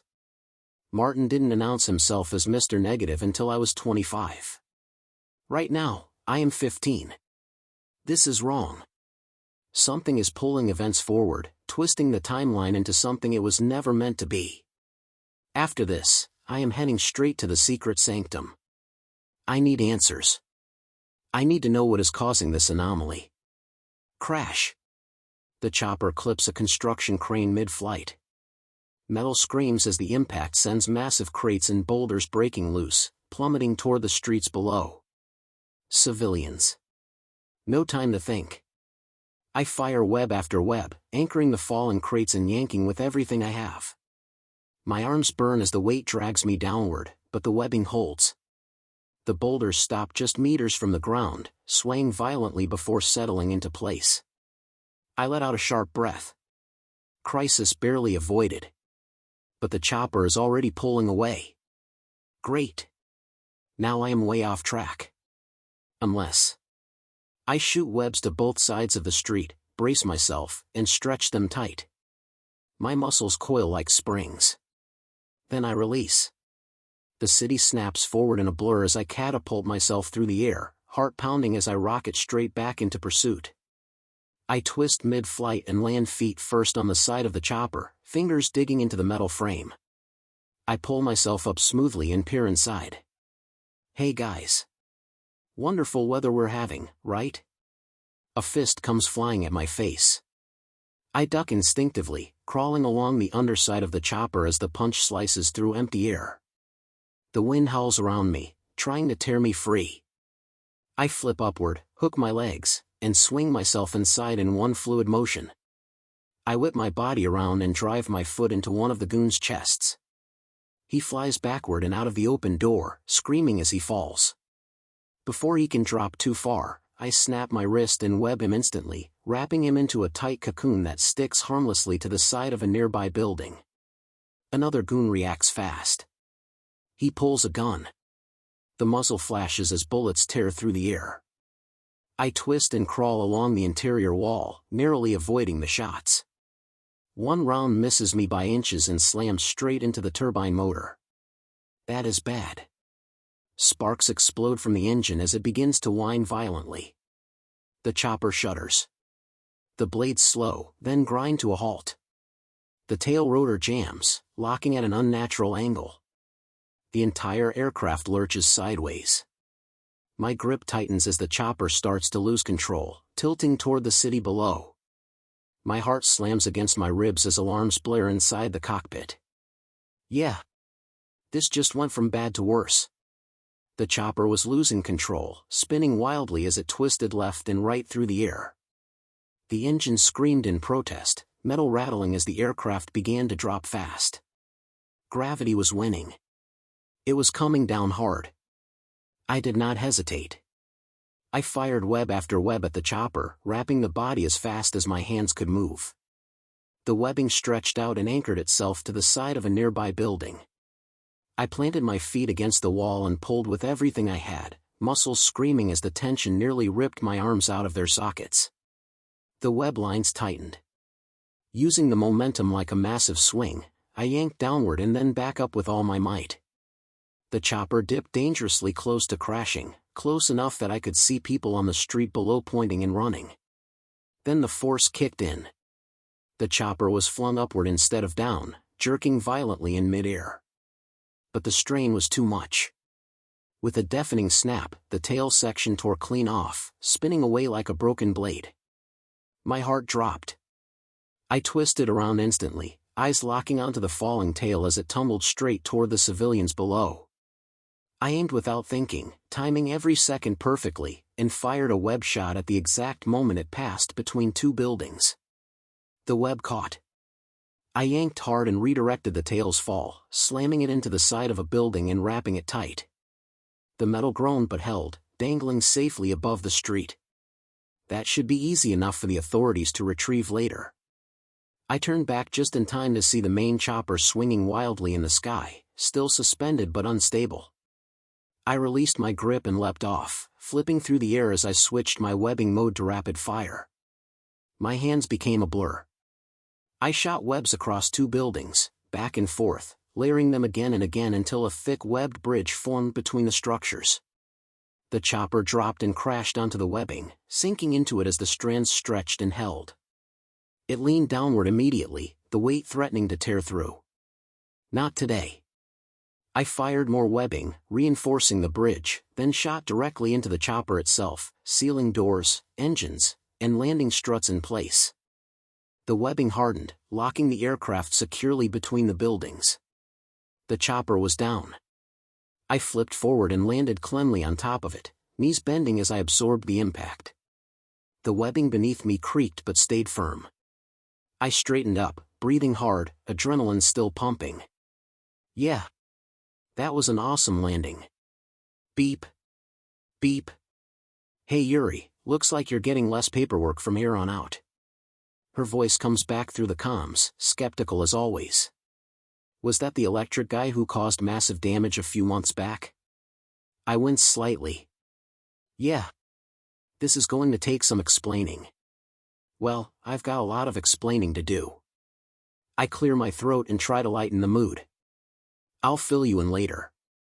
For now, you hungry? I'm getting pizza. There is a pause. A very long one. Your jokes are not always funny, Yuri finally says. But if you're paying, I prefer Aloha chicken. I grin under the mask. You got it, Yuri. Yuri? The line goes dead. Same old Yuri. I exhale and lean against the building for a moment, staring out at the city as the adrenaline slowly fades. Still, I should make sure she never becomes a vigilante. I cannot shake the feeling that it was my fault she became Wraith in my previous life. No. Stop thinking about the past. At least things are moving forward. Dismantling the Sinister Six before they could fully form was a huge turnaround. One of the biggest wins so far. Norman was never forced to retire this time. Connor's experiment with the lizard ended in complete success. No monster. No citywide disaster. The medication took off fast. Selling like hotcakes. Oof. I almost forgot about the upcoming event where the medication goes public. That was a major milestone. Me and Gwen already got first seats in the VIP section. The event is on the weekend, so for now, I have one more important mission. Pizza. I flip my comms channel and make the call. Hello, Joe's Pizza? Yeah, Spider-Man here. I'd like one pepperoni pizza with extra cheddar and mozzarella cheese, and also one Aloha chicken. I pause mid-sentence. Which size? Shoot. I forgot to ask Yuri what size she wanted. I sigh quietly to myself. Well, she did say I'm paying, with that usual attitude of hers. Meh. Not like I can't afford it. Thanks to trading and investments in the market, money is not exactly an issue anymore. 2 large ones, please. I'll use e-wallet. And send. I relax as the order goes through. Finally. Time to head to Joe's Pizza and pick it up. He already knows where to put it.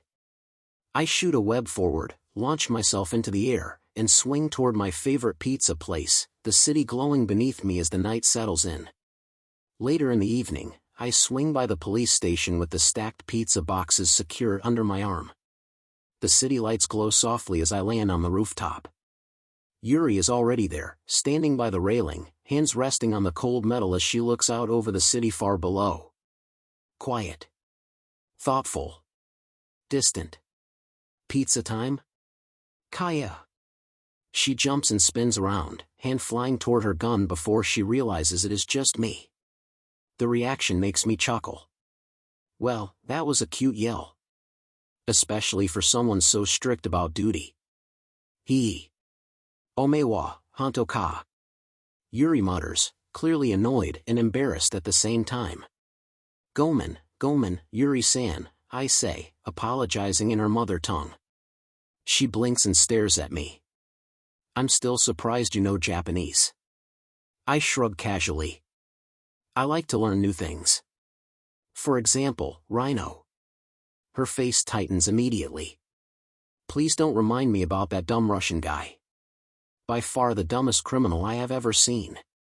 He barely even knows how to use that rhino mechanism of his. I laugh and hand her the pizza box.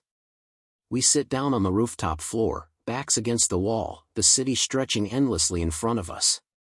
She looks at me for a moment, then squints. Huh. How do you eat with the mask on? Without answering, I adjust the fabric around my mouth, opening just enough to take a bite while keeping my face hidden. I chew and glance at her. Ah, she says, nodding. So that's how you eat. She takes a bite of her Aloha chicken pizza before looking back at me, her tone turning serious again. So, care to explain the Electric Man?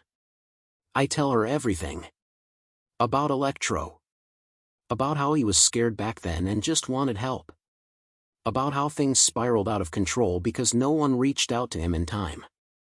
I mention sabotaging the sniper, but she does not react strongly to that part. She listens quietly. Can we trust this Electro? She asks after a moment. Relax, I reply. I told him to put himself into stabilization and recovery at S.H.I.E.L.D. I told him to go there, say who he is, and say he needs help. Turns out he's doing all right. He's helping make the world a better place now. Yokata ne. She murmurs softly.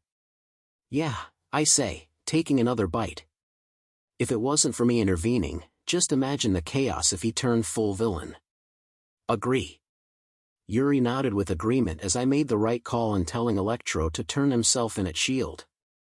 We eat in silence after that. Yuri bites into her Aloha pizza while I work through my pepperoni. Neither of us rushes. We simply sit there, watching the city and the sky as the sun sinks below the horizon, painting everything in warm shades of orange and gold. It looks like a piece of art frozen in time. Today, it is just a spider and a cop woman, sitting together above the city. Working toward a better tomorrow. Also, to all the readers, Happy New Year guys. Chapter 23, End. 24, Too Close to Stop. 24 of 31. Gwen Stacy came to Peter's home today to hand in the science project they had been working on together. Aunt May and Uncle Ben welcomed her warmly, just as they always did, their familiar kindness putting her at ease. After a brief exchange, Gwen made her way upstairs toward Peter's room, expecting to find him buried in his notes or tinkering with something scientific. Instead, when she pushed the door open, the room was empty. Huh. Where's Pete? She muttered, stepping inside. Her eyes drifted around the room. It was clean, neatly organized, almost unnaturally so for someone his age. The bed was made, the desk tidy, every book aligned with care. Gwen crossed her arms lightly and let out a small huff. For someone who's reborn, she said quietly to herself, I guess adult life is full of responsibility. She walked closer to his study table and noticed several notes pinned to the wall above it. Her curiosity got the better of her. Gwen leaned in, scanning the handwriting, her brow slowly furrowing as she read. Damn, in the future he got cocked? And it was MJ, she whispered in disbelief. Her eyes narrowed as another name caught her attention. Huh? Paul Baker? Who is Paul Baker? Her fingers carefully lifted one of the papers as she continued reading. The more she learned, the heavier her chest felt. According to the notes, when Peter was 28, MJ had been stranded in an alternate dimension during a crisis battle against Benjamin Rabin, also known as the Emissary. Damn, red flag, Gwen muttered under her breath, shaking her head. You can't handle 4 years apart and you left Peter? 4 years equals 6 days in the timeline. She moved on to the next set of notes, her expression hardening with frustration and sympathy at the same time. Then her eyes froze. One note was marked with red ink.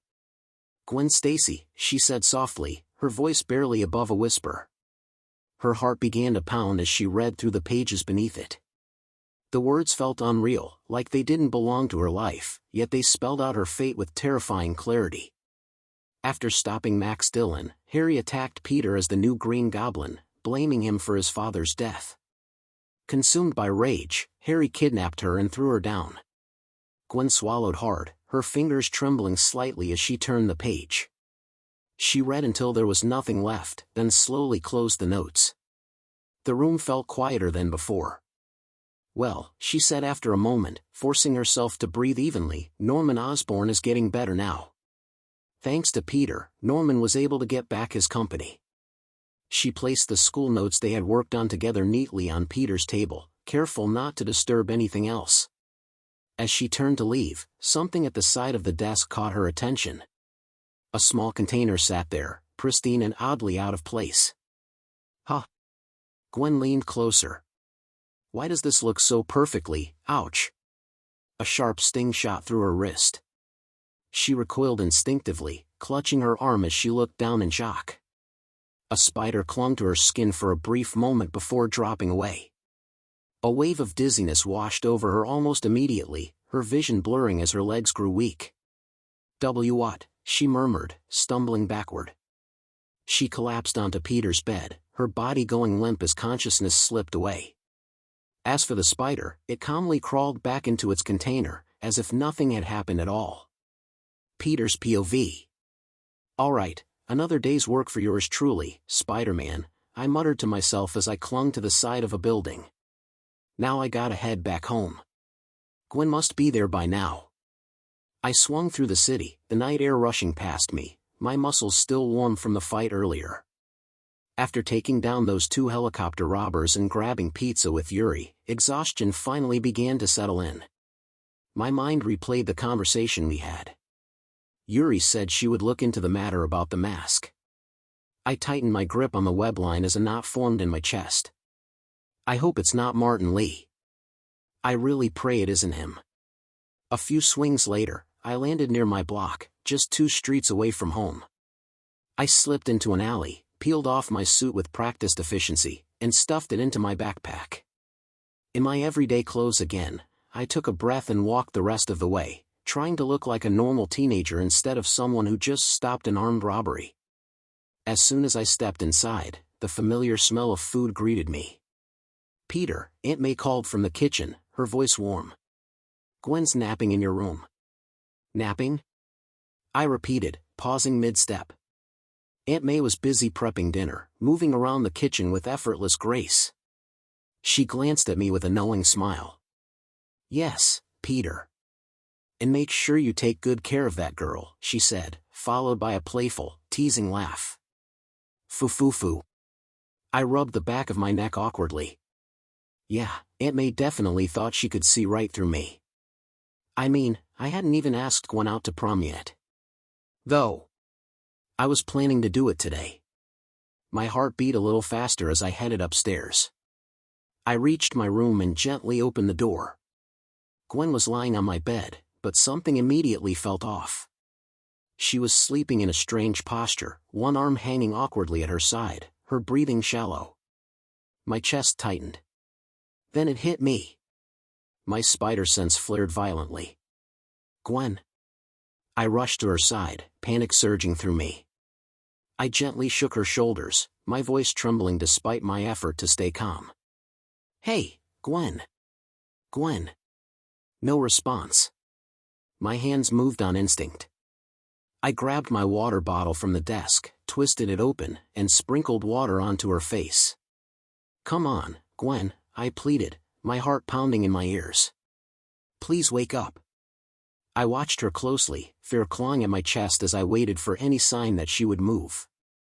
Until a few seconds later, Gwen woke up, slowly moving her eyes. "Hey, Petey," she murmured. "Jesus, don't scare me like that," I said to her, a hand on the back of her head and another on her hand. "Sorry, I just..." "Huh? Gwen." I noticed Gwen's face was getting red, and even redder. Her breathing was heavy, like she was hungry. "Peter." "Oi." "Gwen." She pushed me down in an instant. She was on top of me, her legs on my waist as she bit her lips. "Peter, I can't take it." "Gwen, get a hold of yourself." I tried to stop her, but she pinned both my wrists to the bed and gave me a fierce kiss. At first, I was shocked and thought, worth it. But something was not right. She pinned my wrists to the bed. I couldn't move. I may be strong, but Gwen is like a feather with the brain of an Einstein. But this strength, it's as if... "Petey, you're burning up." "Huh?" I looked at my arm and my body. I was getting red, like I was in heat. Then something snapped in me, one of my memories. And one of those memories was me and Silk doing, adult stuff. Don't think of naughty stuff, readers.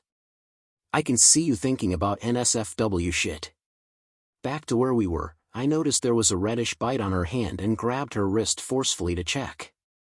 *K, a bite mark. Don't tell me she... I checked and noticed the spider was still there inside the container, except it was not shut properly. "Ah, Peter, you naughty boy. Is Gwen for real right now?" Well, I remember Silk and I got bitten by the same spider, and we did again, adult stuff, air quotes included. I web shot the door in my room and it auto-locked. I tried to escalate the situation and, holy mother of Lord, Gwen was taking her clothes off. "Peter, just do it." Black lingerie set, and big boobas, not to mention such a curvaceous figure. I think she can be on par with Felicia's level. Sigh. As Uncle Ben once said, great power comes great responsibility. And this responsibility, well, it's going to be a complicated one. Because right now, I'm entering the demon's den. And when I mean demon. Chapter 24, End. 25, The Spider Family, thank you 90k. 25 of 31. Hump. Hump. Hump. The sound echoed through the Parker house, rhythmic and oddly determined. May paused mid-wipe at the kitchen counter. Ben, what is that humping sound? Ben lowered his newspaper slowly, peering over his glasses. No idea, May. But it sounds energetic. It must be that science project Peter and Gwen are working on, May said calmly, though her eyebrow twitched. Ben smirked. Ha. I don't think so. I think you know what I mean. Oh, Ben. May waved a hand dismissively. They're just 15. I know those kids won't do that. Ben folded the paper with exaggerated care. You think we should give Peter the talk? May sighed, then nodded with a small smile. I think it's about time, dear. Ben's grin widened. Ha. Then it's settled. Peter's POV. 1 hour later. Thanks for the meal, Petey. I was completely wiped. Not tired like after patrol. This was a different kind of tired. The kind where your soul leaves your body and files a complaint. 6 rounds of non-stop activity in under an hour. Science activity. Purely science. Gwen had been relentless, focused, and way more intense than I ever imagined. I didn't know Gwen was like this. She was always cute, soft-spoken, kind. But wild. Whoa. She was pacing the room with bright eyes and messy hair, snapping photos of herself with a grin like she'd just won a championship. Just like that one meme from 2025. I swear she even struck a victory pose next to me in bed with a peace sign. I couldn't feel my legs. My arms felt like rubber. I lay there staring at the ceiling, convinced I was about to ascend into heaven. I could see the light. It was probably the lamp. Still. Slap. Slap. Hey, Petey. Gwen nudged my shoulder. I think you should see this. I tried to sit up, groaning like an old man. She held up her phone, except it was stuck to her palm. She pulled. Nothing. She pulled harder. Still nothing. Peter. Calm down, I said weakly. Relax. She took a deep breath, unclenched her fingers, and the phone finally popped free, tumbling onto the bed. She stared at her hand. Then at me. So. Pete. She tilted her head. Do I have spider powers now? That was her first question. We don't really know yet, I said. But I'm guessing your bite was from that spider. No way. I thought it was poisonous. I laughed, which immediately turned into a wheeze. Then came a knock on the door. We froze. Panic mode activated. We scrambled around the room, straightening papers, fixing hair, shoving things back where they belonged, trying desperately to look like 2 innocent teenagers doing homework instead of whatever that was. I opened the door. Uncle Ben stood there smiling. Dinner's ready. Gwen walked out first, suddenly shy, hands behind her back, eyes on the floor. As I stepped out, Uncle Ben stopped me. His eyes flicked to my neck as a bite mark was there. He leaned in. Just between us, lad. How was she? I swallowed. Monster. He chuckled knowingly. Good. Now you know how I feel when it comes to your aunt's appetite. I decided to completely ignore whatever Uncle Ben meant by that. Dinner was awkward. Gwen barely spoke. I kept dropping my fork. Aunt May kept smiling like she knew everything and nothing at the same time. Afterward, we spent a little time together in the living room before Gwen had to leave. I rode her back to her apartment on my Ecos Titanium Series FETXX motorbike, the engine roaring through the night as the cool air hit my face. My body ached. My brain was fried. And I was absolutely sure one thing. Science projects were dangerous. The next few days, I helped Gwen control her newfound spider powers. Of course, we started simple. Web crawling first, then heavy weightlifting. She struggled at the beginning, clinging awkwardly to walls like a confused cat, her limbs stiff and uncooperative. "I look ridiculous," she groaned, arms shaking. "You look experimental," I said, trying not to laugh. Then came the webs. At first, she screamed so loud it almost burst my eardrums. "Why is it coming out like that?" "Focus, Gwen." Another web shot out wildly, smacking a lamppost. She screamed again. After a few more tries, the screams slowly turned into surprised gasps, then laughter. "Oh, wait, I did it." She began getting the hang of it. Her movements grew smoother, more confident. And of course, that's when I decided to introduce physics. "Why do you keep making me focus on physics, Pete?" she complained, arms crossed.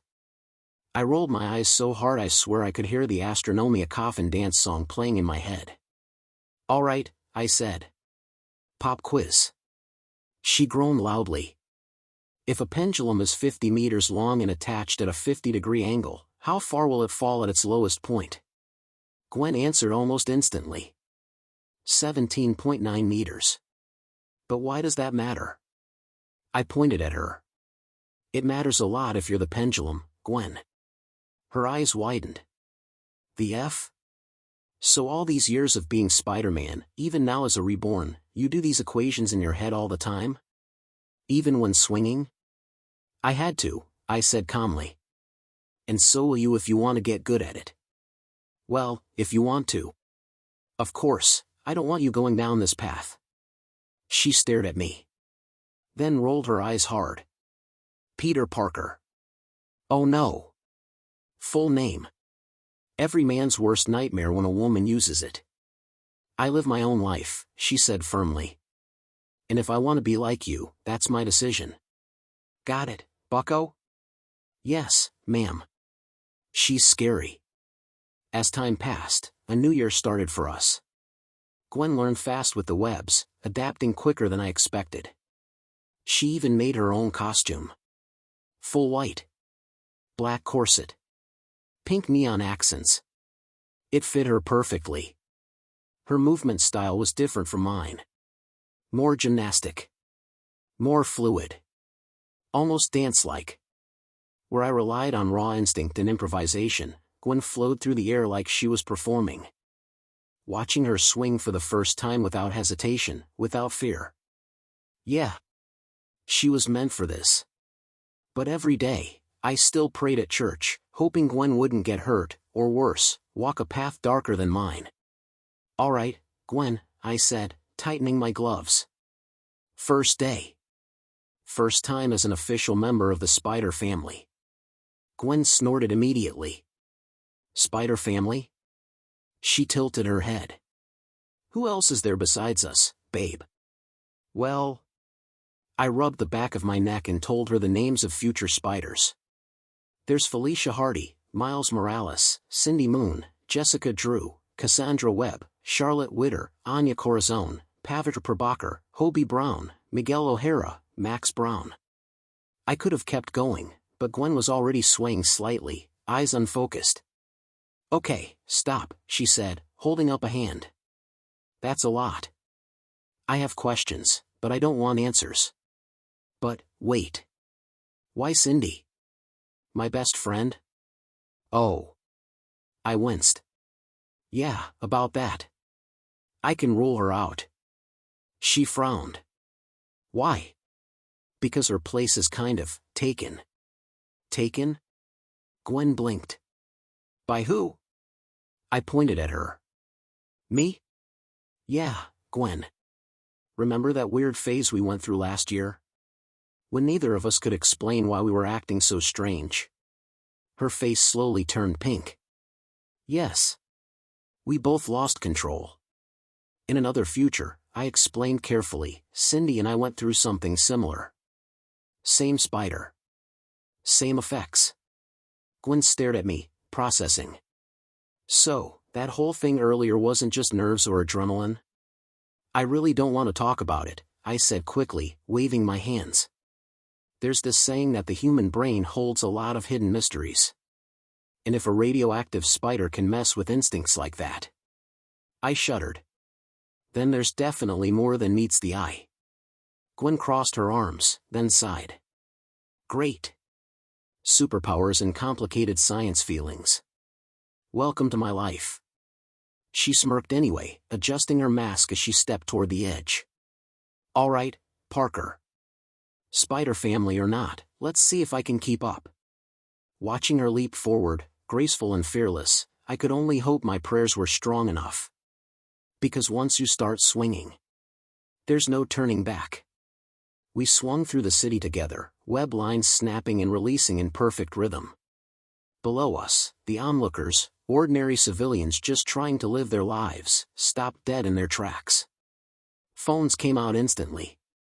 Is that another Spider-Man? No, wait, there's two. Some started shouting names. Spider-Girl. Spider-Woman. Did he get an upgrade? Gwen glanced down, then back at me, clearly enjoying the chaos. So, she said casually as we both arced between buildings, this Felicia Hardy, aka Black Cat. She flipped mid-swing, landing smoothly on a wall before pushing off again. Can we really trust her? Yes, I replied, adjusting my trajectory to match hers. But still, keep your guard up. Whenever I'm around her, trouble somehow follows. Gwen raised an eyebrow. Who? You're saying that like you like her or something. What? No, well, I hesitated. When we first met in my past life, she kissed me, ripped off my mask, and found out I was just a 15-year-old kid. Gwen gasped dramatically. And then what, Spidey? She threw up. There was a brief silence. On my costume. Gwen completely lost it. Pwah! Her laughter echoed between the buildings, almost making her miss her next web shot. Oh my God, she wheezed. That's horrible. I know, I groaned. Embarrassing. Really embarrassing. She swung closer, still giggling. So let me get this straight, she said. Legendary thief, confident femme fatale, completely defeated by teenage Peter Parker. Worst moment of my life, I muttered. She patted my shoulder mid-swing. Don't worry, Tiger. At least now you've got a cooler partner. I sighed, watching the city stretch out beneath us. Yeah. Definitely cooler. And much louder when she laughs. But do you love her? Gwen asked, her voice softer as she swung beside me. Well, I said after a moment, over time we became partners. A crime-fighting duo. The Daily Bugle even labeled us a pair of criminals thanks to J. Jonah Jameson. Gwen tilted her head mid-swing. A pair? Like, together? He meant it like that, I sighed. Dang, Petey. She glanced at me. So what happened between you two? We worked together. A lot. Went on a few undercover outings, played roles when we had to. I shook my head. We even staged a fake wedding once to lure out an enemy we both shared. Gwen nearly missed her web. A wedding? Fake, I emphasized. Very fake. She stared at me for a second, then burst out laughing. Your past life was ridiculous. Tell me about it. As we continued chatting and swinging, both of our spider senses suddenly flared. My body tensed instantly. We looked down. Below us, a group of criminals were attempting a robbery, weapons drawn, shouting at terrified civilians. I turned to Gwen, adrenaline kicking in. All right, Gwen, I said with a grin. Ready for your first real hero act? She cracked her knuckles midair. I was bitten ready, Pete. I groaned. You planned that, didn't you? Absolutely. We zipped downward together, landing with a powerful impact that sent a shockwave through the street. The criminals stumbled back in shock, completely unprepared. Side by side, Gwen and I stood tall.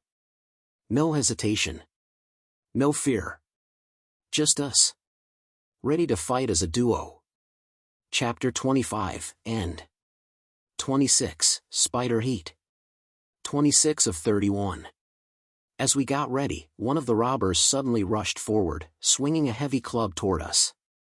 Another moved in from the side, raising a gun with shaky hands. Gwen froze for a brief moment at the sight of it. I could not blame her. This was her first time wearing the spider mask, her first real step into this world. Arachne, calculate all possible options. Oh yeah, I almost forgot to mention. I now had my own version of Jarvis, an AI I built myself. I called her Arachne. I thought about Silka at first, but the name reminded me too much of Cindy. Scanning possibilities, Arachne replied calmly. Arachne, referred to as a she, immediately got to work. Her systems analyzed the robbers, the shop layout, and every object within reach.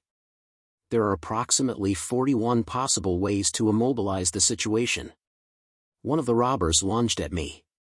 I reacted on instinct and fired a web straight into his face, yanking him off balance and slamming him into a shelf. Make that 39 now, Arachne said dryly. I turned back to Gwen and gently shook her shoulder, snapping her out of it. Hey. You okay? This is your first time. Yeah, she said, breathing out slowly. Sorry. I just kinda paused there for a sec. Before I could respond, another robber charged toward us. Gwen's spider sense kicked in, sending a sharp warning through her body. Her eyes widened and her hesitation vanished.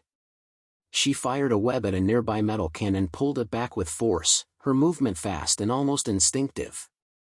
The can slammed into the robber, knocking him backward, but his knife slipped from his hand and struck him in the back as he fell. Gwen stood there for a moment, staring at what she had just done, her chest rising and falling rapidly. I could see the shock in her eyes, mixed with fear and adrenaline. She clenched her fists, steadying herself, then looked at me again. This time, she did not freeze. She was ready. We tied the robbers upside down with our webs and made a quick exit before the police surrounded the store. Sirens echoed through the streets as we swung away, the city lights blurring beneath us. We moved across the skyline and eventually landed on top of a high-rise building. The night wind brushed past us as we sat on the edge, our feet dangling far above the streets below. Sorry I burdened you, Pete, Gwen said softly. Man. She was making those puppy eyes again. It should be illegal how cute that look was. I let out a sigh and leaned back on my hands. Don't take this out on yourself, Gwen. Take it as a lesson, all right? She looked up at me and gave a weak smile, the tension in her shoulders finally easing. I handed her a slice of pizza I had picked up earlier. We ate together in comfortable silence, watching the city breathe below us before heading back down into action. The rest of the night was quieter. We handled small crimes and everyday troubles. A stolen purse returned to its owner. A lost item tracked down. A bit of detective work here and there. Nothing world-ending, but it felt good helping people. Eventually, we swung over to the police station rooftop where Yuri usually waited to exchange information and plan ahead. The moment she saw Gwen as in her spider suit, her eyes widened at the sight of another Spider-Man Hanto, Omewa, she muttered before letting out a tired sigh. I explained everything to her, leaving out the part about Gwen who has gotten her powers. Yuri listened carefully, arms crossed, clearly not thrilled but accepting it.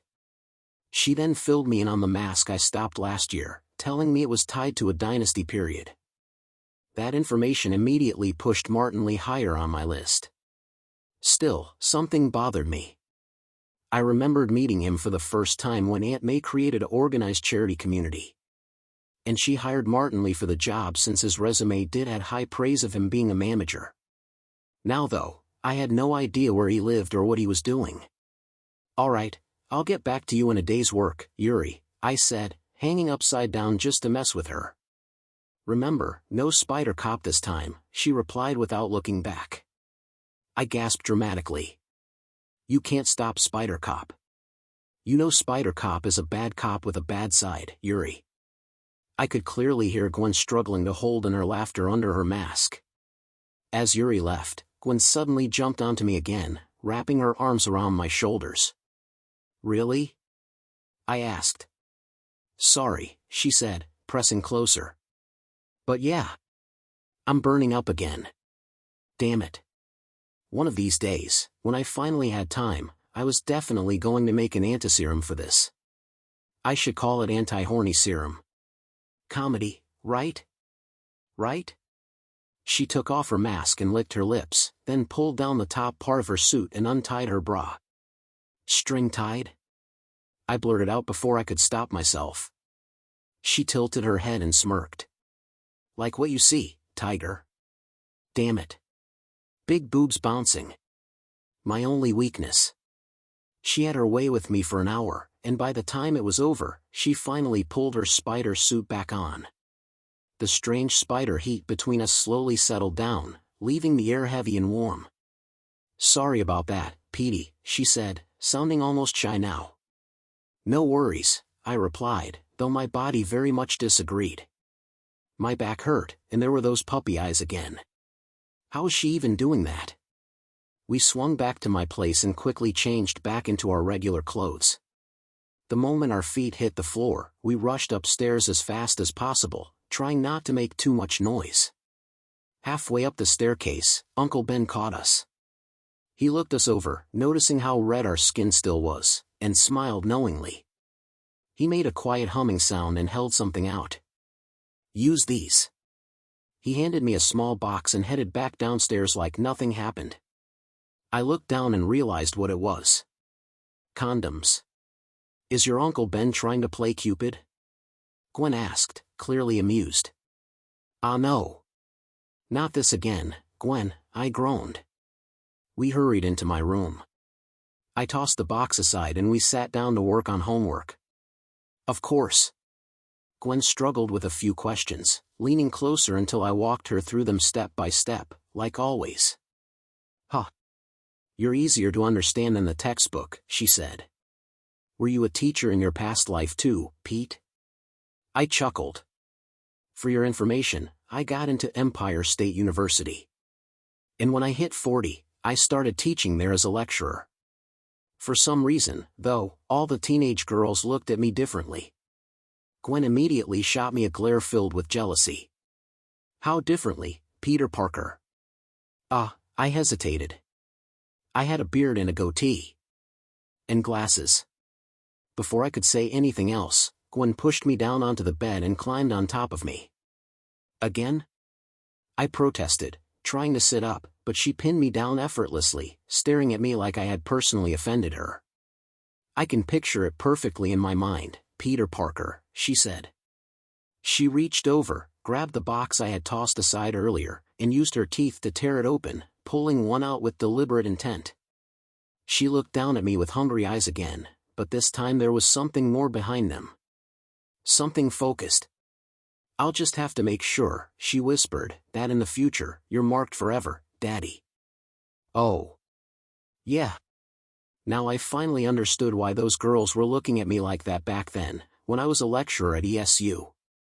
Ah shit, here we go again. Chapter 26, End. 27, The Price of Two Futures. 27 of 31. A few days later, Gwen's ghost spider identity started making waves, civilians calling us the Web Duo or S-Squad, as in Spider Squad. I even let Gwen handle solo missions, but only the safer ones, not the high-risk kind. No way I'm throwing her into something that could go sideways in seconds. And because both of us got bitten by the same spider, we understood each other on a level no one else really could. We had a lot of science stuff going on. Yes, you get me. Science stuff that will soon turn 18 plus after this author finally ups our age. Author, hey, I'm getting there, damn it. Peter, sure you are. Smiley face. Right now, I was alone, standing in front of the sanctum. The building looked as ancient and intimidating as ever, its windows dark yet somehow watching. I was called in by Wong. He said the Ancient One wished to see me. I adjusted my backpack strap and pushed the door open. The wooden doors creaked softly, the sound echoing through the quiet halls. The air inside felt different, heavier, like it carried secrets. As I stepped in, I noticed a woman lying across a couch like she had too many drinks. One leg hung off the side, her head tilted back, mouth slightly open. Glitter shimmered faintly on her face under the dim light. Wang entered from the hallway, wearing his usual straight expression, hands calmly folded behind his back. I tilted my head toward the woman. "Who's that, Mr. Wang?" "Just Wang, kid," he corrected without missing a beat. "And this lady here is Madison King. We hung out over cereal." "Right." I blinked slowly. "Yeah. Not going to ask." Wang gestured for me to follow him. His steps were steady and controlled, his robes swaying slightly with each movement. I followed closely, my footsteps softer against the polished floor. We walked into the main chamber where the Ancient One stood by the window, sunlight pouring in around her silhouette. She turned gracefully, hands folded within her sleeves, posture straight yet relaxed. "Ah, you're here, Peter." Her voice was calm, almost melodic. It carried authority without needing to be loud. "Hi, miss." I scratched the back of my neck awkwardly. "Sorry. I don't really know how to address you properly." For a moment, there was silence. Then she chuckled. It was soft, warm, and completely unexpected. Her shoulders moved slightly with the sound, eyes narrowing with quiet amusement. The faint smile that followed made her seem far less untouchable than the legends described. My eyes widened. I leaned slightly toward Wang and whispered, "Did she just?" Wang kept his eyes forward, but I noticed the tiniest twitch at the corner of his mouth. "First time for me," he replied under his breath. I looked back at the Ancient One, feeling a strange mix of nerves and curiosity twisting in my chest. Whatever she had called me here for, it definitely wasn't going to be ordinary. "Back to why I called you here. Finally. Just as you said during your past life, Stephen does indeed start his journey in 2016. The Ancient One spoke calmly, her hands folded within her sleeves, but there was a subtle shift in her tone. "We decided to do it early, as you suggested, Peter. But you should know, his journey begins with that crash." "Of course. That stupid car crash. I can handle earlier timing, sure. But the crash? Sheesh. This is going to be tougher than I expected." And I checked. "The best option is." "Madam?" I asked when she paused. Her gaze lifted to meet mine, steady and unreadable. "Christine must die." "Oh hell no. Please, God. No. No, no, no. No. Not her. Damn it. No." My palms slammed hard against the wooden table, the sharp crack echoing through the chamber. The impact stung, but I barely felt it. I stepped forward, chest tight, heart pounding like it was trying to punch through my ribs. "Are you insane?" I snapped, staring straight at her. "Are you asking for the universe to die early?" The air shifted. The room seemed to grow heavier, the sunlight dimming just slightly as if reacting to my outburst. Wang stiffened beside the doorway but did not interfere. In my past life, Dr. Strange showed me someone he had trapped during one of his battles. Supreme Strange. A broken version of himself. A man who lost Christine, and tried to break reality to get her back. I could still remember the way Stephen's voice changed when he talked about him. Regret. Fear. A warning wrapped in pain. "You don't understand," I said, my voice lowering but shaking with intensity. I took another step forward, jaw clenched. "If she dies, he won't accept it. He won't move on. He'll tear the fabric of reality apart trying to fix it." My fingers curled into fists at my sides. I've seen what happens when Stephen loses her. The Ancient One didn't flinch. She watched me with calm, ancient eyes, as if she had already calculated every possible reaction I could have. "This is not done lightly, Peter," she replied softly. But I was already pacing now, running a hand through my hair. "We're supposed to guide him, not push him into becoming something worse. The crash is one thing. That's fate. But killing Christine? That's interference. I stopped, turning back to her. That's playing God. Then what do you suggest, Peter? The Ancient One asked, expecting an answer from me. I didn't hesitate. Let the crash happen. But Christine is an absolute multiversal no. Literally. My voice echoed sharply through the chamber. My chest rose and fell heavily, but my stance was firm. I have checked every possible way to defeat Null. Only two paths revealed themselves, the Ancient One said. Her tone, however, felt different this time. Not cold. Not commanding. Almost regretful. What's the other option? I asked. I shouldn't have. Gwen Stacy must become one with a symbiote. The words had barely finished leaving her mouth. My fist clenched. The desk beside me exploded into millions of splinters, wood shards blasting outward like shrapnel. The impact thundered through the sanctum, the walls trembling under the shockwave. Wong reacted instantly. Golden mandala sigils formed beneath my feet and around my arms. Bands of glowing energy snapped into place, wrapping around my torso and wrists, pinning me mid-motion. Peter! Wong barked. Little did he know. I am reborn. Strange taught me more than anyone realized in my past life. I inhaled sharply, then flicked my fingers in a precise motion. A counter-sigil formed in crimson light, cutting cleanly through Wong's bindings. The golden restraints shattered into sparks that fizzled against the floor. Before Wong could cast again, I was already moving. In a blur, I crossed the distance. My hand wrapped around the Ancient One's neck and I slammed her against the wall. The stone cracked behind her from the force. Dust fell from the ceiling in a soft rain. Wong froze, eyes widening. The Ancient One's gaze locked onto mine. She noticed it immediately. My eyes were glowing red, swirling with raw malice and something far darker. The air around us vibrated, the sanctum's relics humming in response to the surge of unstable magic pouring out of me. I'll give you 1 second, I growled, my voice low and shaking with fury, to take back what the hell you just said. My grip tightened slightly, not enough to crush, but enough to make the threat very clear. You don't get to gamble with her life, I continued, every word laced with wrath. You don't get to decide that Gwen becomes a host just because your visions say so. The red glow in my eyes intensified. Say it again, I demanded, my tone deadly calm now, far more dangerous than shouting. Say it again, and I won't care who you are. I let go of her. For a brief second, the chamber was silent except for the faint hum of unsettled magic. Dust drifted through the sunlight between us.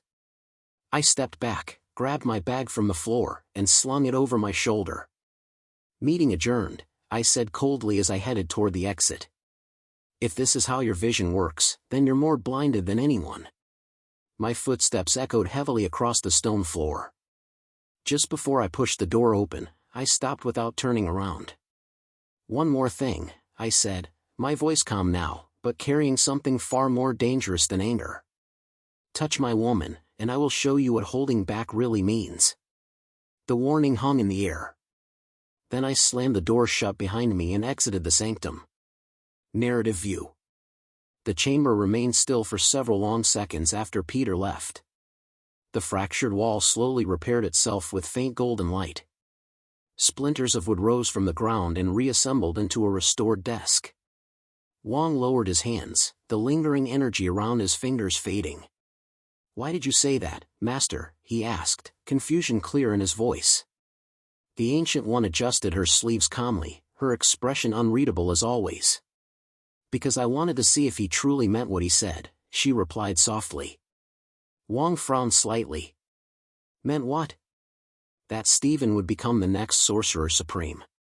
That Dormammu would descend. That America Chavez would arrive. And let us not forget Strange's new lover, Clea, or whatever name he used. Wong blinked. Master, he is just a kid.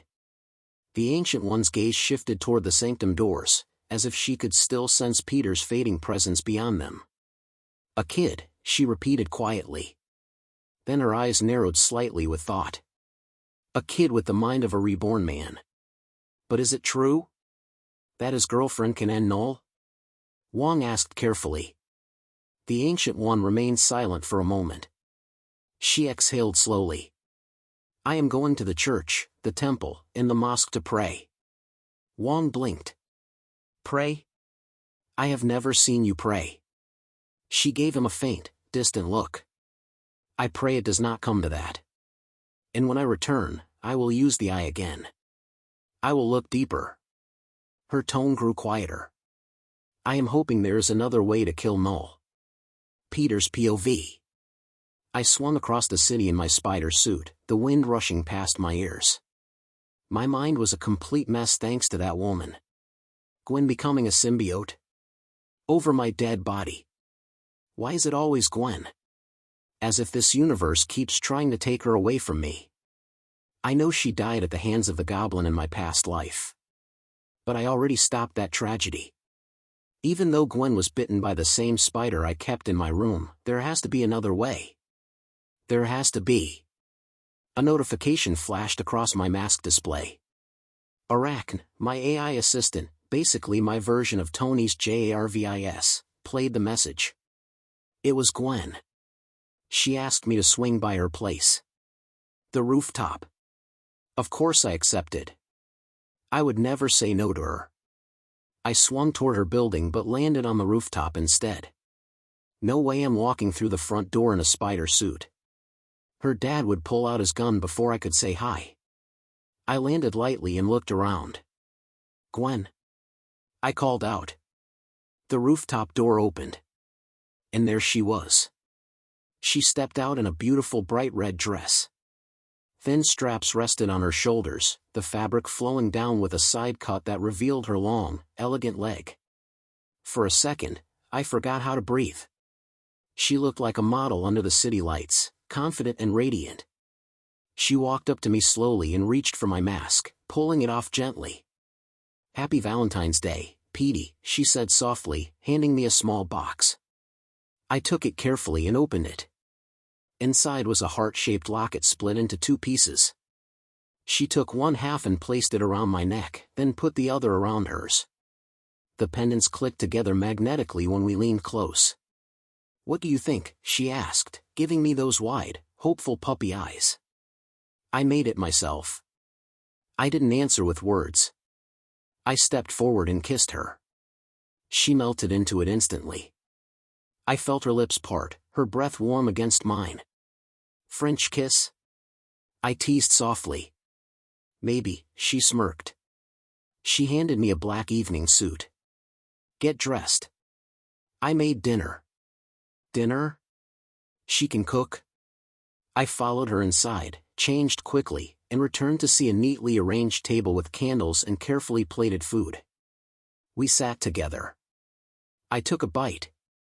My eyes widened. It's delicious, I said, smiling at her. She chuckled happily, clearly proud. Yet even as we laughed, the Ancient One's words echoed in the back of my mind. For now, though. I pushed it aside.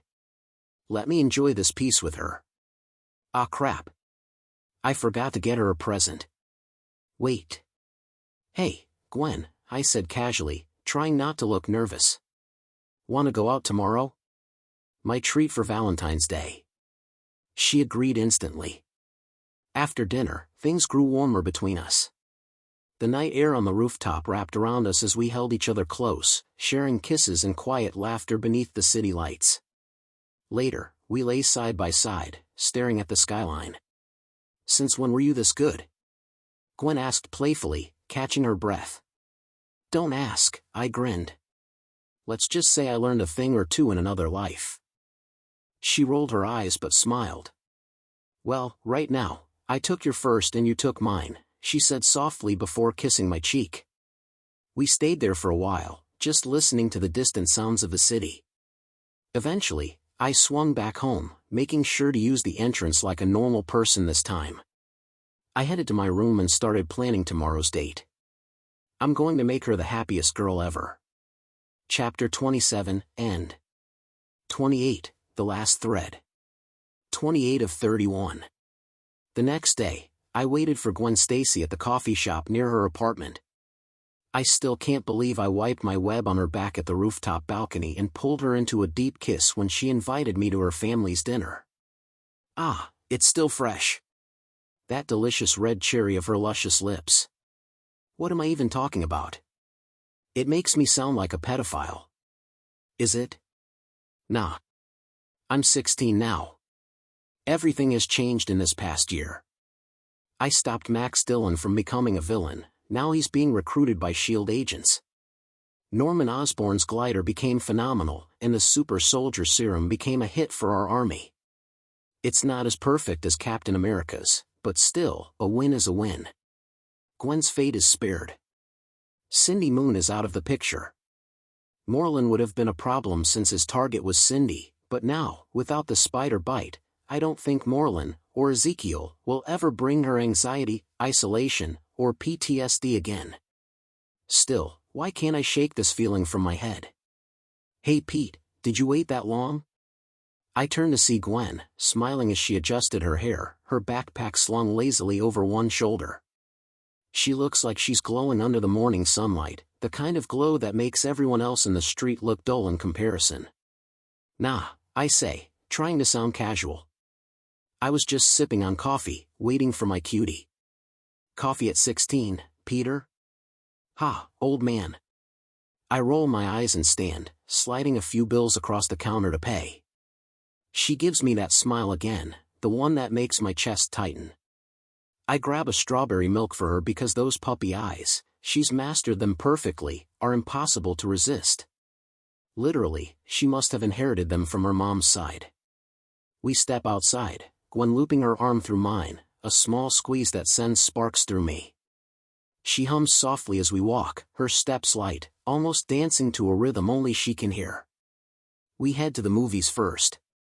It's February 2014, just after Valentine's Day, and both of us are in our third year at Midtown High.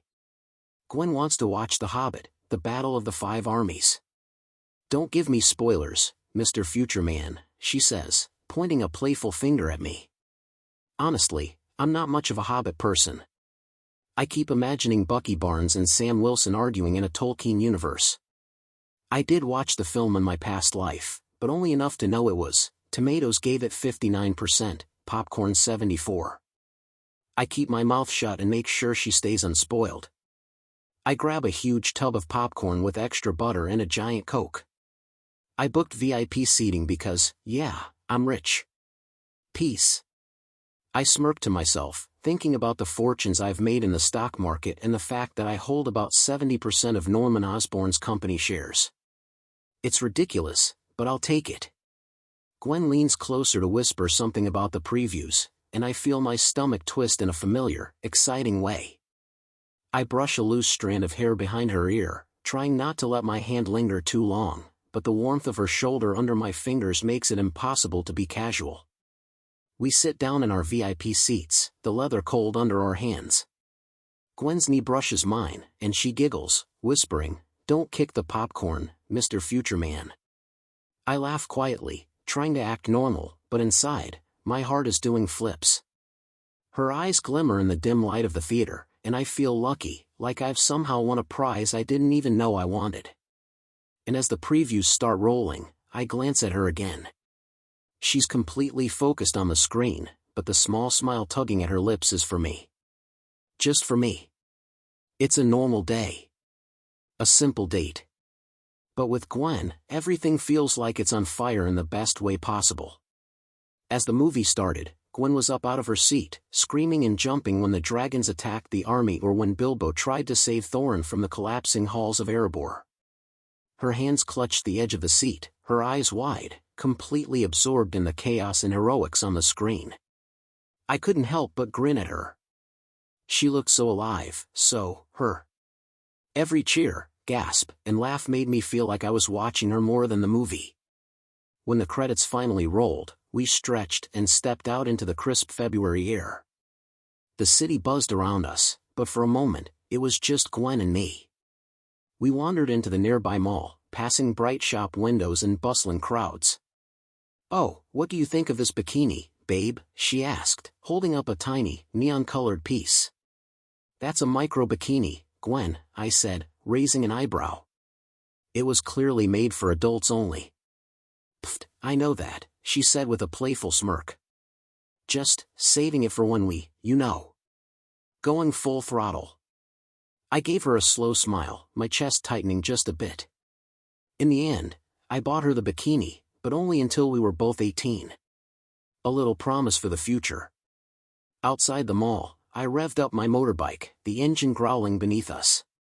Gwen hopped on behind me, her arms wrapped around my waist. We weaved through the bright lights of Times Square, stopping to try all sorts of snacks and desserts along the way. Cotton candy, pretzels, churros, the smell of sugar and city life mixing with the winter air.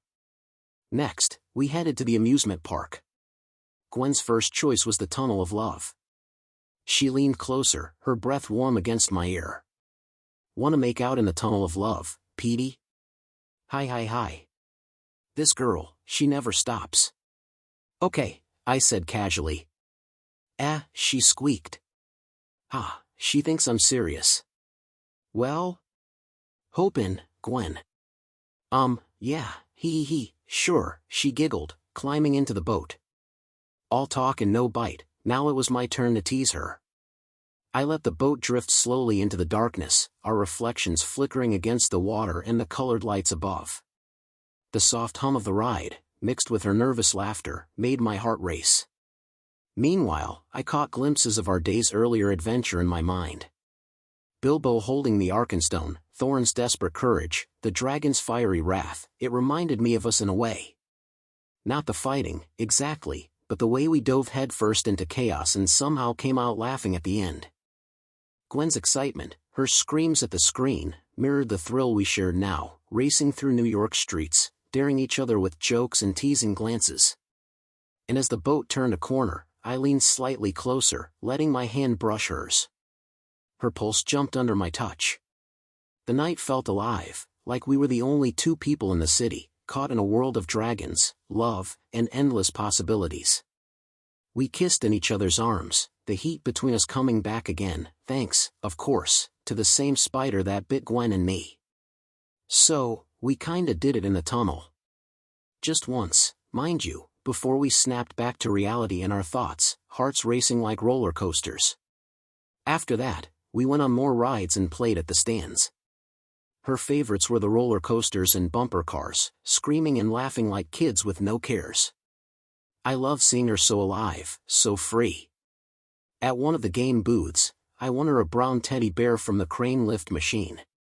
"Here, Gwen," I said, handing it over with a grin. Gwen took the teddy bear and hugged it tight, her face lighting up with a soft, nostalgic smile, the little girl inside her shining through. "Thanks, Pater," she said, her voice sweet and teasing. After the amusement park, we walked along the beach, barefoot, feeling the cool sand under our feet and the wind brushing against our skin.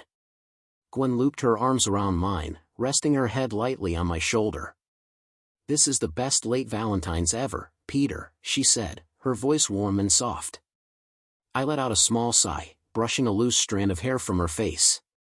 "Sorry, I forgot about Valentine's Day. I promised myself I'd change when I got a second chance in rebirth. Yet, somehow, I feel like I didn't change enough for you, Gwen." She squeezed my arm gently, leaning just a little closer. "Peter, you already did enough. Don't overthink it." I couldn't help but laugh quietly at that, the mix of sweetness in her playful tone making my chest tighten. And somewhere in the back of my mind, the memory of that in the tunnel made me choke on my laughter, trying not to blush. Gwen noticed, of course, and just smirked, clearly enjoying the chaos she'd caused in both our hearts and minds. After our stroll, we went for dinner at a 5-star restaurant reserved just for us. Gwen ordered a steak, and so did I, though I added a bit of an adult flair, thanks to memories from my past life. As the food arrived, Gwen and I talked about schoolwork, assignments, and our next plan to cruise through New York in our spider suits. The conversation flowed easy, the way it always did when it was just the two of us. Until her phone rang mid-sentence. "It's Cindy," Gwen said. My brow rose, a cold knot forming in my stomach since this morning. Is this, my Peter Tingle? Nah. Answer it. Let's hear what she says, I said. Gwen put the phone on speaker. A loud scratching sound filled the air, followed by faint sobbing. Gwen quickly cut the speaker and held the phone to her ear. Cindy? Cindy! Are you there? Panic radiated off her in waves. Something terrible was happening, crashing sounds, hurried movements, faint whispers. My heart hammered. Something was very wrong. Gwen, help! Cindy! Cindy? I paused mid-bite and studied Gwen's face. Put it on speaker again, Gwen. The line returned with Cindy's terrified voice, trembling as though she were hiding from someone, or something. My chest tightened. Gwen, help! Help! Some guy called himself, A scream cut her words short. Then another voice rang, cold, cruel, and chilling to the bone. Foolish child. I, Morlin, will take your power. No. I shot up from the table, sliding everything aside. I bit my thumb and drew a circle fast, the old ritual instinct kicking in. Gwen froze, eyes wide, shocked to see me sketching the circle so quickly and deliberately. No time to explain, I said, my voice sharp. Remember when I told you Cindy Moon is silk? Yeah, Gwen whispered. Put on the suit.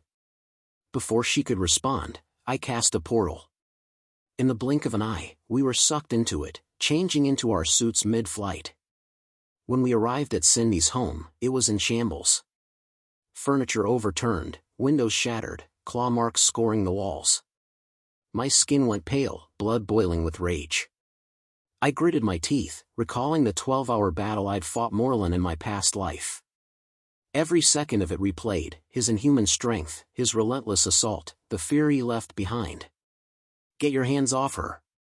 Gwen and I shouted in unison as I lunged at Morlin, who had Cindy pinned by the throat. Gwen dove to catch her, her arms trembling but steady. Get her as far away as possible. Right. Fu * King. Now. Gwen froze at the raw intensity in my voice. She wasn't ready for this kind of threat, but she trusted me. You, the script, you're not supposed to. Fu * K your script, Morlin, I snarled. Rage laced every word. Morlin's expression flickered between confusion and recognition, like a predator realizing it had underestimated its prey. It's our first time meeting, he said, but something tells me we've met before. Morlin's eyes narrowed, and I understood something he hadn't said. He was after Cindy because she was the last living thread of the spider power that didn't bite her. Both Gwen and I carried it, gifted by the same spider that had touched us. Cindy was untouched, unaltered, and therefore, vulnerable. Her energy, her potential, it drew him like a magnet. Every part of him hungered for it. Morlin's aura pulsed with shadow and hunger, the air itself vibrating with his power. He moved faster than thought, a nightmare of sinew and malice. I didn't hesitate. Arachne, activate killing mode, I commanded my AI assistant. It was on. Just him and me this time. 12 hours of memory, 12 hours of pain and struggle, fueling every move. His attacks slammed against me, each blow a reminder of the past, but this time I was ready. This time, I wouldn't stop. I wouldn't hold back. I lunged, weaving through a flurry of shadows and energy, eyes locked on him. Cindy's safety, Gwen's trust, the lives of everyone I cared about, they all burned in my chest. This time and in this life. I will kill him. Once and for all. Chapter 28, End. 29, the hour the spider died. 29 of 31. First hour. Crash. Boom. Rag. I went on a rampage against Morlin, swinging and whipping my webs as I tossed and turned through the ruined streets. My body moved on pure instinct. Slip. Slide.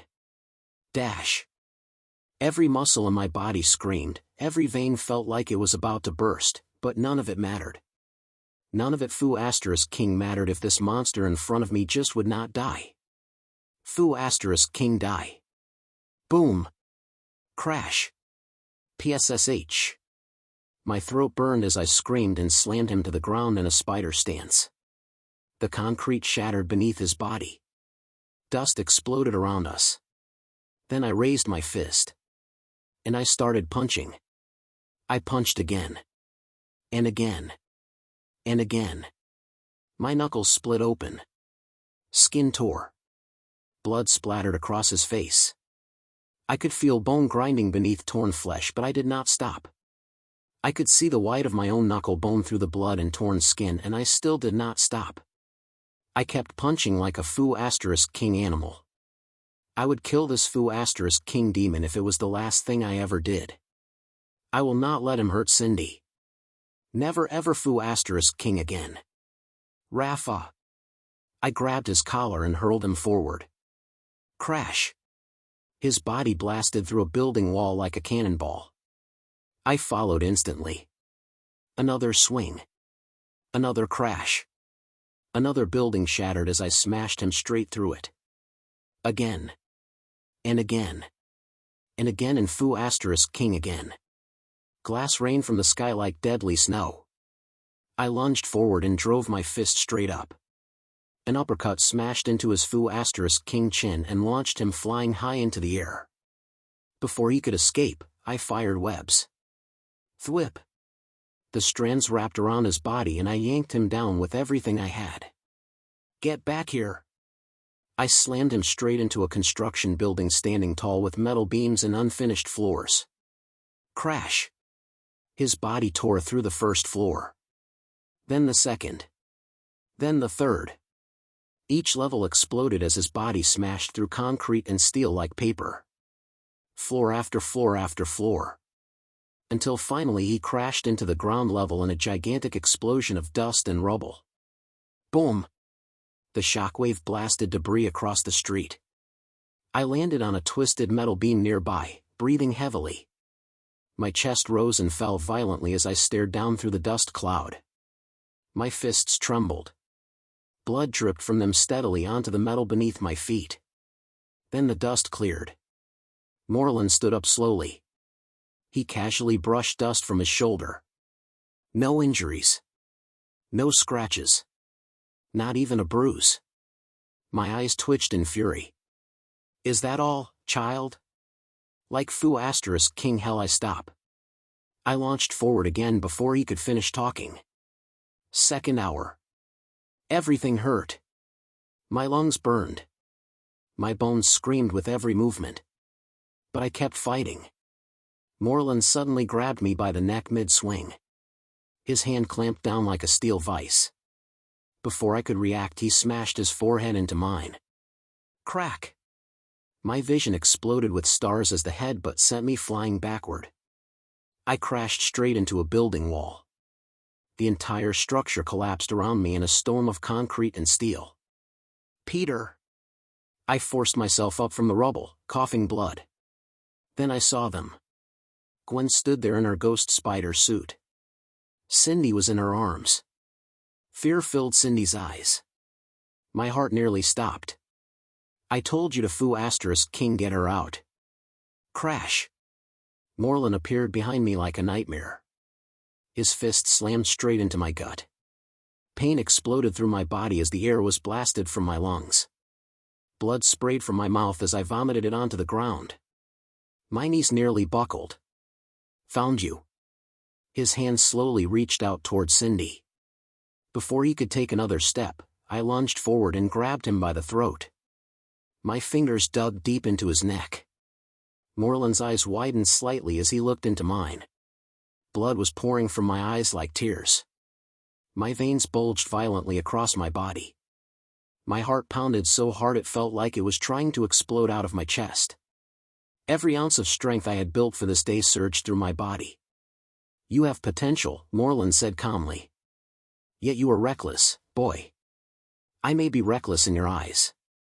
My grip tightened until my fingers trembled. But I will never let you get to her. With a roar I yanked him off the ground and hurled him far across the street. He smashed through the asphalt and rolled across the broken pavement. I turned toward Gwen. She was shaking. Not from the destruction. From me. 2 hours of fighting had turned me into something brutal. Something barely human. My body was broken. My suit was soaked with blood. But I was still standing. Get her out. My glare locked onto Gwen. It was not a request. It was a warning. Gwen swallowed hard. She nodded quickly and clutched Cindy tighter before dashing away across the rooftops. Crash. I turned back. Moreland floated in the air above the ruined street. Dark magic swirled around his hands like smoke twisting in the wind. His expression was calm. Almost disappointed. You should not have done that, boy. Humph. Then I laughed. Pwah.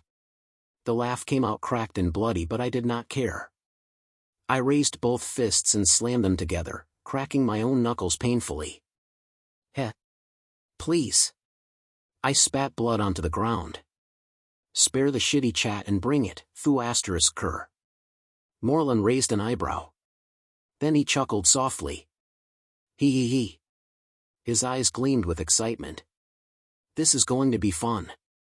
Moreland came straight at me with his fist, moving faster than a bullet. I stood my ground. For a split second, the world went silent. Then his punch arrived. Caught. Boom. The shockwave exploded through the street, shattering glass and blasting debris across the ruined buildings behind me. The ground cracked beneath my feet as the force spread out in every direction. But I did not move. Not even an inch.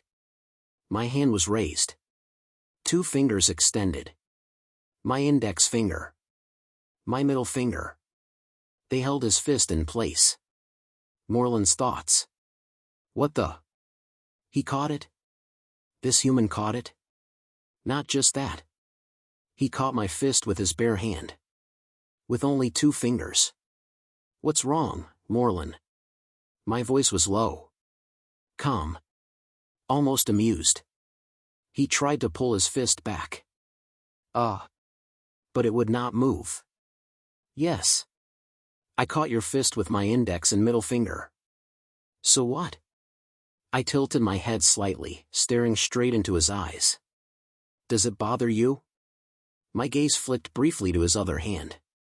Looking at your left hand, I can see a little twitch. The corner of my mouth curled faintly. Or is it because you destroyed a 500-meter radius of debris behind me? The ruined city stretched behind my back where the shockwave had torn through buildings and streets. Yet I didn't flinch. My fingers tightened slightly around his fist. Nor blink. Dust slowly drifted through the air. I just caught your punch. My eyes narrowed. Does that scare you? Don't mock me. Moreland violently yanked his arm free and stepped back, fury burning across his face. Dark magic erupted around his hands. Black energy spiraled outward as ancient symbols formed in the air. The ground trembled as the spell expanded across the battlefield. Suddenly the space around me sealed shut. A massive barrier of black energy slammed into existence, forming a towering coffin around my body. The walls were thick and pulsing with dark magic. Like a prison. Like a grave. I stood inside it without moving. Moreland smirked outside the barrier, watching me through the dark surface. Heh. Try getting out of that. Crack. Crash. My arm moved once. The moment my fist swung, the entire black coffin shattered apart like fragile glass. The spell exploded into fragments of fading darkness. The barrier disintegrated instantly. Debris scattered across the air as the prison vanished. Moreland stared in shock. How? A red scarf suddenly appeared around my neck. The cloth formed from glowing magic, wrapping itself around my throat like living energy before flowing down my shoulders. It moved slightly in the air as if caught in a supernatural wind. Arcane power pulsed through it. I slowly lifted my hand. Magic gathered around my fingers. You're not the only one with magic. The air began to vibrate around my body. Even the rubble on the ground started trembling. Even a puny little spider. My fingers moved as I cast the spell. Runes ignited across my suit. One by one. Glowing symbols spread across the spider emblem, across my chest, down my arms and legs. Arcane patterns burned like living circuits over the fabric. My body slowly lifted off the ground. Levitating. Suspended in the air as magic wrapped around me like a storm. Can do destruction. My eyes locked onto Morlun. And I mean big destruction. The runes on my spider suit burned brighter. Energy surged across every symbol carved into the suit. The wind began swirling violently around us as the magic reached its peak. Then I raised my hand slightly toward him. Morlun. My voice echoed with power. Meet Spider Supreme. Third hour. Gwen's POV. What the hell, what the hell, what the hell? I was running non-stop, carrying my best friend Cindy in my arms as we swung through the air. She clung to me tightly, scared and confused. Ms. Spider, did you just call Spider-Man Peter? Are you kidding me? Ms. Jesus Christ. Cindy, it's me. Mid-swing, I quickly pulled my ghost spider mask off to show her my face. Hey. Yeah. That was exactly the reaction Cindy had right now. Her eyes were wide like dinner plates. I grabbed her tighter and pulled her close as we continued swinging far away from the battlefield. Wind rushed past us as the city blurred beneath our feet. I glanced over my shoulders slightly and saw the destruction Morlun was leaving behind. A 500-meter radius of debris? Buildings were broken like toys. Streets were cracked open like earthquakes had torn them apart. My God. How does Peter put up with him? Not only that, kill? I have known Peter for a long time. He would not even hurt a fly. Well, before his rebirth thing. But kill? Gwen. Tell me how I can get spider powers. Are you shitting me, Cindy? I'm midair trying to get away from that thing while Peter is risking his life for you so you don't become a spider person and a S*X crazed lunatic. S*X crazed what now? Ah man. Spilled the beans. We landed on the rooftop of a nearby building so I could catch my breath. My legs felt shaky from the non-stop swinging. While trying to calm my breathing, I quickly explained everything to Cindy. The rebirth. Peter telling me who she was. Why he was trying so hard, down to his bones, to make sure she could live a perfect and harmonious life far away from all this insanity. Cindy stared at me in disbelief. So I'm about to get PTSD and anxiety if this Morlun or that Ezekiel guy ever catches me? Sort of, less. Suddenly my spider sense exploded in my head. My entire body screamed danger. I instantly turned toward the source of the voice behind us. A gray-haired man stood there calmly. He looked like he was in his 40s or maybe 50s. Who are you? I asked cautiously. Me? The name is Ezekiel Sims. And you are not supposed to be her. That's him? This gray-haired guy? The one Peter mentioned? Friend or foe, Peter made one thing very clear. He was not someone to mess with. Cindy, get behind me. I pulled Cindy behind my back protectively. Calm yourself, child. I mean no harm. Even if my intentions were justified, it seems I have already placed a scar upon the Asian child. Okay. Peter never told me he was racist. Author, he's not. I don't know what you're talking about or why you people want my best friend like some twisted fate wants her to suffer, I said as I lunged forward. But I won't let you. Caught. Punch.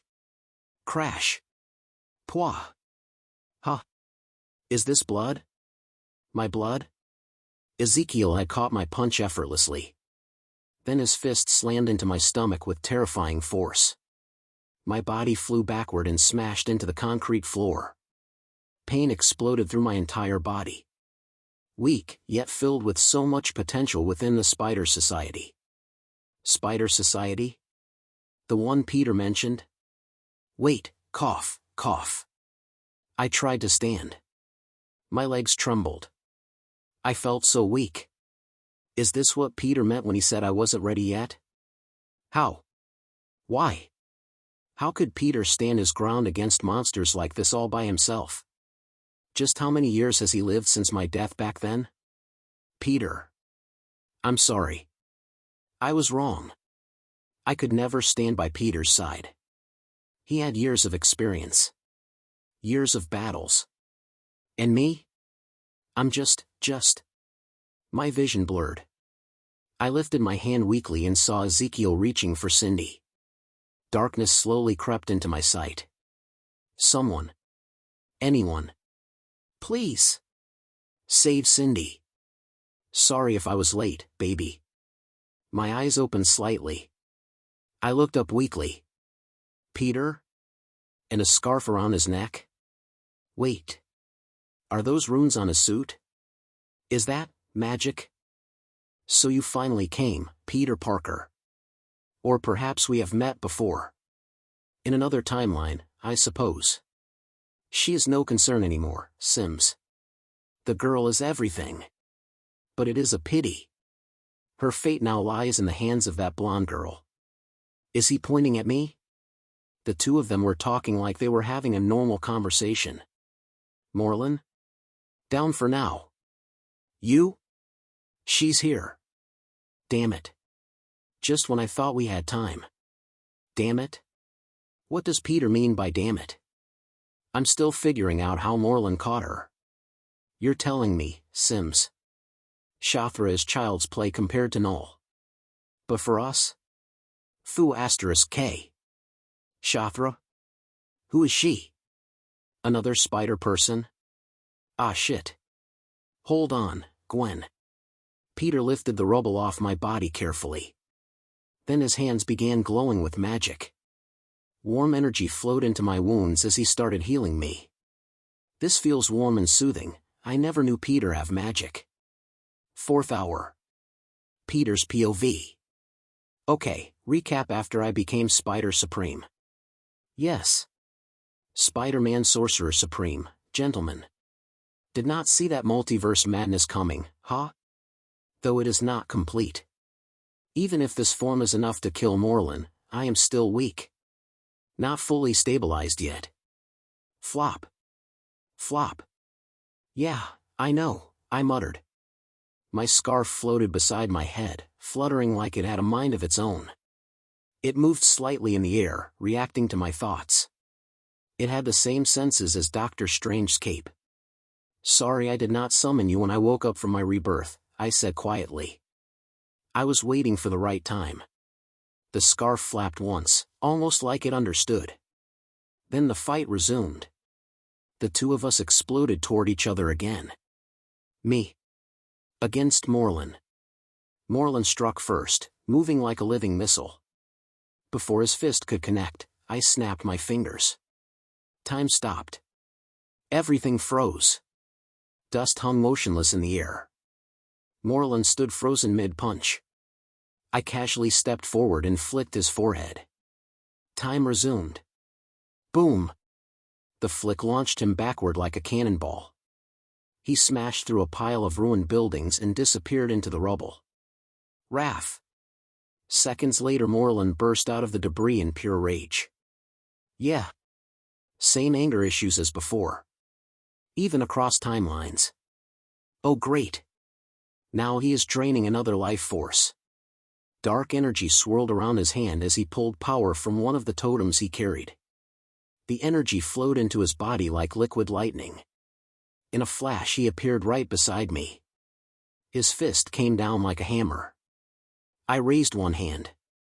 My pinky finger caught the punch. Then I flicked him again. Crash. His body slammed into the ground hard enough to crack the street open. Wrath. Jesus, this guy really does have anger issues. Oh great. He is draining another totem again. Wait a minute. Why does that life force look like that? The energy flowing from the totem was not normal. It surged like black ink mixed with dark blue energy. That color. That presence. Punch. Pwaff. Crash. My body slammed through a concrete wall. Damn it. I lost focus. That totem. Could it be her? Shafra? No. It cannot be. Too early. Plunge. Pwaff. Morlun appeared again and drove a heavy boot straight into my stomach. The impact folded my body. Before I could recover, he grabbed my head and hurled me like a rag doll. I smashed into another concrete building. Walls cracked. Steel beams bent. Good. Very good, boy. Morlun stepped forward slowly. You made me waste a few life forces on 2 totems. His grin widened. You forced me to use Shafra. He lifted another totem slightly. And the other one. Cain. My eyes widened. Cain? The 3 main totems. And Shafra too? How the hell did he get her? The wasp goddess herself. Before Morlun could move again, I snapped my hands together and cast a spell. The world fractured like glass. The mirror dimension opened. Morlun lunged forward with another strike. The air shattered around us. Both of us dropped into the mirror dimension. The entire world twisted into endless reflections. Buildings bent sideways. Gravity twisted in impossible angles. What the hell is this? Morlun growled. I cracked my neck. 2 words. My playground. I fired a web downward. The strand shot far below us into the city. It looked like it missed Morlun completely. You missed. Did I? I yanked the web upward. Morlun glanced down. His eyes widened. The entire city of New York twisted upward from below him like a massive wave of concrete and steel. Buildings ripped upward from the ground and slammed straight into him. Boom! The impact echoed through the dimension. I dove after him. My fist came down with a brutal strike. The impact shattered the mirror dimension around us. Reality cracked apart. Then we burst out of the mirror dimension mid-fall. Back in the real world. Falling through the sky. I fired another web. The strand wrapped around Morlun and I yanked him upward. Then I started punching. Again. Again. Again. Each strike drove him farther back. Then I web-slung both of us toward the ocean. The wind roared in my ears as we flew across the water. Joke is on you. Like you think I am getting wet. I cast another spell. Magic wrapped around Morlun's feet. Tons of invisible weight slammed onto him like anchors. His body dropped instantly. Straight into the ocean. He sank beneath the waves like a stone. I levitated back into the air, scanning the city. Searching. Gwen. Cindy. I found them. But they were not alone. Ezekiel was there. Damn it. This guy really does not waste time. 5th hour. Currently I was standing on the rooftop of a suburban building with Gwen, Ezekiel Sims, and Cindy. If you understood the gist from the backstory, then you already knew how insane this situation was getting. A vampire powered by spider totems was hunting us, and somehow Shafra herself was involved with Morlun. So what's the plan, Peter? Gwen asked, looking at me with a mixture of worry and expectation. She was seriously asking me for a strategy against a monster that could drain life forces and walk through dimensions like it was nothing. Honestly, hearing that question made me realize just how ridiculous this entire situation had become. Ezekiel, can you distract him long enough so I can cast a spell to send Gwen and Cindy through a portal? I asked quickly. Ezekiel did not hesitate for even a second before nodding in agreement. Enough said, just be quick, he replied before launching himself off the rooftop and swinging toward the ocean where Morlun had sunk earlier. I began casting immediately, golden magic circles forming around my hands as a portal slowly opened in the air before us. The swirling gateway revealed a familiar room on the other side, then a voice came from the other side, surprised and slightly confused. What the? Parker? Hey Ms. Ao, Ancient One Sorcerer Supreme, can't talk right now, I said quickly as I pushed Cindy and Gwen through the portal. They stumbled into the Ancient One's office as I hurried to explain the most important part. Keep them safe, especially Cindy Moon, the Korean girl. I'll explain everything once I deal with. Boom! A massive explosion erupted from the ocean before I could finish. A gigantic tsunami burst upward and began crashing toward the port of New York, towering high enough to swallow entire buildings. I immediately shut the portal before the Ancient One could question why I was standing there in my spider suit with a floating magical scarf around my neck like some discount Doctor Strange. Forden! I chanted while coughing out the spell, forcing my magic to react quickly. The roaring wall of water suddenly transformed into thick clouds as the tsunami evaporated into massive waves of steam. With another gesture I compressed the clouds together, forming a giant floating sphere of condensed vapor above the ocean. Before I could even catch my breath, Moreland burst through the steam like a demon.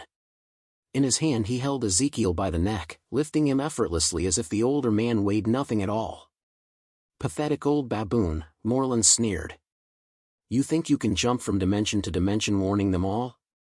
Ezekiel coughed weakly but still managed to laugh under Moreland's grip. No, he said quietly while staring directly at him. Because I can see it.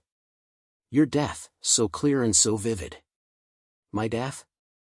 Moreland laughed loudly, the sound echoing across the ocean. Pwah! Why don't you take a look at this one totem I got? It's just a small droplet from the source itself. At first I thought he was showing Shathra's totem, the one thing powerful enough to shake even someone like Moreland. But something about the reaction in front of me immediately told me I was wrong. Ezekiel was not responding with anger or strategy. He was trembling. How? How dare you go to him? Ezekiel suddenly shouted in pure rage and disbelief. His entire demeanor had changed completely, as if the mere sight of that totem had shattered whatever calm he once had. Boy! Kill him! Kill him before he uses the totem in his hand. The panic in his voice was real. Gone was the calm and calculating man Peter had once described to me. Whatever Moreland was holding was something far worse than Shathra, and the fear in Ezekiel's eyes made that terrifyingly clear. 6th hour. Narrative view. Back at the secret sanctum, after a brief conversation with the Ancient One, Gwen explained everything she knew about Moreland and why he was hunting Cindy Moon. She described the destruction in New York, Peter fighting Moreland alone, and the strange totems involved in the battle. When she finally finished, the Ancient One stood quietly with her hands behind her back, her expression thoughtful. I see, the Ancient One said calmly. So the bride is what he is after. The bride? Gwen and Cindy said together, their eyes widening in confusion.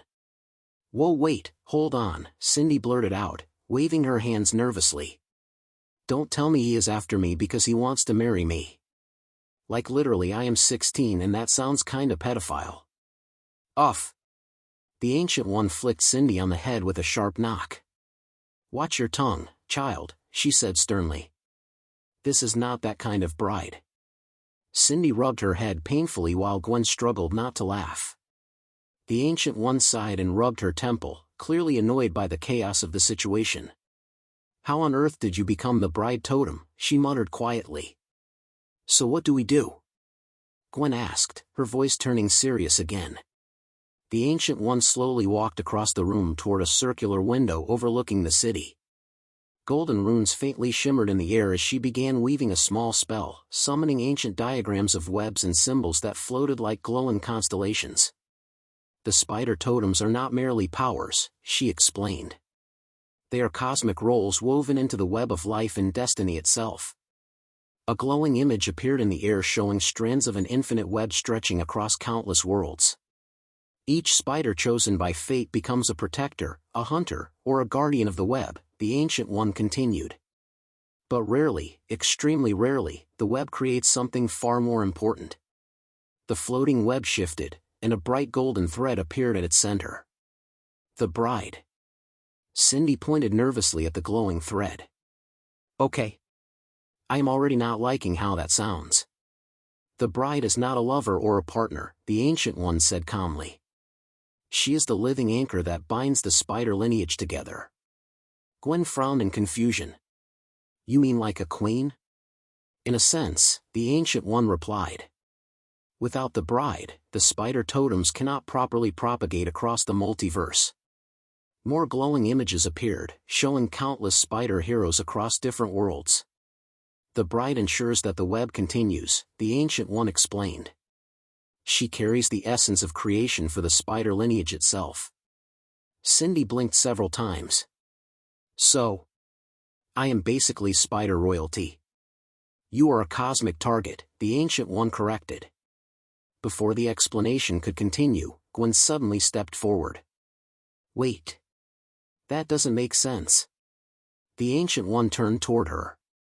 What do you mean? I was bitten by the same spider Peter was, Gwen said firmly. The same one that gave him his powers. She pointed at herself. If anyone was supposed to become the bride, it should have been me. The Ancient One's expression remained calm. Gwen continued speaking, her voice becoming more serious. Peter told me what happened. About the rebirth. About how he came back from the future and changed things.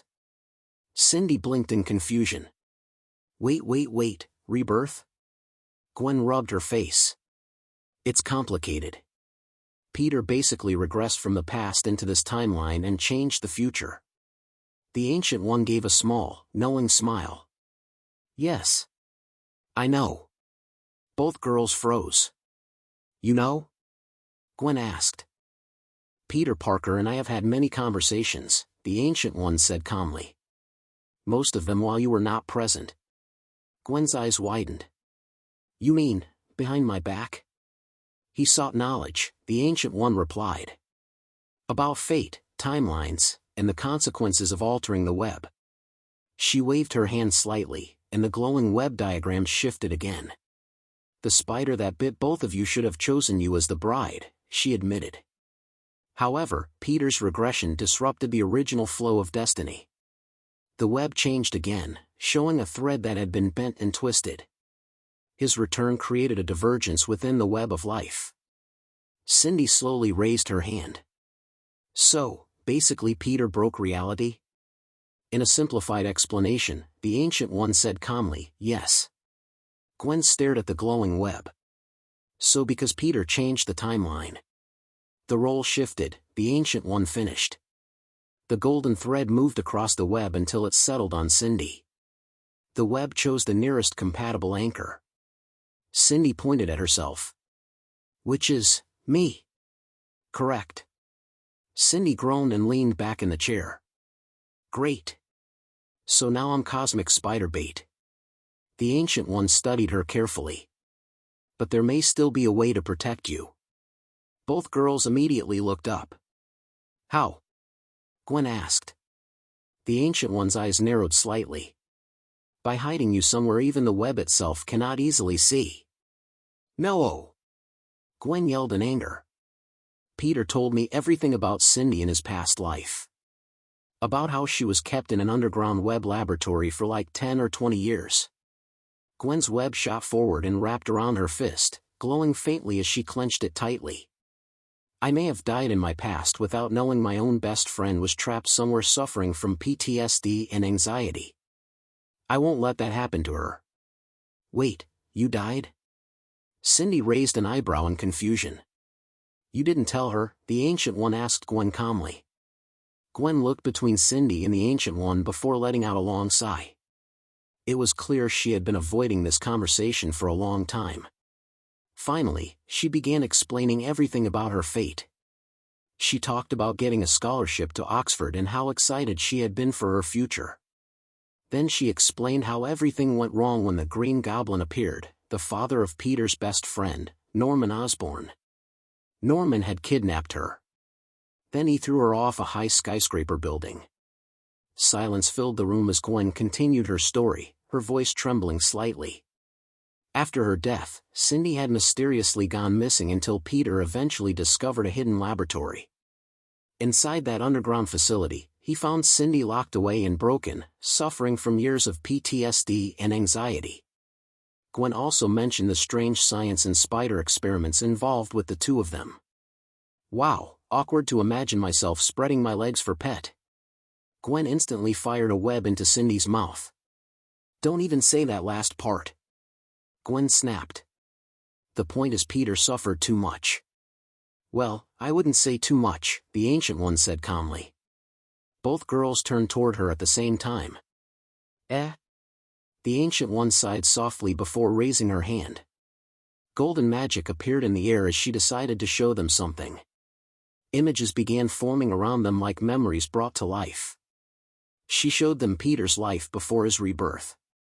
Even the Ancient One herself remained calm and composed while watching it, but internally she could not ignore the truth.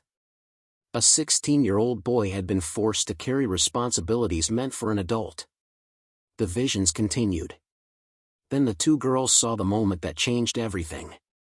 They saw Peter standing on the edge of a church rooftop in the rain, watching as Gwen's casket was lowered into the ground below. Lightning flashed across the sky. Peter's voice echoed in the memory. With great power comes great responsibility, so why? He stared at his gloved hands, his spider suit covered in blood and mud. I'm sorry, Gwen. I'm sorry. I tried. His breathing broke into painful sobs. Kiki, ku, ah. Then he screamed. Wrath. Thunder crashed loudly in the sky, hiding his scream from the people attending the funeral below. Peter. Gwen covered her mouth as tears streamed down her face. He really. You were his chains, Miss Stacy, the Ancient One said softly. You were the chain that held his demons inside. She paused before continuing. But that chain was broken. The visions changed again. Peter stopped holding back. He began hunting criminals across New York, one by one. The anger, grief, and guilt inside him turned into something darker. He stopped pulling his punches, the Ancient One explained. He began killing every criminal he found. The images showed brutal battles across rooftops and alleyways. Soon he went on a complete killing spree across the city. Gwen's hands trembled as she watched. Eventually he calmed down, the Ancient One continued. But by then the mask had already changed him. The images shifted again. Peter sitting alone in his apartment. Listening to a recording. Over and over again. He listened to your final speech every day, the Ancient One said gently. So he could hear your voice. She looked at Gwen with understanding. That is how much love this boy carried inside his suffering. The vision fast-forwarded through more years of Peter's life. His double life. His struggles. His relationship with Mary Jane. The dating. The breakups. The marriage. Gwen's eyes narrowed dangerously. This bitch. Cindy blinked in surprise. Whoa, I never knew you had this side of you. Gwen crossed her arms stubbornly. Peter is literally what every woman wants in a man. Like, husband material. Oh ho. The Ancient One and Cindy both looked at Gwen with teasing smiles. Egu, just admit you want to carry his B.A., MMPH. Gwen instantly webbed Cindy's mouth shut again. Cindy struggled helplessly while making muffled noises. Meanwhile the Ancient One simply shook her head softly. Ah, youth. She smiled faintly. They grow up so fast. Then the Ancient One raised her hand again, and the visions shifted forward in time. The glowing images began moving rapidly through years of battles, alliances, and losses until they stopped at a battlefield filled with smoke and chaos. A massive purple titan stood at the center of it all. Thanos held the Infinity Gauntlet, the stones glowing ominously as he slowly lifted his hand. Ah, this moment, the Ancient One said quietly. The girls watched as several figures struggled to restrain him. Tony Stark clung to one arm while Doctor Strange held another. Mantis tried to keep Thanos subdued with her powers while Nebula and Drax the Destroyer struggled to keep him pinned down. Nearby, Peter Quill stared at the Titan in rage. The plan was working. All they needed was to pull the gauntlet off. Then everything changed. Peter Quill suddenly learned the truth. That Thanos had killed Gamora to obtain the Soul Stone. Quill snapped. He rushed forward and began punching Thanos in blind rage, shouting in fury while the others desperately tried to stop him. The Ancient One froze the vision at that exact moment. Before Quill could strike again, another figure moved. Peter. Peter shot forward and struck Quill first, knocking him away before he could ruin the plan. "Get the gauntlet off him!" Peter shouted in the memory. The vision continued, showing the others quickly trying to remove the gauntlet while Quill lay stunned on the ground. Cindy blinked slowly. So he is an idiot, but with the worst possible timing? Yes, the Ancient One replied calmly. The body of a man with the brain of a moronic child. The vision shifted again as time moved forward. Now the battlefield was the final war. Explosions filled the sky while heroes and monsters clashed everywhere. Peter moved through the battlefield like a storm. Criminals. Aliens. Invaders. He showed no hesitation. No mercy. Every enemy that stood in his path fell. "Don't blame him, girls," the Ancient One said quietly as they watched the brutal scenes unfold. By this point he had already learned something very important. She paused before finishing her thought. This war came with a warning. The girls watched Peter tear through enemy lines without holding back. So killing was the only option. The vision moved forward again. Then it reached the final moment of the war. Thanos stood victorious. The Infinity Gauntlet was back in his hand. Heroes lay injured across the battlefield. Then Tony Stark made his decision. The vision showed Tony rushing forward. In a desperate move, he stole the stones from the gauntlet. Energy surged violently around his body as he snapped his fingers. The light from the Infinity Stones exploded across the battlefield, bringing back everyone who had vanished. But the cost was immediate. Tony collapsed to the ground. His body was burning from the power of the stones. Peter saw it happen.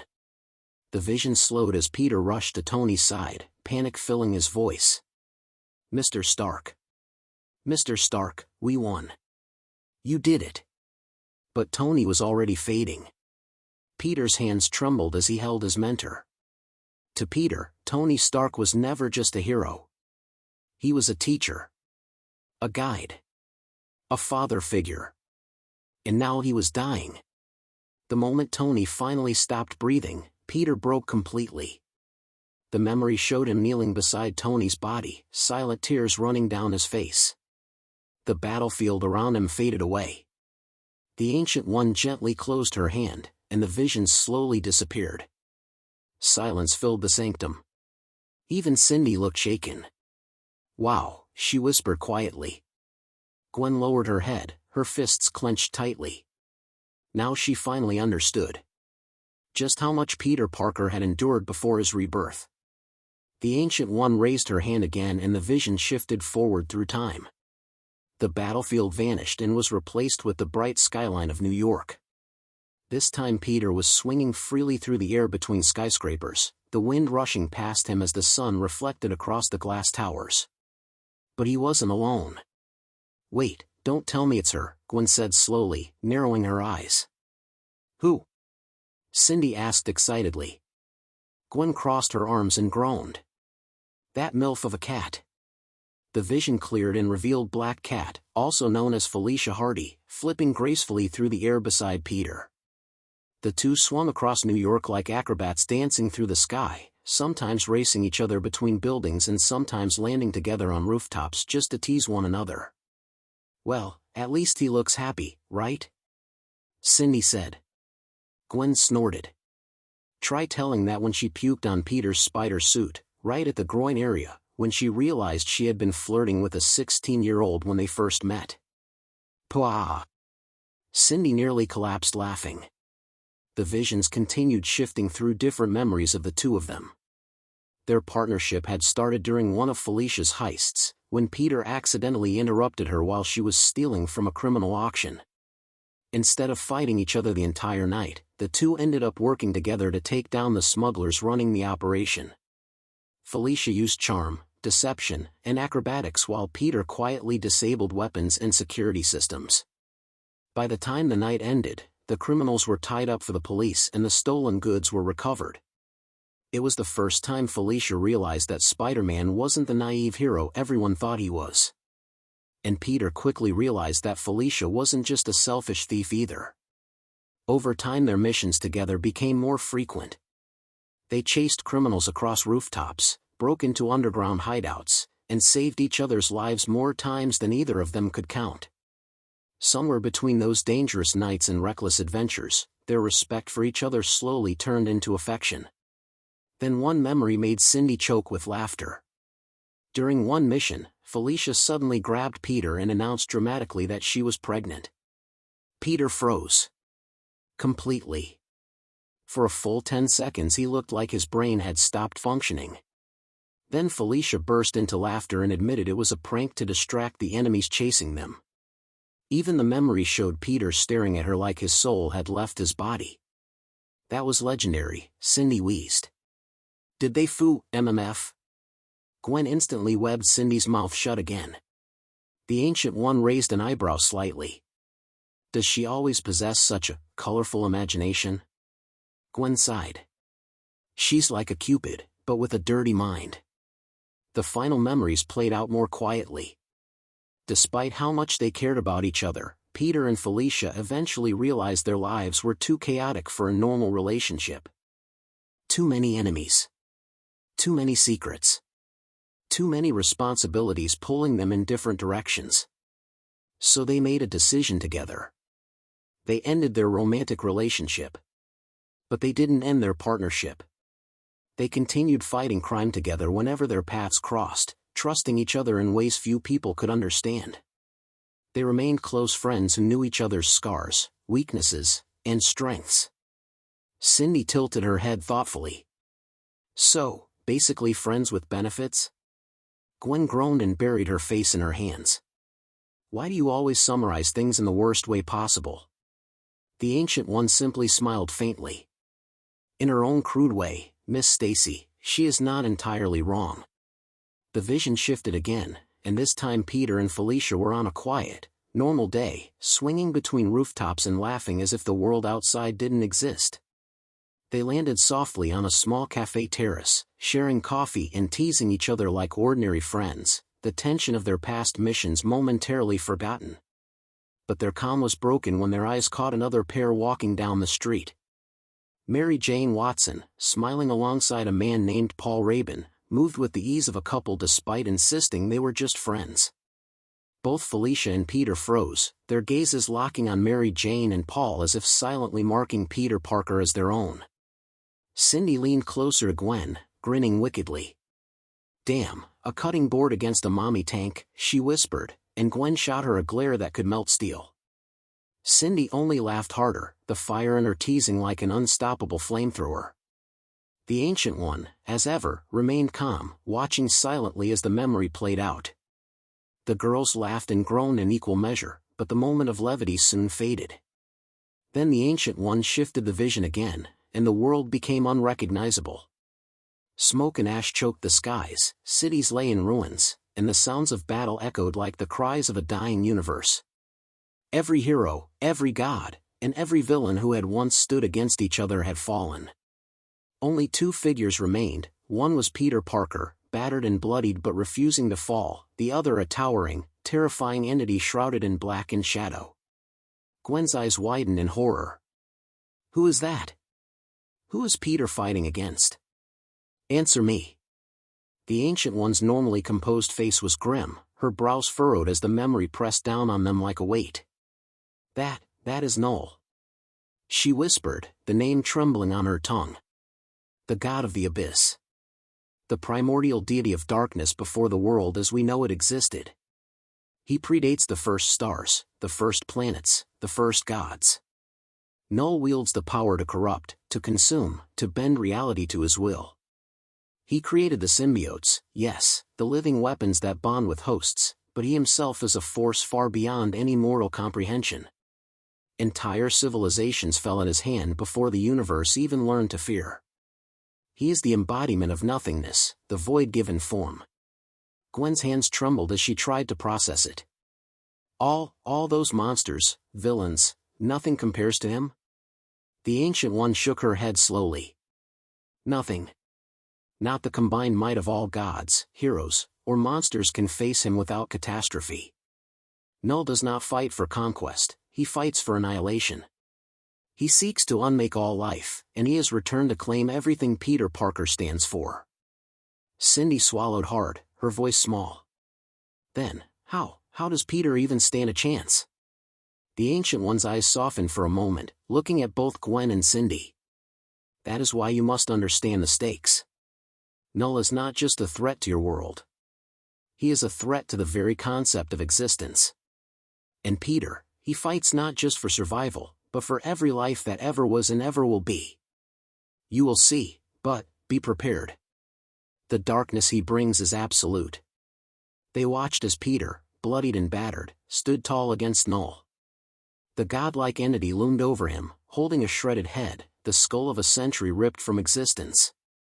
For a mere mortal to stand against me, not even this pointless thing called century, Null growled, his voice echoing like the void itself.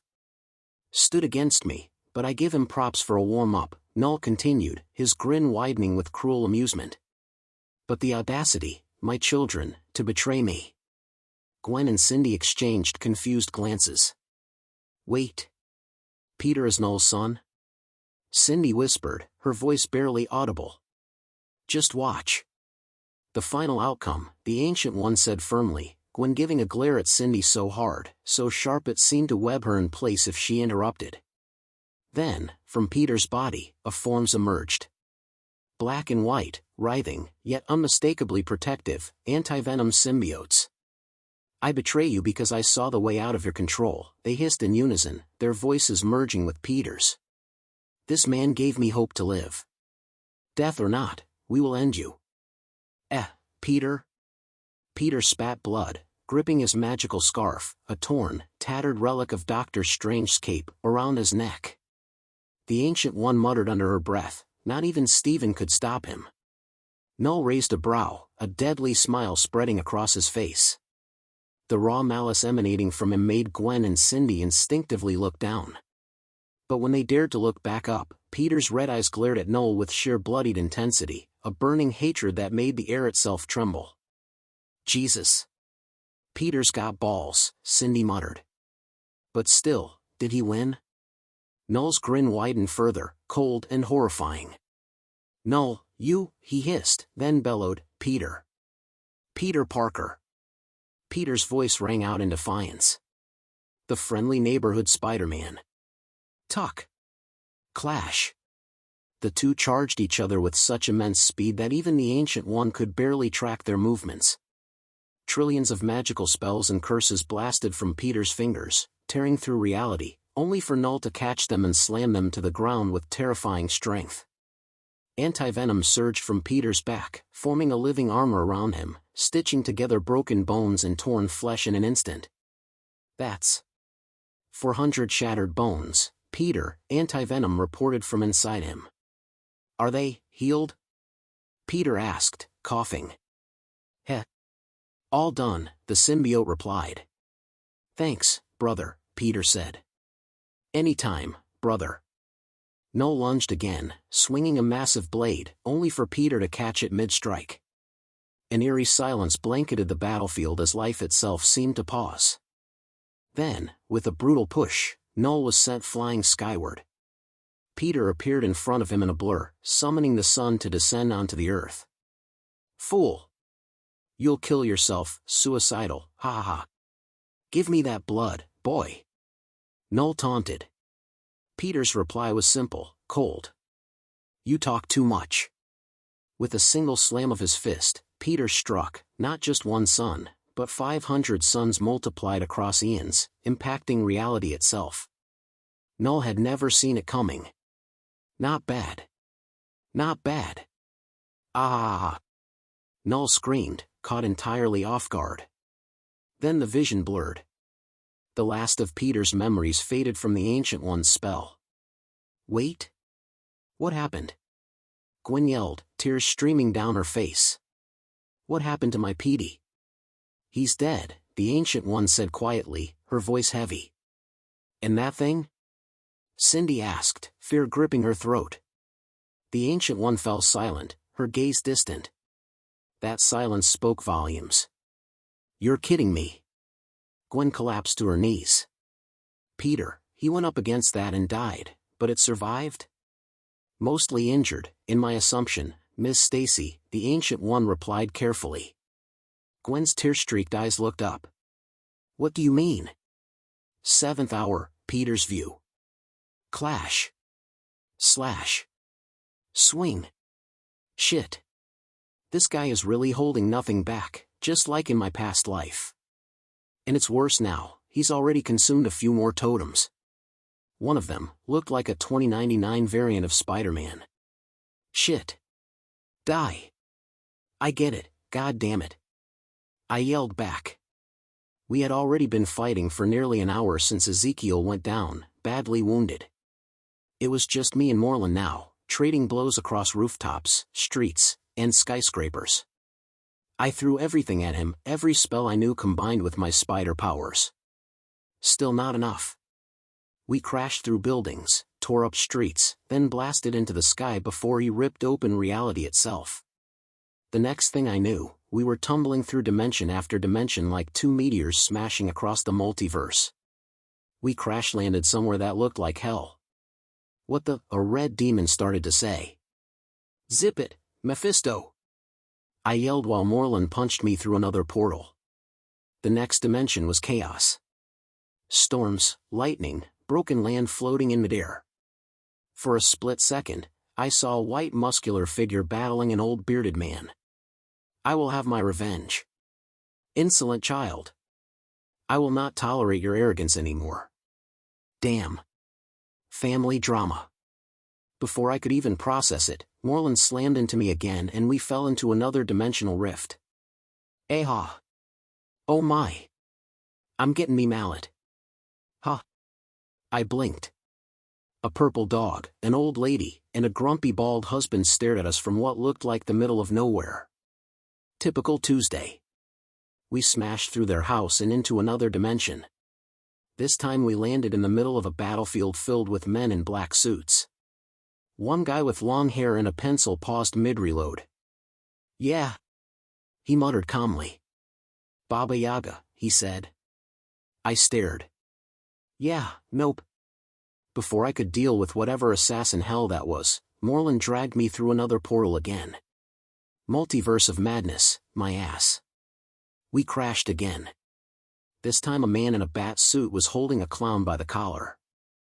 Who are you? The bat guy demanded. The clown grinned. Wait. Why does that clown remind me of that one actor? What was his name again? William Dafoe? Gotcha, Moreland hissed. Damn it. He yanked me back into the dimensional rift again before I could even process it. Finally. Crash. We slammed back into New York. Everything looked normal again. Buildings. Streets. People. Moreland stepped out of the smoke, wiping blood from his mouth. Let's end this. Thud. His sentence got cut off when someone dropped a brutal knee into his skull. I blinked. Wait. That was a spider suit. What the? Who are you two? You look like me but male and cool, awesome looking kind. I looked up. Wait a minute. Is that a female version of me? Screw it. Thanks for the knee drop, female version of me. I said as I grabbed Moreland and forced him back through the dimensional tear. We smashed back into my original world. This time we crashed hard into Central Park near 2nd Street. Civilians screamed and ran in every direction, diving behind cars and buildings to escape. Dust rose from the crater. Then Moreland slowly emerged. In his hand was the totem Ezekiel had warned me about. Pesky one, he growled. You forced my hand. You made me use this against you. No. Crack. He crushed the totem in his hand and absorbed the tiny droplet of energy within it. Peter, did you? Ezekiel staggered toward us, badly injured. I'm sorry, I said quickly. I was too late. Then. Rayarag. Moreland screamed. A shockwave exploded outward as his body turned completely black. Something ancient and monstrous surged through his veins. This wasn't just another totem. Ezekiel! I shouted. What totem was that? His answer froze my blood. That tiny droplet, he said weakly, was from the symbiote god. Null. Correct. Stab. Huh. I looked down. Something had pierced my chest. My body lifted off the ground. Pooh. Blood spilled from my mouth. Did he say? Null? That totem was Null? Moreland, you bitch. I coughed, my vision already starting to blur. Then. Swish. A portal opened nearby. Wait. Is that Gwen? Cindy? And the Ancient One? Why are they? My vision darkened completely. Am I going to die again? 8th hour, Gwen's view. No, wait. Is that Peter? My voice trembled as I stared through the portal. For a moment my brain refused to understand what I was seeing. Peter's body hung limp in Moreland's grip, blood dripping slowly from his lips. No, that thing, what did he kill Peter? I stumbled forward toward the portal, but a sudden force stopped me. Golden bands of magic wrapped around my arms and waist. Stop, the Ancient One commanded. What? Let me go. Let me go. I screamed, struggling desperately as I tried to break free. The Ancient One held me firmly in place, her voice calm but urgent. Foolish child. Moreland has consumed something far worse now, something close to the level of that being. That being. My stomach dropped. She meant Null. The same terrifying entity we had just seen in the vision. I looked down toward the battlefield and saw Ezekiel Sims crawling out from the rubble. His body was barely holding together, but he looked straight at us and made a weak hand signal. Run. Get out. But it was already too late. Finally. A chilling voice echoed. I turned. There he was. Moreland. Before I could even react, he moved. Too fast. A blur. Then suddenly.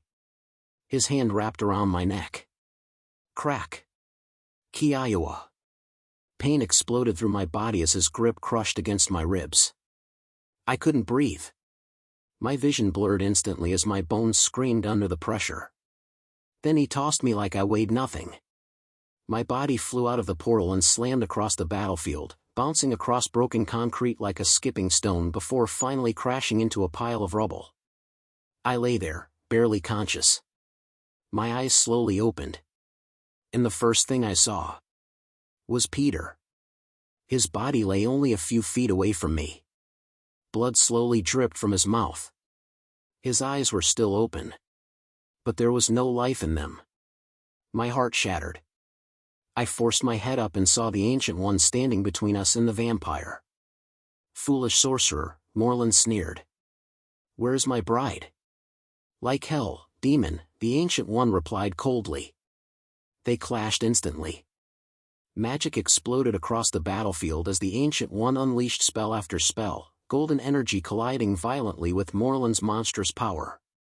The ground cracked beneath them as buildings trembled from the shockwaves. How much power had Moreland consumed? For a brief second, it looked like she had him.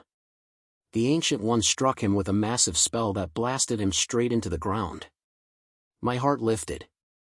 Did we win? Then Moreland's hand shot up from the crater and grabbed her by the neck. Heh. He chuckled darkly. So this is the power of the almighty Null.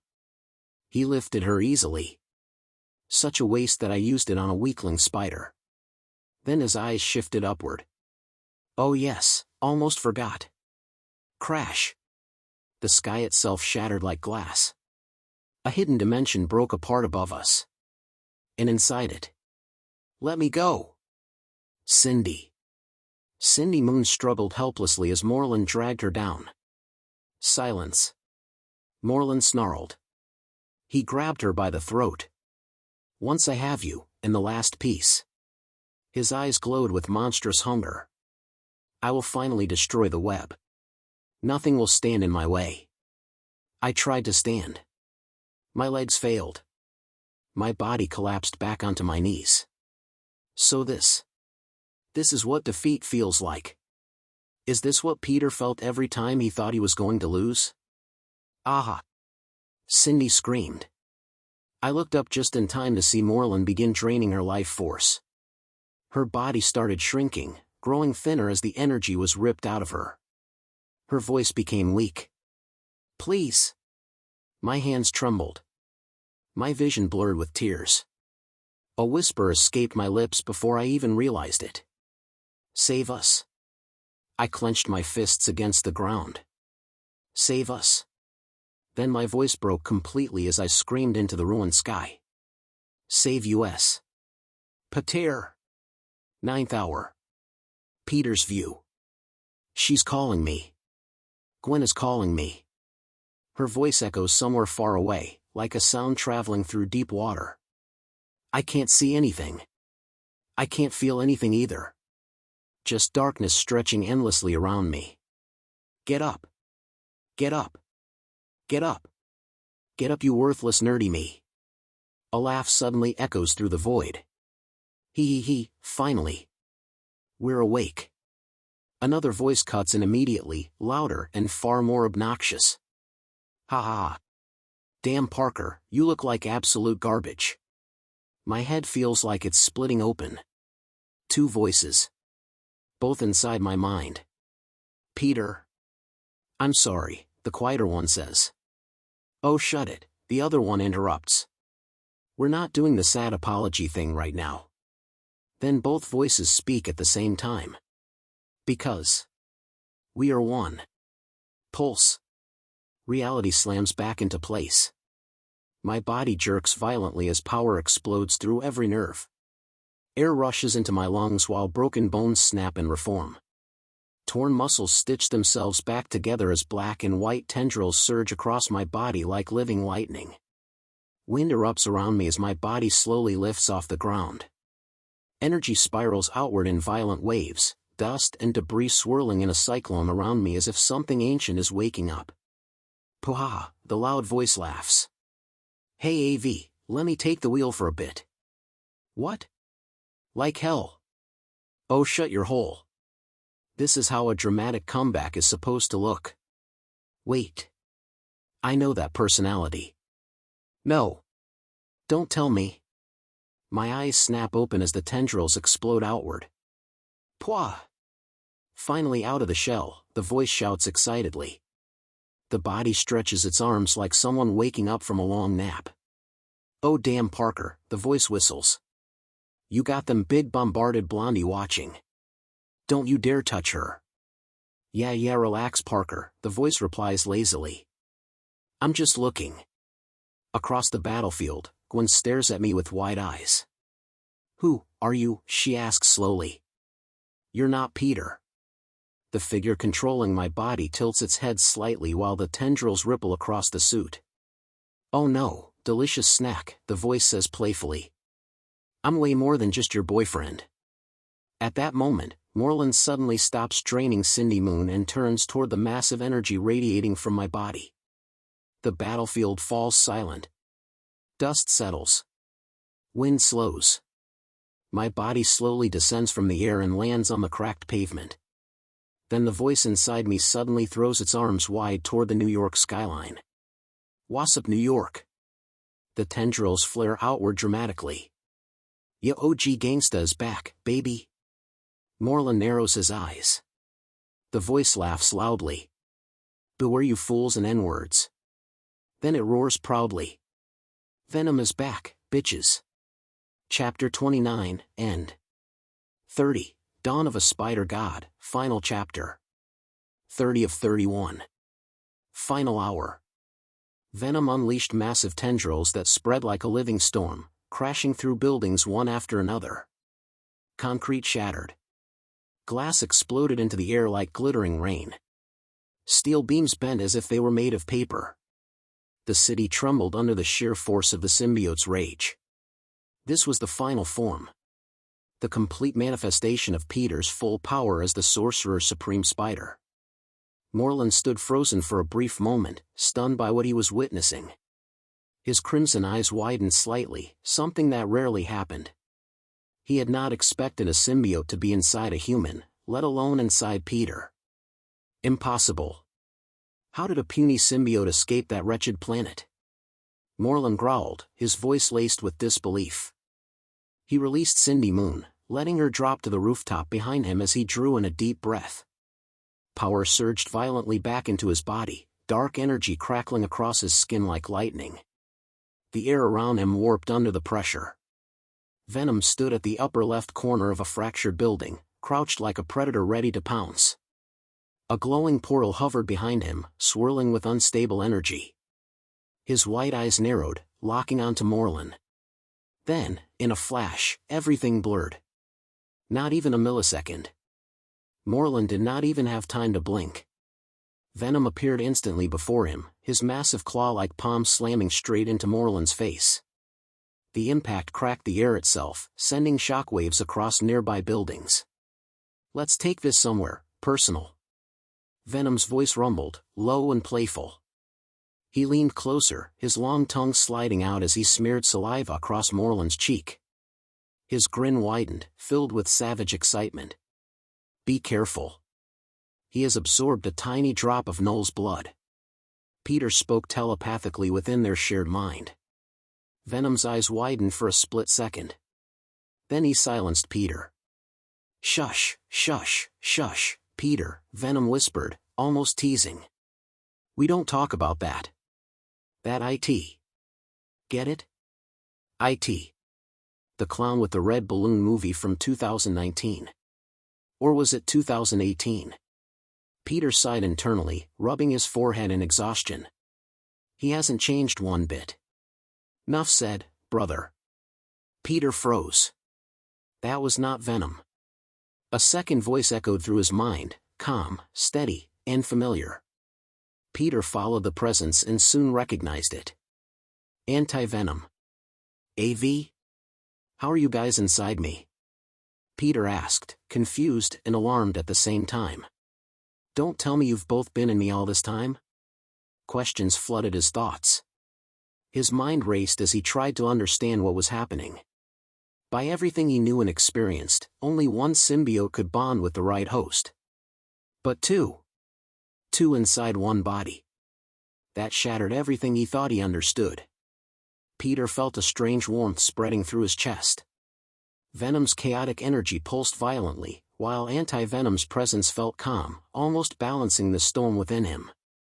The two forces coexisted, not fighting, but stabilizing one another. Peter clenched his fists, feeling the power surge through his veins. This was something entirely new. Something far beyond anything he had imagined. And somewhere ahead of him, Moreland slowly lifted his head, blood dripping from his lips, his eyes now burning with fury. The real fight had only just begun. Venom's massive hand tightened around Moreland's face, claws digging slightly into his skin. Without hesitation, he bent his knees and launched forward with explosive force. The rooftop beneath them shattered instantly as both figures blasted into the sky like a black comet. The air cracked around them. Buildings blurred beneath their feet as Venom dragged Moreland face first through the skyline. Glass towers shattered as Moreland's body smashed through them, leaving a trail of destruction behind. Concrete walls crumbled. Steel beams twisted. The sound of thunder echoed across the city. Moreland growled, trying to pry Venom's hand away, but Venom only tightened his grip. "Going somewhere?"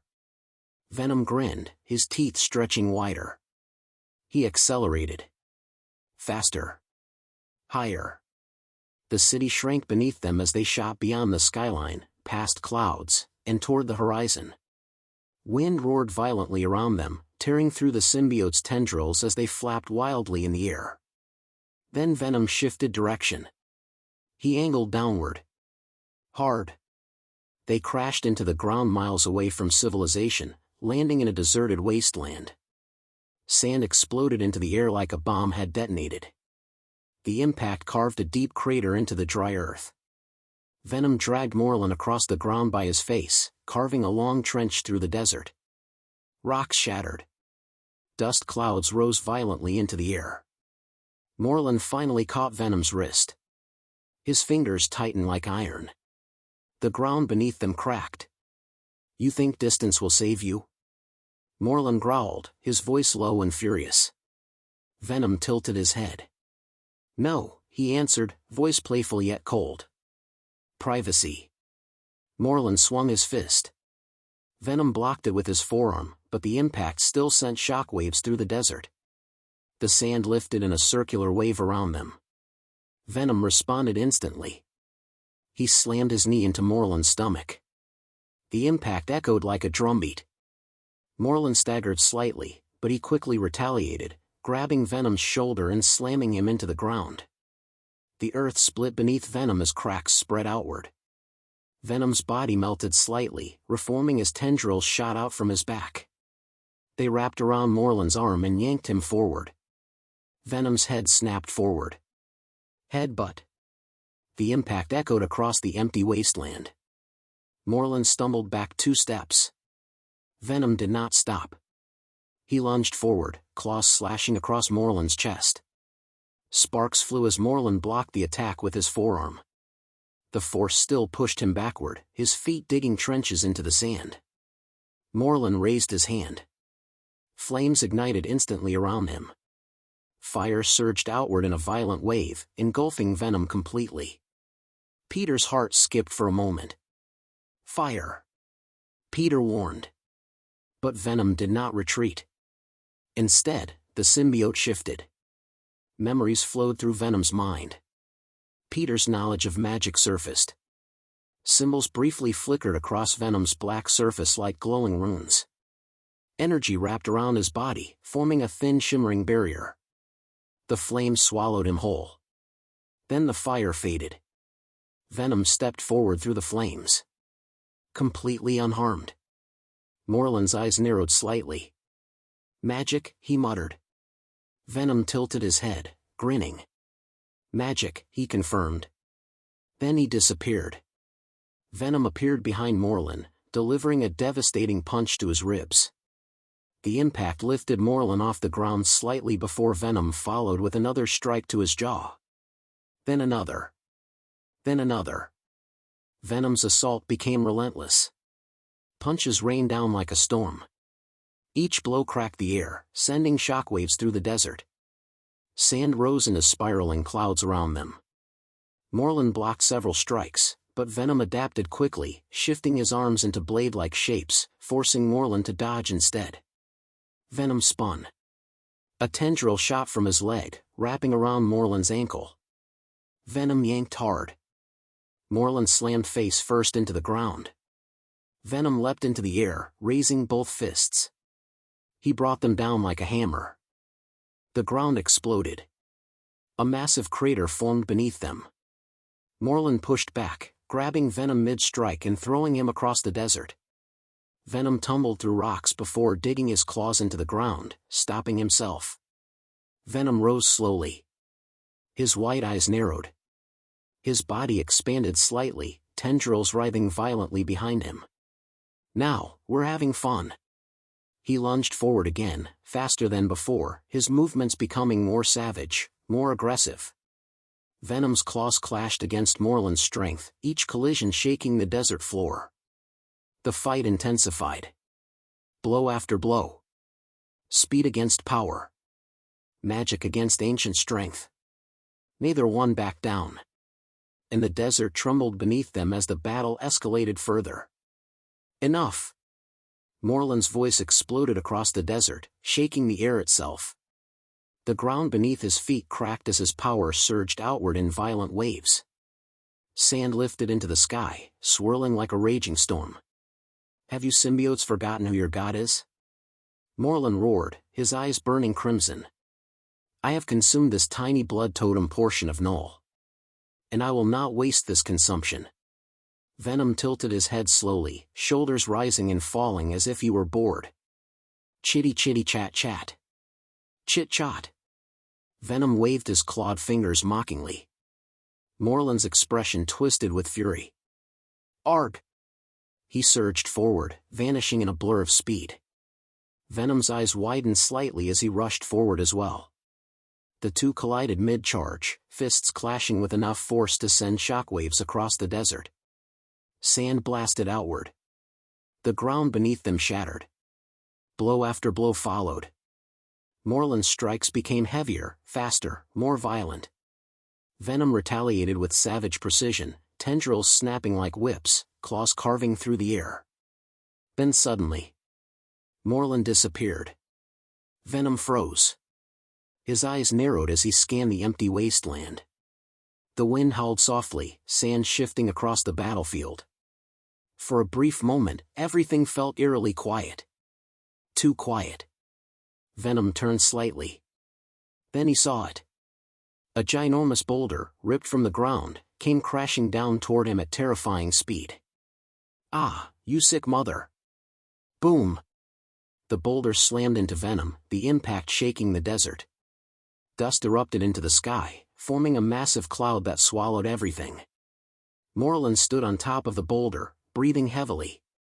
His chest rose and fell as he tried to steady himself. Sweat dripped down his forehead. His muscles trembled slightly from the exertion. For a mere second, he thought he had won. Then something moved. A sharp crack echoed from beneath the boulder. Morland's eyes widened. White tendrils burst out violently, piercing through the rock like spears. Another followed. Then another. The entire boulder began to split apart as countless white tendrils erupted outward.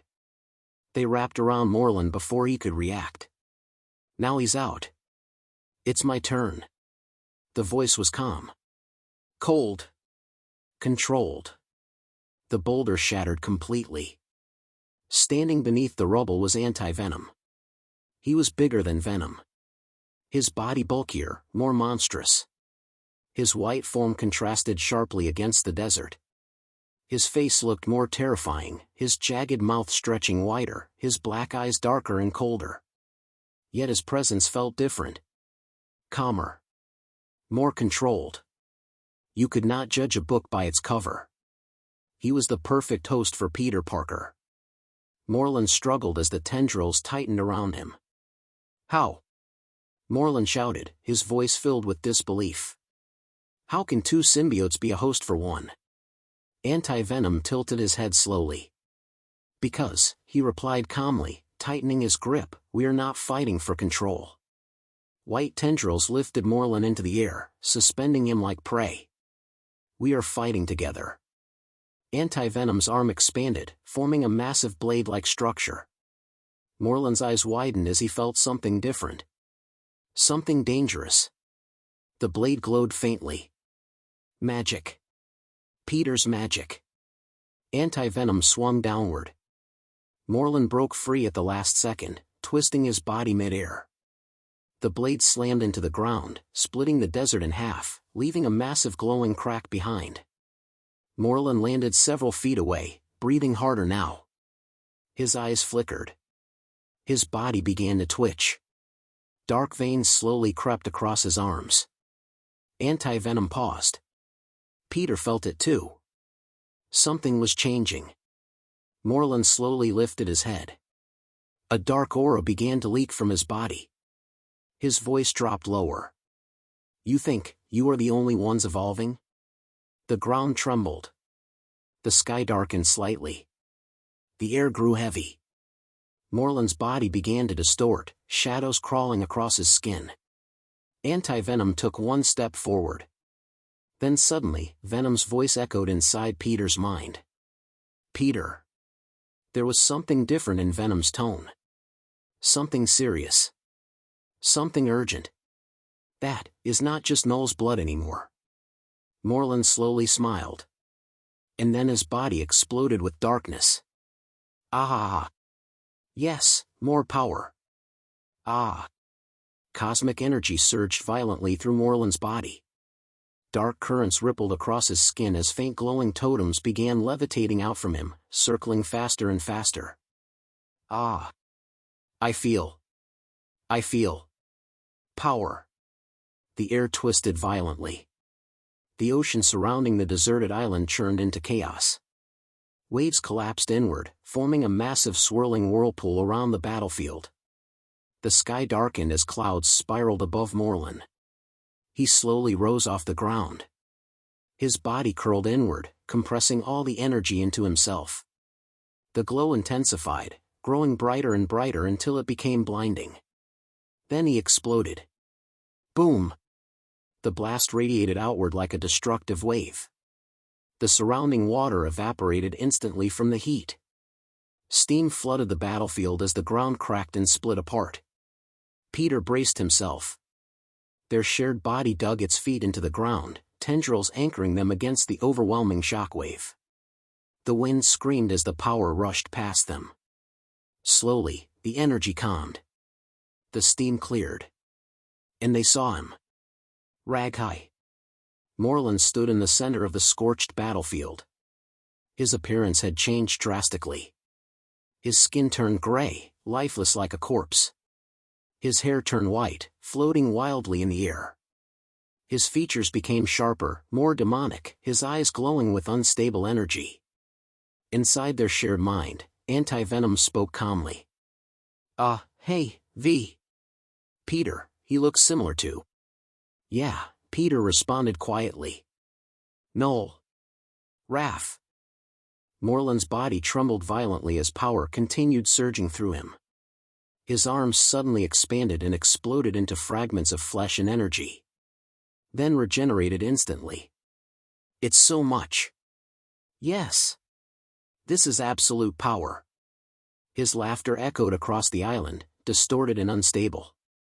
Venom chuckled inside Peter's mind. Oh, we like crazy. But he's crazier. Suddenly, Morlun vanished. Peter's instincts screamed. There! Morlun appeared directly in front of them, his arm already swinging. Peter reacted instantly, raising both arms as Venom hardened the symbiote into armor. Boom! The impact sent them sliding across the island, feet digging trenches into the ground. Sand blasted into the air. Strong! Venom muttered, slightly impressed. Morlun surged forward again. This time, Peter moved first. Venom's tendrils shot outward, attempting to bind Morlun. But Morlun ripped through them effortlessly, closing the distance in an instant. Morlun's fist slammed into their chest. The ground shattered beneath them. Peter gritted his teeth. He's faster now. Anti-Venom responded instantly. White tendrils erupted from their back, striking Morlun repeatedly, forcing him backward. The attacks were sharp, controlled, and precise. Morlun slid across the ground, but he only grinned wider. More. More. The totems around him spun faster. Cracks began forming across them. Peter felt something wrong. Wait, he's overloading himself. Venom laughed. Oh, this is going to be fun. The first totem shattered. A wave of cosmic energy burst outward. The island trembled violently. Morlun's body began mutating further, his limbs twitching uncontrollably as energy continued pouring into him. Yes. Give me more. Peter narrowed his eyes. He's losing control. Anti-Venom responded calmly. No. He's becoming something worse. Morlun slowly lifted his head. His smile widened unnaturally. Then he disappeared again. This time, even Peter couldn't sense him. Venom's voice dropped. Peter. I know. Silence filled the battlefield. Then suddenly, the ground beneath them cracked. Something was coming from below. And before Peter could react, the earth exploded upward. Gotcha. Ugh. Morlun's hand clamped tightly around their throat. His grip tightened as dark cosmic energy surged through his arm. Now let's separate you three. Ragig. Energy exploded outward from Orlan's body. The force tore violently through the shared bond. Black tendrils and white strands stretched and snapped like rubber under extreme pressure. Peter screamed internally as the connection ripped apart. Venom was torn out first, black mass splattering across the sand before reforming. Then anti-venom was ripped free, white tendrils snapping apart as he separated completely. The bond shattered. Peter dropped to the ground, rolling across the sand before coming to a stop. His breathing was heavy. His body felt hollow without the symbiotes. Morlun tossed him aside like trash. Peter's body skidded across the sand. Morlun turned his attention toward the two symbiotes, both slowly reforming. You two may not be spiders, but your patheticness in. Hey, oldie! Morlun stopped. He turned. Peter was sitting up, sand sliding off his shoulders. Morlun narrowed his eyes. Fool! You want to go again? Can't you see the height we're in? Peter smirked weakly. True. I can't. He slowly lifted his hand. But she can.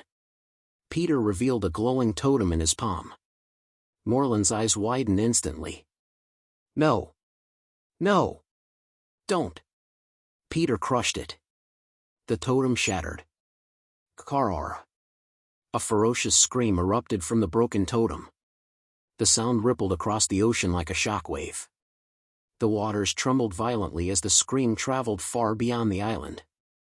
Far away, on the mainland, glass shattered instantly. Gwen Stacy covered her ears. Cindy Moon looked around, stunned. What was that? Cindy asked, her voice uneasy. The Ancient One looked toward the distant ocean, her expression turning serious. Something even worse than a temporary nullified Morlun. Ezekiel Sims stepped forward, his eyes narrowing. Yeah. Peter must have gotten her and broke that totem. Gwen looked at him, worried. Who did Peter unleash? Ezekiel paused. His expression darkened. Shatra, a powerful supernatural spider-wasp goddess, and an elder god. Everyone fell silent. Ezekiel continued. She's known as the Queen of the Spider-Wasps. A cosmic predator who seeks to destroy the web of life and destiny itself. Long ago, she waged war against the spider totems across realities.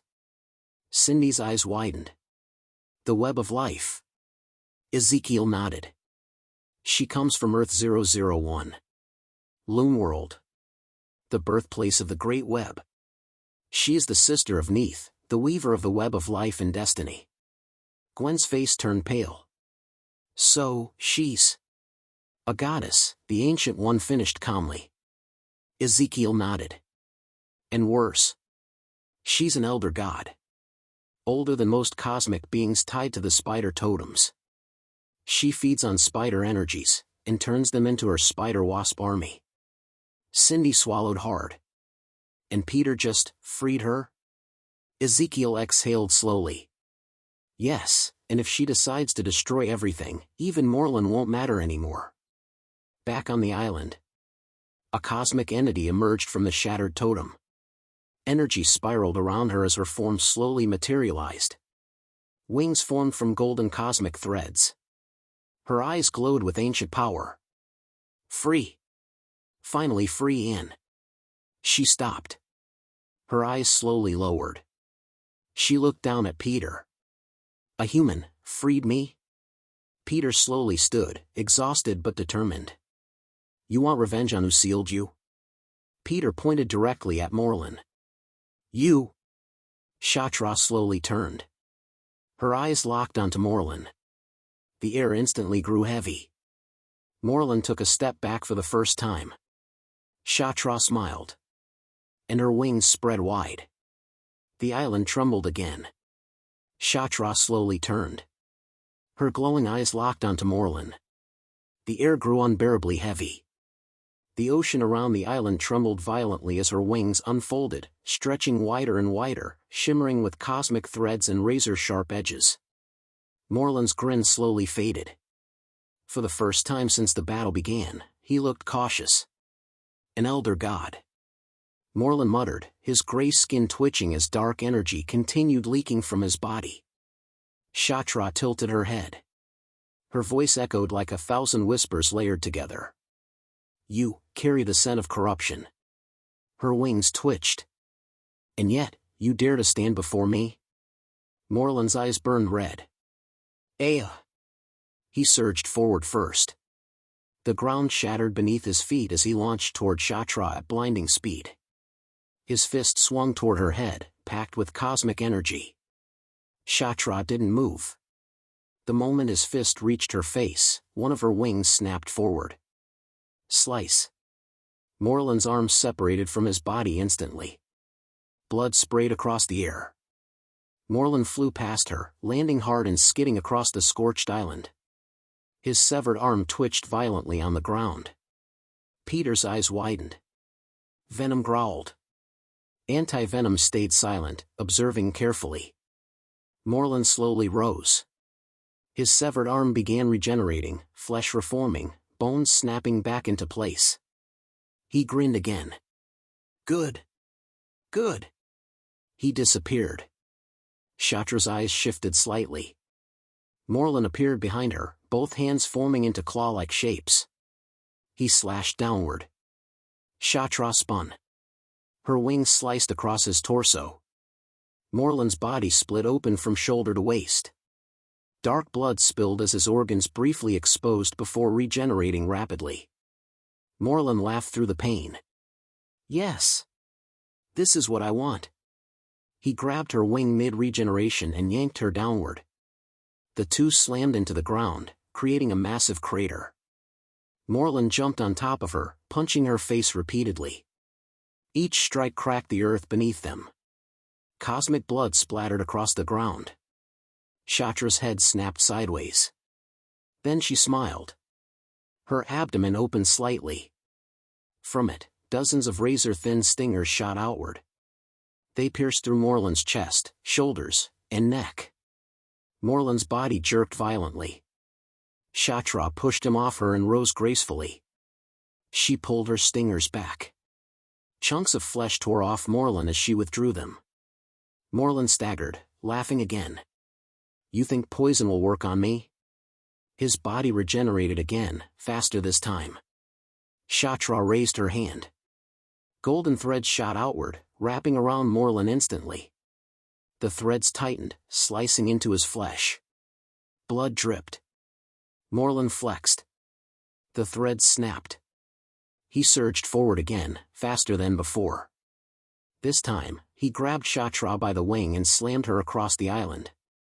She crashed through rock formations, tearing through the ground before stopping. Morlun appeared above her, both fists raised. He brought them down. Shatra rolled aside.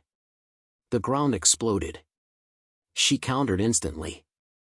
Her wing pierced through Morlun's stomach. She lifted him into the air. Then tore upward. Morlun's body split open vertically. Blood rained down across the battlefield. But again. He regenerated. Ha ha ha. His body mutated further.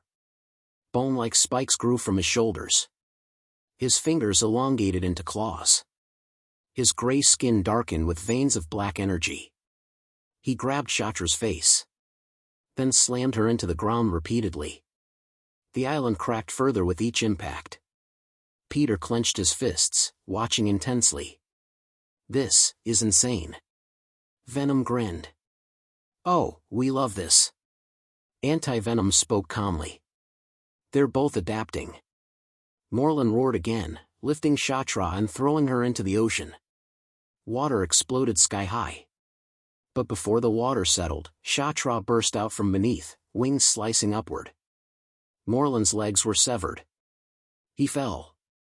She landed in front of him. Her stinger pierced through his chest. She leaned close. You are entertaining. Morlun grinned, blood dripping from his mouth. Then his torso exploded outward. A shockwave blasted Shatra backward. His legs regenerated instantly as he rose again. Not done yet. The totems around him began cracking further. Energy surged violently. Kshatra's eyes narrowed. She spread her wings again. Both of them prepared. The sky above darkened completely. Lightning cracked across the clouds. Morlun charged. Kshatra launched forward. They collided mid-air. The impact shook the entire island. And far away, the mainland began trembling as well. The battle had only just reached its true beginning. They collided mid-air. The impact shattered the clouds above them. A shockwave rippled outward, splitting the ocean surface below like a parted curtain. The island trembled violently as both cosmic beings clashed again and again in the air. Morlun swung first. His clawed hand ripped across Kshatra's shoulder, tearing away chunks of her cosmic flesh. Golden fluid splattered into the air like molten light. Kshatra did not flinch. Her wings snapped forward. Both blades carved into Morlun's ribs, slicing him open. His rib cage cracked apart, exposing pulsing dark energy within. Blood sprayed violently as Morlun roared in fury. He grabbed one of her wings. Then ripped. The wing tore partially, cosmic threads snapping as Kshatra's body jerked backward. Morlun slammed his head into hers. The impact echoed like thunder. They both dropped toward the island. Kshatra recovered first. She twisted midair, her stinger shooting forward. It pierced straight through Morlun's shoulder, pinning him to the ground as they crashed. The earth exploded beneath them. Morlun snarled. He grabbed the stinger and pulled himself forward, ignoring the tearing flesh. He slammed his fist into Kshatra's abdomen. The blow cracked her outer shell. Kshatra hissed. Then her eyes glowed brighter. Golden threads erupted from her back. Hundreds of them. They pierced into Morlun's body from every direction. Through his arms. Through his legs. Through his chest. Morlun roared as his body jerked violently. Kshatra lifted him slowly into the air. Blood poured from Morlun like rain. Still, he regenerated. Still, he laughed. More. He flexed. Several threads snapped. But Kshatra tightened the remaining ones. Her wings expanded wider. Then she pulled. The threads tightened like blades. Morlun's limbs tore apart violently. One arm separated. Then the other. His torso split open. Chunks of flesh scattered across the battlefield. Yet still, he regenerated. But slower. Kshatra noticed. Her eyes narrowed. You are weakening. Morlun growled, reforming again. He charged blindly. His speed had dropped slightly. Kshatra vanished. She appeared above him. Her wings crossed. Then she slashed downward. Morlun's back split open. She followed instantly. Her stinger plunged through his spine. Morlun screamed. She lifted him high into the air. Then slammed him down. Boom! The island cracked deeper, nearly splitting apart. Morlun struggled, his body twitching violently. Kshatra stepped forward calmly. Her wings wrapped around him like blades. Then she began cutting. Slowly. Methodically. Each slice tore chunks from Morlun's body. His regeneration slowed further. His energy flickered. Morlun tried to rise. Kshatra kicked him down. She stabbed him again. Then again. And again. Blood soaked the ground beneath them. Morlun's laughter turned into strained growls. His body struggled to reform. But the cosmic energy within him began destabilizing. The cracked totems around him began shattering. One after another. Each break weakened him further. Kshatra raised her hand. Golden threads wrapped around Morlun completely, forming a cocoon of razor-sharp fibers. Morlun struggled violently. No. I am power. Kshatra tightened her grip. The threads constricted. Slicing deeper. Morlun screamed as his body began tearing apart inside the cocoon. Dark energy leaked outward. Shatra lifted him into the air. Her wings glowed brighter. You borrowed power. She tightened further. It was never yours. The cocoon collapsed inward. Crunch. Blood exploded outward. The threads tightened completely. Then silence. The cocoon slowly unraveled. Morland's broken body dropped to the ground. Barely regenerating. Barely breathing.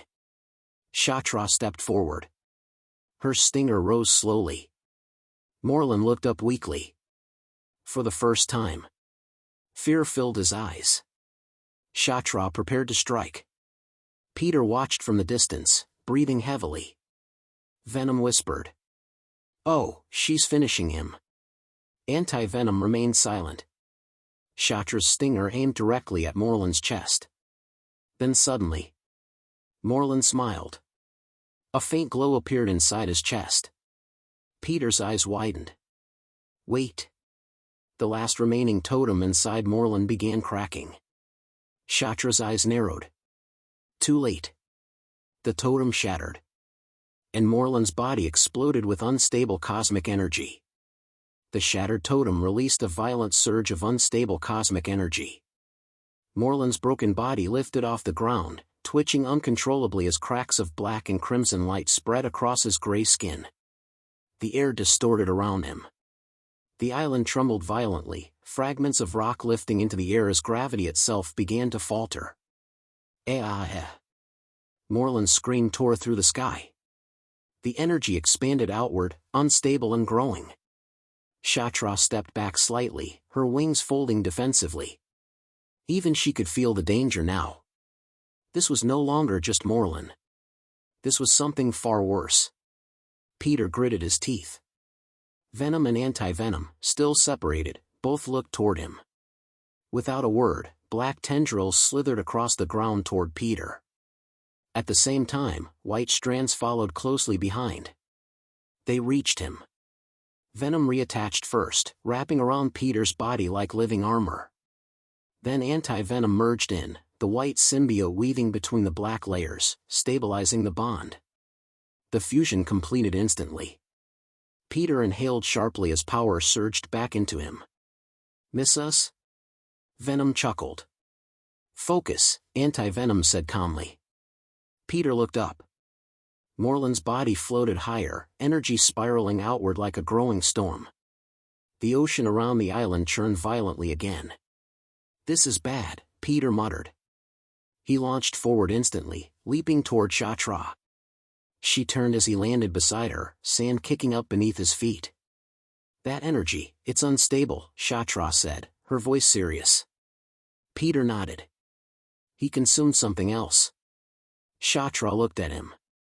What? Peter exhaled slowly. A tiny drop of Null's blood. Shatra's eyes widened slightly. Null. The air grew heavier. Her wings twitched. The god of the symbiotes. Peter nodded. Yeah. He absorbed it earlier. That's why his body keeps mutating.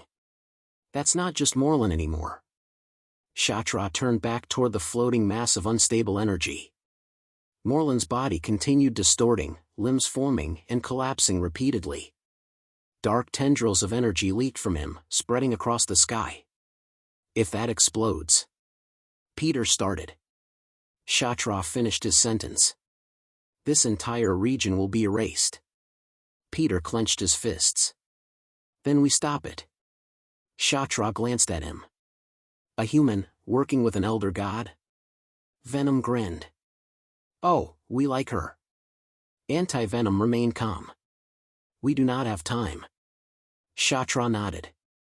Very well. Her wings expanded fully, golden cosmic threads forming around her. Peter stepped forward, symbiote energy surging around his body. Black and white tendrils formed behind him, blending into a swirling aura. They both launched upward. Morland's unstable form pulsed violently as they approached. Shatra extended her hands, golden threads shooting outward, wrapping around the expanding energy sphere. Peter followed. Venom and Anti-Venom combined their tendrils, black and white strands weaving together as they anchored onto Moreland's unstable body. The energy resisted violently. The force pushed them backward. Peter gritted his teeth. He's too unstable. Shatra tightened her threads. We compress the energy, force it inward. Peter nodded. They pulled together. The energy sphere trembled. Moreland's distorted form screamed again. The sky cracked with lightning. The ocean below surged violently. Peter felt the pressure building. He's going to blow.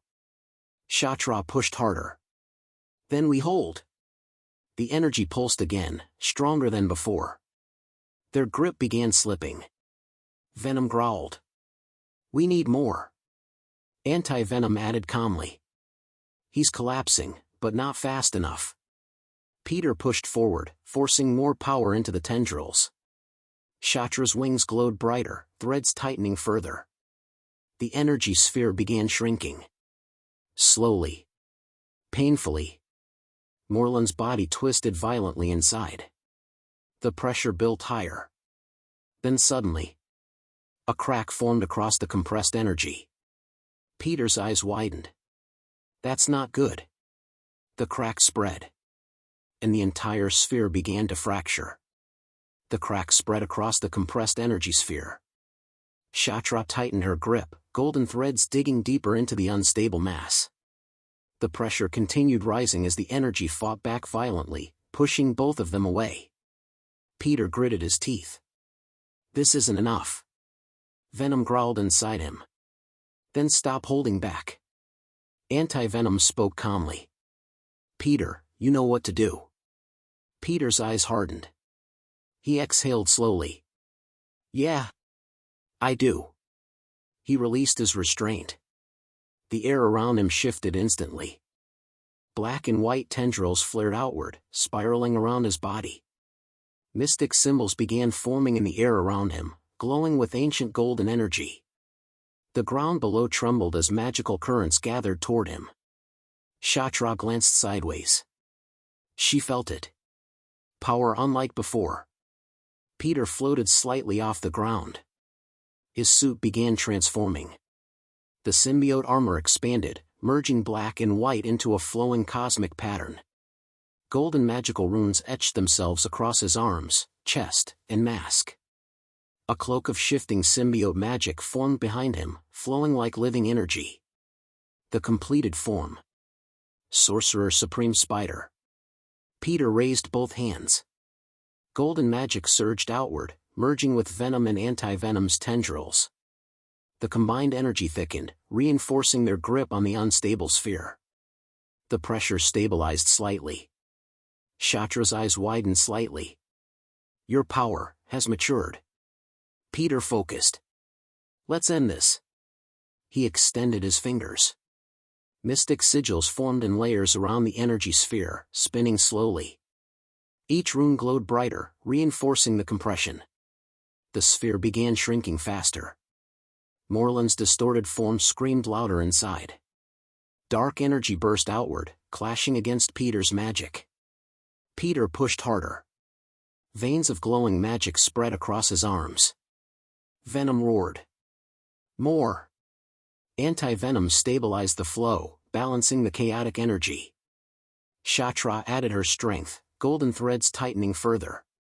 Together, they compressed the unstable mass. The sphere shrank. 10 meters. 5 meters. 3 meters. The pressure intensified. Peter clenched his fists, sweat forming beneath the mask. Almost. The energy flared violently one last time. Peter roared. Now. He slammed both hands forward. The runes collapsed inward. Shatra pulled her threads tightly. The sphere compressed down to a single point. Then. Flash. The energy vanished. Silence fell across the island. The sky slowly cleared. The ocean calmed. Peter lowered his hands, breathing heavily as his Sorcerer Supreme Spider form slowly dimmed, though still active. Shatra landed beside him gracefully. The space where Moreland once floated now held nothing but fading sparks. Venom chuckled softly. Well, that was fun. Anti-Venom remained calm. Threat neutralized. Peter exhaled slowly. Yeah, finally. Shatra folded her wings slowly, her gaze shifting toward Peter.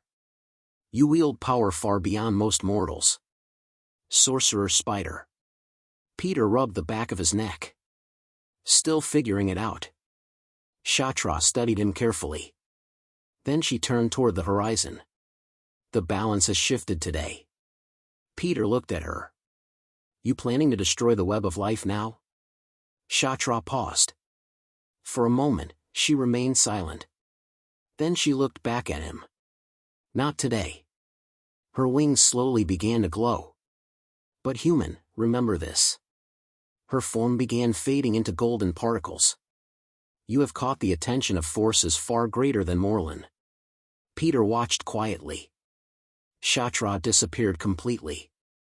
The island fell silent once more. Venom spoke softly. Oh, we made a goddess friend. Anti-Venom corrected calmly. Temporary ally. Peter looked at the calm ocean. Either way. He exhaled. Volume 1, done. The wind drifted gently across the ruined island as the sun slowly dipped below the horizon. The battlefield that once trembled under cosmic destruction now sat quiet, scorched and broken, yet peaceful. The Ancient One slowly unclenched her fists, though the irritation in her expression had not faded. You better hope this doesn't bite us back later, she muttered, still staring at Peter's worn-out suit, torn and barely holding together. Peter scratched the back of his head. Yeah. I figured you'd say that. Gwen stepped forward, her eyes scanning Peter from head to toe. Her shoulders relaxed slightly as she confirmed he was alive. You look terrible, she said softly, though her voice carried relief. Feel worse, Peter replied with a tired smile. Cindy crossed her arms, shaking her head. You unleashed an elder god. I don't even know how to process that. Venom's voice whispered inside Peter's mind. Oh, we process it as awesome. Anti-Venom calmly followed. Not helpful. Peter suppressed a small chuckle. Ezekiel carefully secured the totems, wrapping them in a cloth infused with protective markings. His movements were cautious, almost reverent. We were lucky, Ezekiel said quietly. If Shatra had decided otherwise. He didn't finish the sentence. No one needed him to. The silence lingered briefly. The Ancient One exhaled, her anger cooling into something more thoughtful. She stepped closer to Peter, her gaze now more analytical than furious. You said you completed the Sorcerer Supreme Spider form. Peter nodded. Yeah. It just happened. Her eyes narrowed slightly. That level of control doesn't just happen. You stabilized cosmic energy, merged symbiotes, and compressed a god-level detonation. Peter shrugged lightly. I had help. Venom spoke proudly. Mostly us. Anti-Venom corrected. Collectively. The Ancient One sighed. You're growing too fast. Peter blinked. That's bad? That's dangerous, she replied bluntly. Power without time to understand it is how disasters happen. Peter looked at his hands. Guess I've got a lot to learn. Gwen stepped beside him, nudging his shoulder lightly. You always do. Peter smiled faintly. Cindy looked around the destroyed island. So, what now? Ezekiel answered. Now we return. Rebuild. And prepare. The Ancient One nodded. Because this wasn't just a battle. She looked toward the distant sky. It was a signal. Peter followed her gaze. Signal? She spoke quietly. You used magic, symbiotes, cosmic forces, and awakened an elder god, all in one place. Peter's expression slowly shifted. Meaning. Meaning, Ezekiel finished, something out there definitely noticed. The wind picked up slightly. The last light of sunset faded. Peter exhaled. Well? Venom chuckled. Round 2? Anti-Venom answered calmly. Eventually. Peter smiled faintly. Then we'll be ready. The Ancient One opened a portal behind them, golden sparks illuminating the darkening island. Let's go home, she said. One by one, they stepped through. Peter paused for a moment, glancing back at the quiet horizon. Then he stepped forward. The portal closed. The island fell silent. A year had passed. Midtown High was behind them, graduation caps thrown in the air, smiles on everyone's faces. For everyone else, life returned to normal. But for Peter Parker, things had changed. Of course, no one remembered the chaos from last year.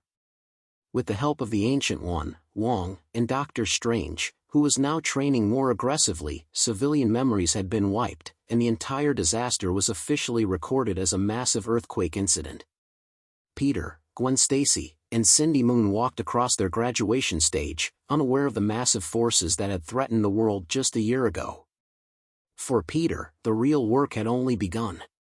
He went on to Empire State University, majoring in physics, quantum mechanics, and cutting-edge science. With his newfound resources, Peter bought a new house for May and Ben Parker, finally giving them the comfortable life they deserved. And of course, he spoiled himself a little. A penthouse overlooking the city skyline now bore his name. On the day he invited Gwen, May, and Ben to see it, he blindfolded them all. Peter grinned to himself. This is going to be fun, he muttered quietly as he led them through the apartment. Later at night, inside Peter, Venom and Anti-Venom were curious.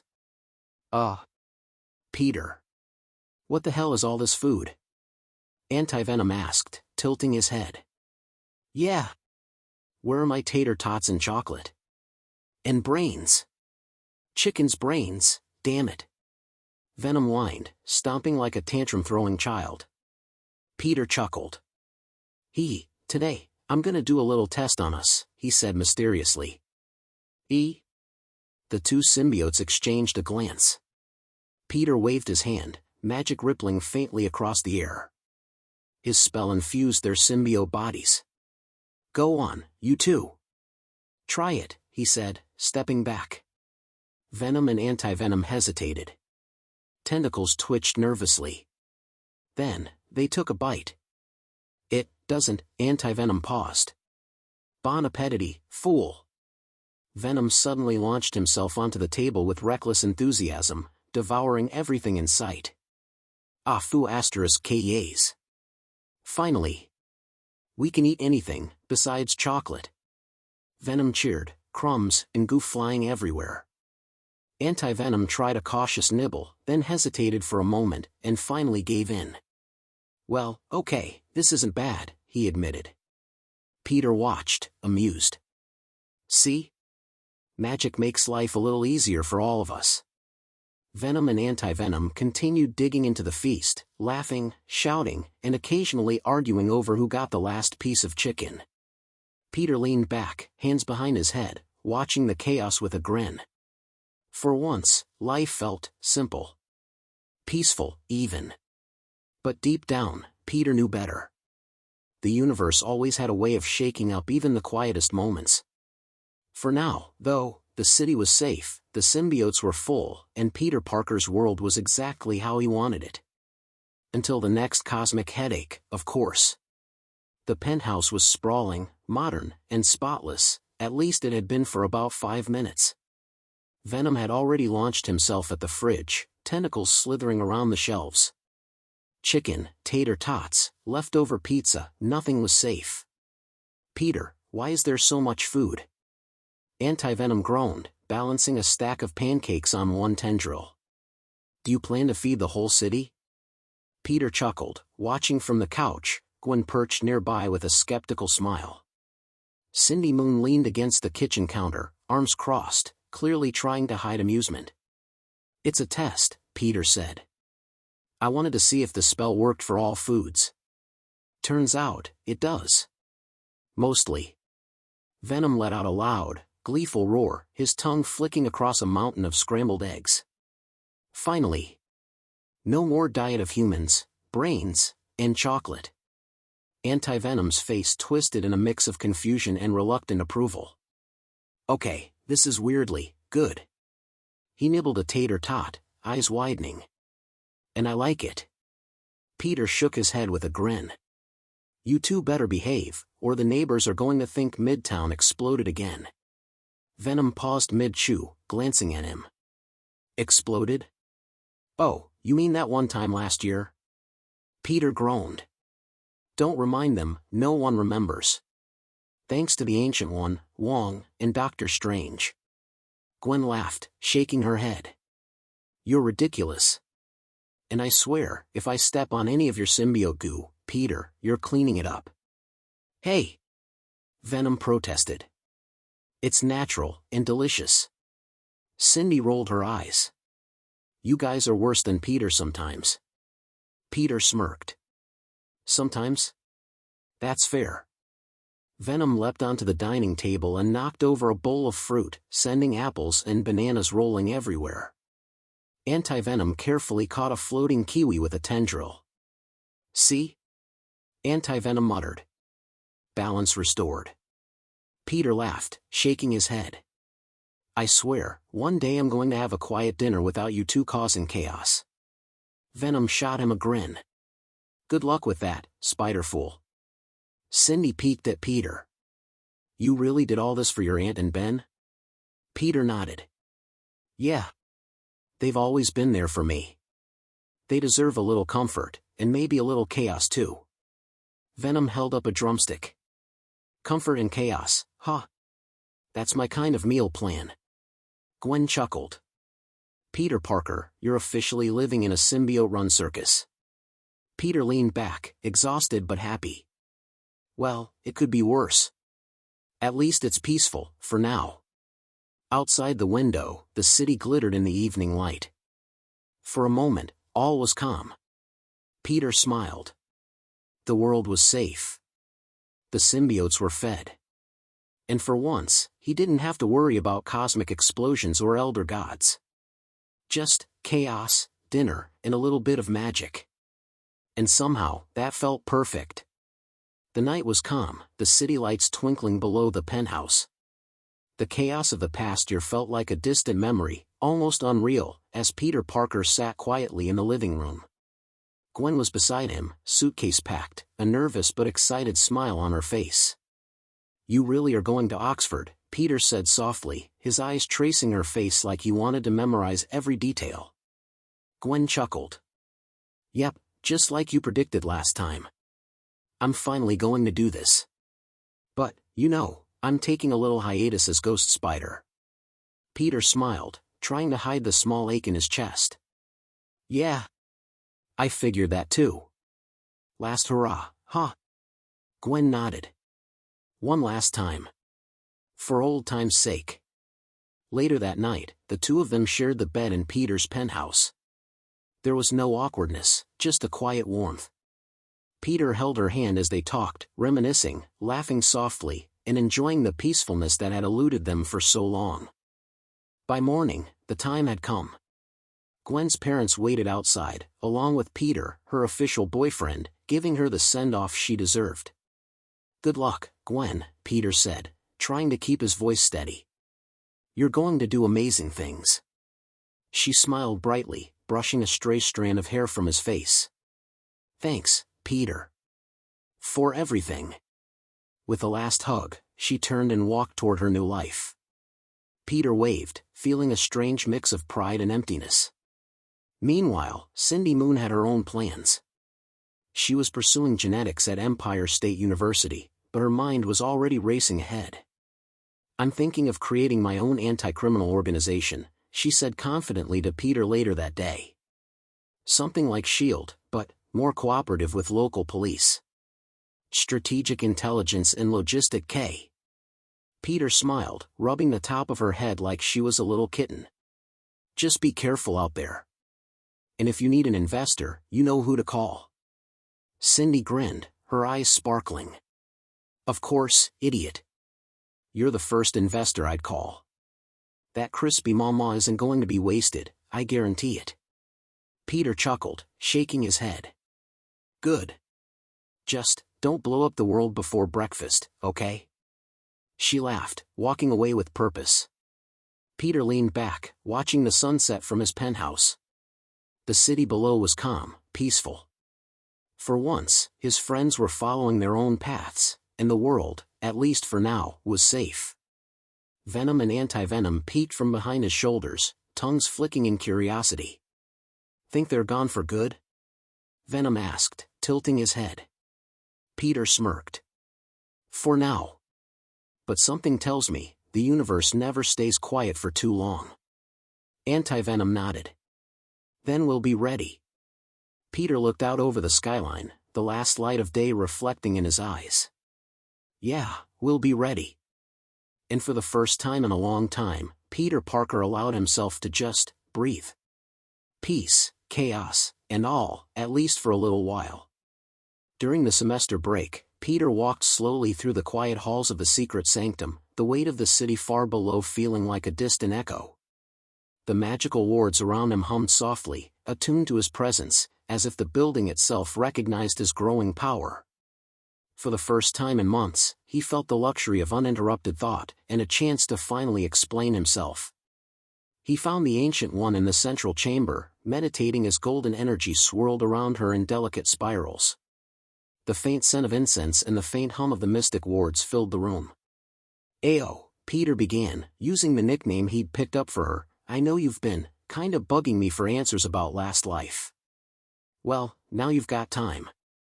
I think it's time I explain everything. The Ancient One opened one eye, a sly smile tugging at the corner of her lips. Finally. I was beginning to think you were holding out just for dramatic effect. Peter chuckled nervously, running a hand through his hair. Yeah, well, it's a lot. But I need to be honest. The last life, the one where I became the Sorcerer Supreme, it wasn't easy.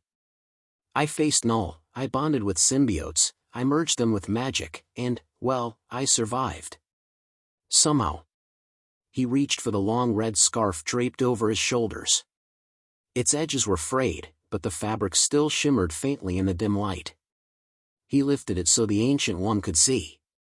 This, he said, is a piece of Stephen Strange's cape. He tore it during the invasion of Null in my last life. And, he gave it to me. As a gift. A reminder. And, a reason to keep moving forward. The Ancient One tilted her head, studying him carefully. So, Stephen, gave you both the title and the tools? I didn't expect that from him. Peter smiled faintly, shrugging. Yeah, you gotta admit, Ayo, he handed me the title for a reason. I need all the help I can get if we're going to face Null in the near future. I didn't earn it all alone. But I learned fast. The mistakes I made. I'm not planning to repeat them. The Ancient One nodded slowly, eyes narrowing with curiosity and approval. You carry a heavy burden, Peter. But you also carry knowledge few ever will. That scarf, it's more than a gift. It's a symbol. You survived what no other could, and yet, you still strive for more. That is remarkable. Peter ran a hand over the fabric again. I just don't want to be unprepared next time. I can't. No, he's still out there, and I've seen what happens when you underestimate him. The Ancient One's lips pressed into a thin line. And you were wise to say so. Power without control is dangerous, but knowledge tempered with patience and practice, that can tip the scales. Peter nodded, feeling the weight of her words settle in. That's why I'm here. I need training. Focus. To control everything, the symbiotes, the magic, everything. No more reckless mistakes. Not if we're going to survive what's coming. A soft hum of energy pulsed around the chamber as the Ancient One rose, her robes swirling gracefully. Very well, Peter Parker.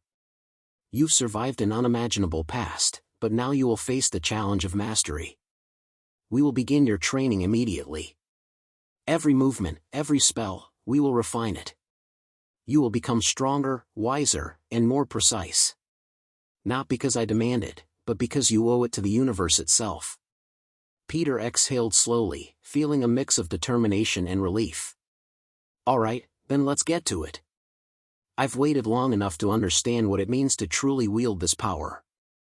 The Ancient One raised her hands, golden energy spiraling around her fingertips. Good. Then let the lessons begin.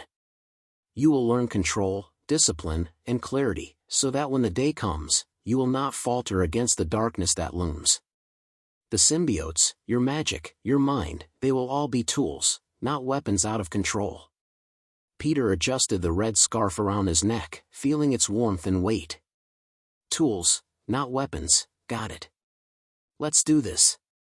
The chamber shimmered, the wards amplifying his presence as the Ancient One began the first sequence of magical drills. 10 drills of golden energy reached toward him, each requiring precise control, every movement sharpening his mind, focus, and connection to both the symbiotes and his own magical potential. Venom and anti-venom pulsed within him, reacting to every spell, every shift of energy. The combined presence of the symbiotes in Peter's magical aura made the chamber tremble slightly, as if the building itself was testing their bond. Steady, the Ancient One instructed, her voice calm but firm. You are not just learning spells. You are learning harmony. Between power and restraint, between the symbiotes in your mind, between life and destiny itself. Peter clenched his fists, feeling the surge of energy in his veins. I won't mess this up. Not this time. Not ever. The red scarf fluttered slightly as he moved, the shimmer of Stephen's magic within it reacting to his own aura. Peter Parker, the Sorcerer Supreme Spider, symbiotes, and all, stood ready. And for the first time in a long time, he truly felt like he was preparing for the challenges he knew were coming, not just surviving them. Peter trudged into his penthouse, completely spent from the day's grueling training. His muscles ached, his mind was still buzzing with magical energy, and the symbiotes inside him hummed with restlessness. He tossed his sling onto the living room table and flicked on the AC. Man. I'm beat, he muttered, collapsing into the couch. Heh, you're telling us that. That woman is literally hell itself. Come on, we're hungry, Venom whispered in his head, already poking at Peter's energy. I think pizza would hit the spot, Anti-Venom suggested. Joe's Pizza it is, Peter said, exhaling. He reached for his phone to place the order. Then, a voice. Cool, calm, and commanding. Extra pepperoni while you add in. Yes and... Peter froze mid-breath. His eyes scanned the room, and there she was, a stunning woman stepping out of the shower, blonde hair damp and cascading over her shoulders, high cheekbones catching the light, piercing blue eyes, and wide hips that seemed to demand attention.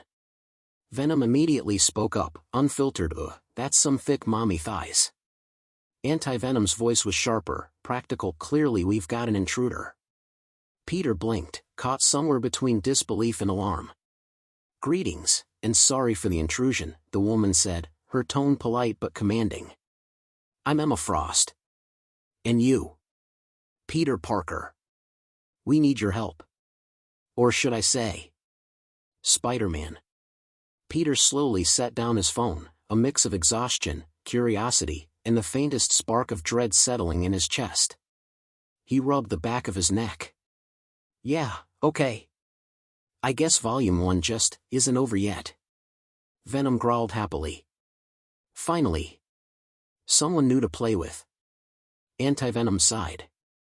And someone else to explain all the trouble we're about to get into. Peter's eyes narrowed, already sensing the storm ahead. But for now, he allowed himself a deep breath. The city lights shimmered outside the penthouse windows. The symbiotes coiled inside him, ready.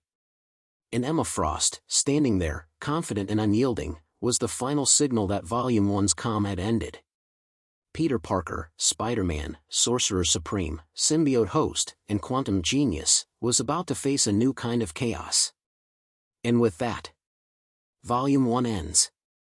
Chapter 30, End. End of Volume 1. 31, The Friendly Neighborhood returns. 31 of 31, updated 13 minutes ago, 1,760 words. It was a normal day in Queens. The sun was shining brightly over New York City, the streets were filled with civilians going about their daily lives, and everything seemed peaceful. Until a robbery was happening downtown in Manhattan. 10 police cars were chasing a heavily armored truck speeding through the streets. The vehicle was loaded with stolen heavy machinery, and the criminals inside were doing everything they could to escape. Above them, 2 helicopters followed the pursuit. One belonged to the news channel from the Daily Bugle, while the other was a police helicopter assisting with the chase. Inside the police helicopter, Yuri Watanabe watched the chaos unfold below.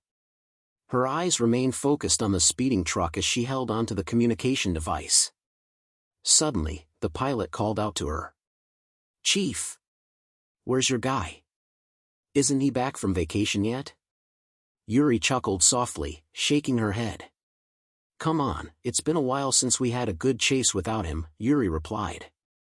"Though, I really did miss when Spider-Man made our jobs easier." Before the pilot could respond, the situation below suddenly escalated. The robber inside the truck pulled out a bazooka and aimed it toward the pursuing police vehicles. One officer immediately noticed the weapon. "Oh, you have got to be kidding me." The officer quickly moved into position, trying to fire at the runaway truck while maintaining pursuit. The criminals laughed from inside the vehicle. "Eat shit, police." The bazooka fired. A rocket launched from the weapon, flying directly toward the 10 police cars behind them. For a brief moment, everyone froze. The officers watched as the incoming projectile closed the distance. The explosion would have been devastating, destroying multiple vehicles and putting countless lives at risk. But before the rocket could reach them, a web shot out. The web attached itself to the rocket, stopping its trajectory. Everyone looked up. The rocket suddenly changed direction as it was pulled upward, then swung around in a strange motion before landing onto the street. And riding on top of it was Spider-Man. "I'm Homini, New York." The familiar voice echoed across the streets. Spider-Man had returned. But this time, he looked different. His suit remained recognizable, but his mask had received a fresh new upgrade. Instead of his previous plated mechanical eyes, his lenses were now designed like sleek sunglasses, giving him a more modern appearance. However, the stylish look was only part of the upgrade. Hidden inside the lenses was a fully integrated AI system, personally created and programmed by Spider-Man himself. The police helicopter's communication system suddenly rang. Yuri glanced down before answering. "Miss me, Captain?" Spider-Man joked through the comms. Yuri couldn't help but smile. Took you long enough." "How was vacation?" she asked casually, despite the dangerous chase happening below. "Oh, it was cool," Spider-Man replied. "Also, I got you a present from Paris. Thought it would make a good luck charm for your marriage life." There was a brief silence. Yuri slowly processed his words. "You just exposed the present." Spider-Man remained quiet for a moment. "And ugh." Yuri sighed. "Don't I really miss those lousy jokes of yours." "Hey, those jokes got us out of trouble more times than we could count, Yuri." "Very funny," Yuri replied. "And why exactly are you surfing on a bazooka rocket in the middle of the streets of New York?" Spider-Man looked down at the rocket beneath his feet. A moment of silence passed. "Dramatic entrance?" Yuri stared blankly at him through the helicopter camera. "Very funny. Get rid of it." Spider-Man laughed. "Ha, and that's why I love you, Yuri." "Still the same as ever." "Ugh. Maybe I regret wanting you back from your vacation." "Too late," Spider-Man replied. "But yeah, let's get to work, guys." Spider-Man pushed himself off the rocket, flipping backward through the air. Using his web shooters, he grabbed the rocket and launched it high above the streets, far away from the surrounding buildings. Once it reached a safe distance, Spider-Man fired another web. The rocket exploded harmlessly in the sky, far away from any civilians. The officers below watched in relief. Spider-Man landed on the side of a building, crouching as he looked toward the fleeing truck. Now then. His tone shifted slightly. You two symbiotes ready? Inside Spider-Man's body, two voices reacted. Venom laughed loudly within his consciousness. Ha ha.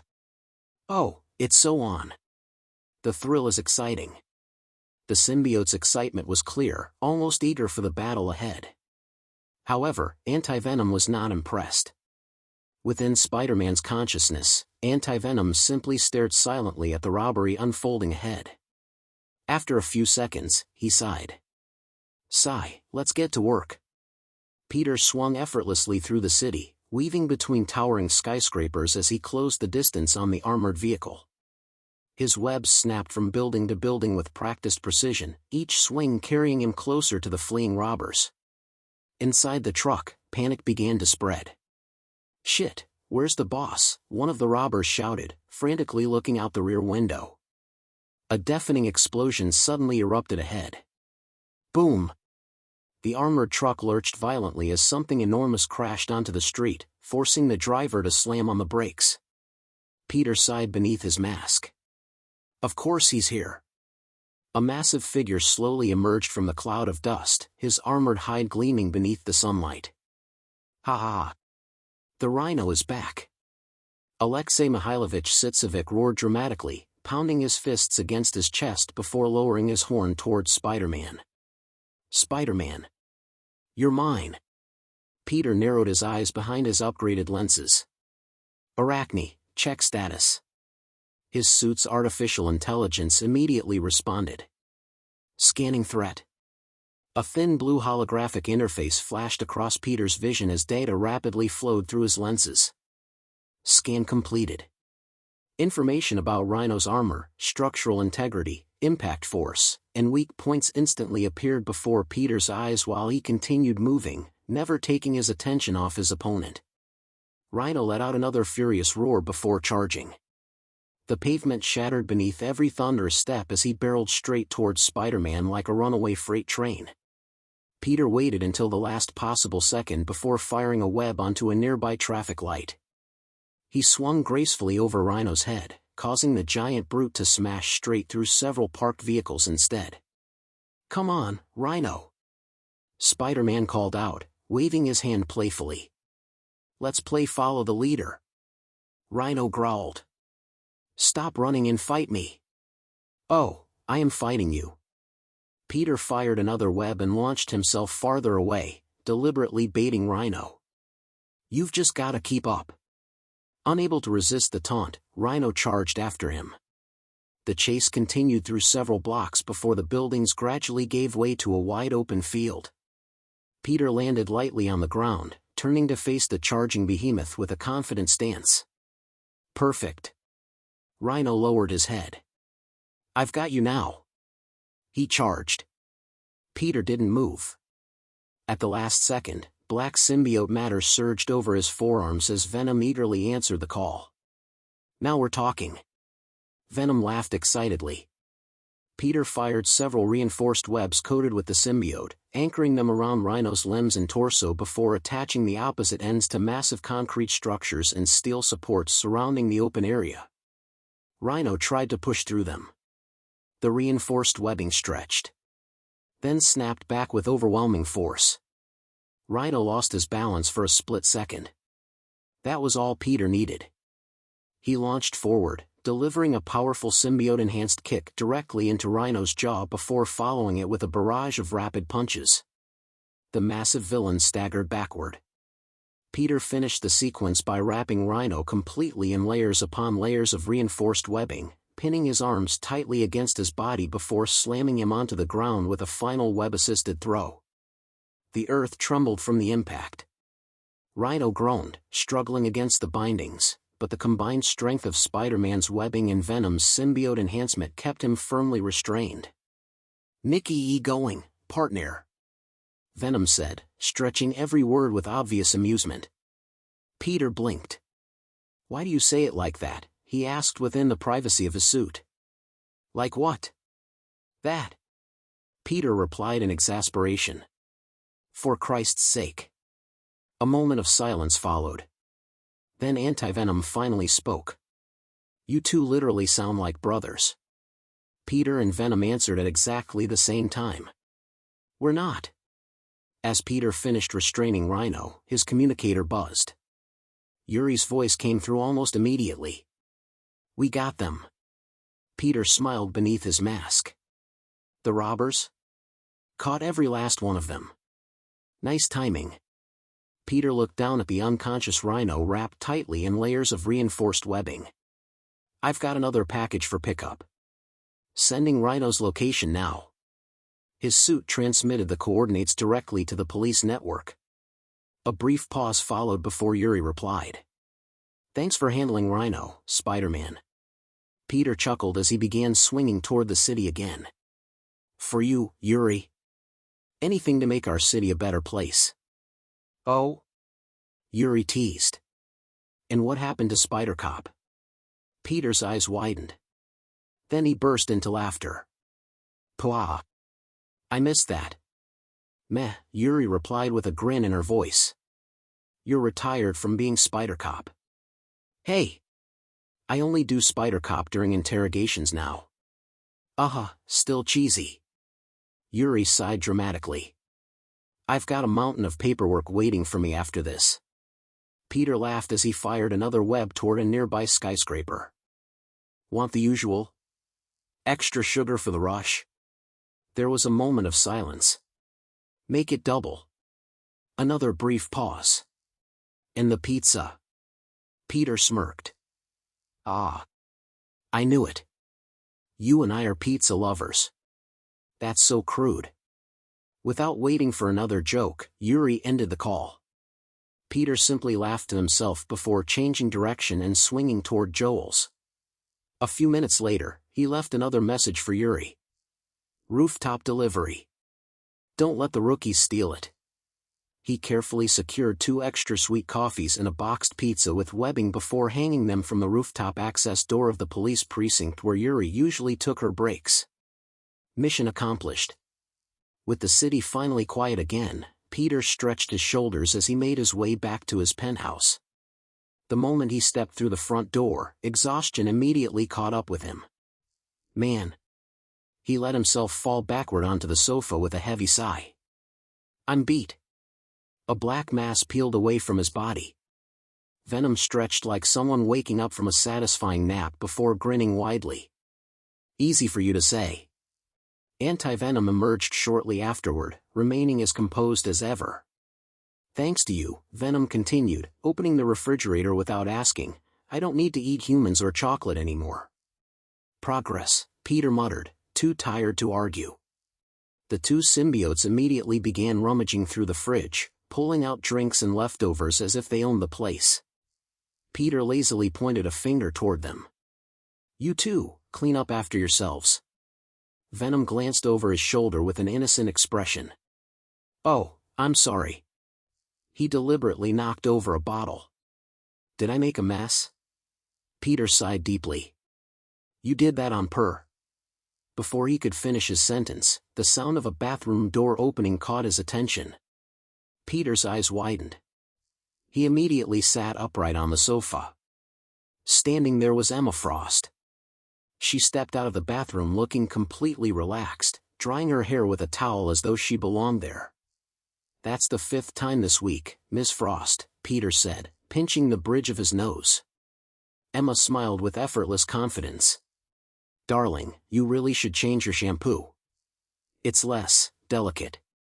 Peter blinked. That's not even a word, is it? Emma chuckled softly. With a simple snap of her fingers, her telepathic illusion disappeared, replacing her bath towel with her elegant white attire in an instant. She folded her arms with an amused smile. So? Her sapphire eyes met Peter's. Are you still not interested? Chapter 31, End. Please subscribe and like this video and comment if you want next season.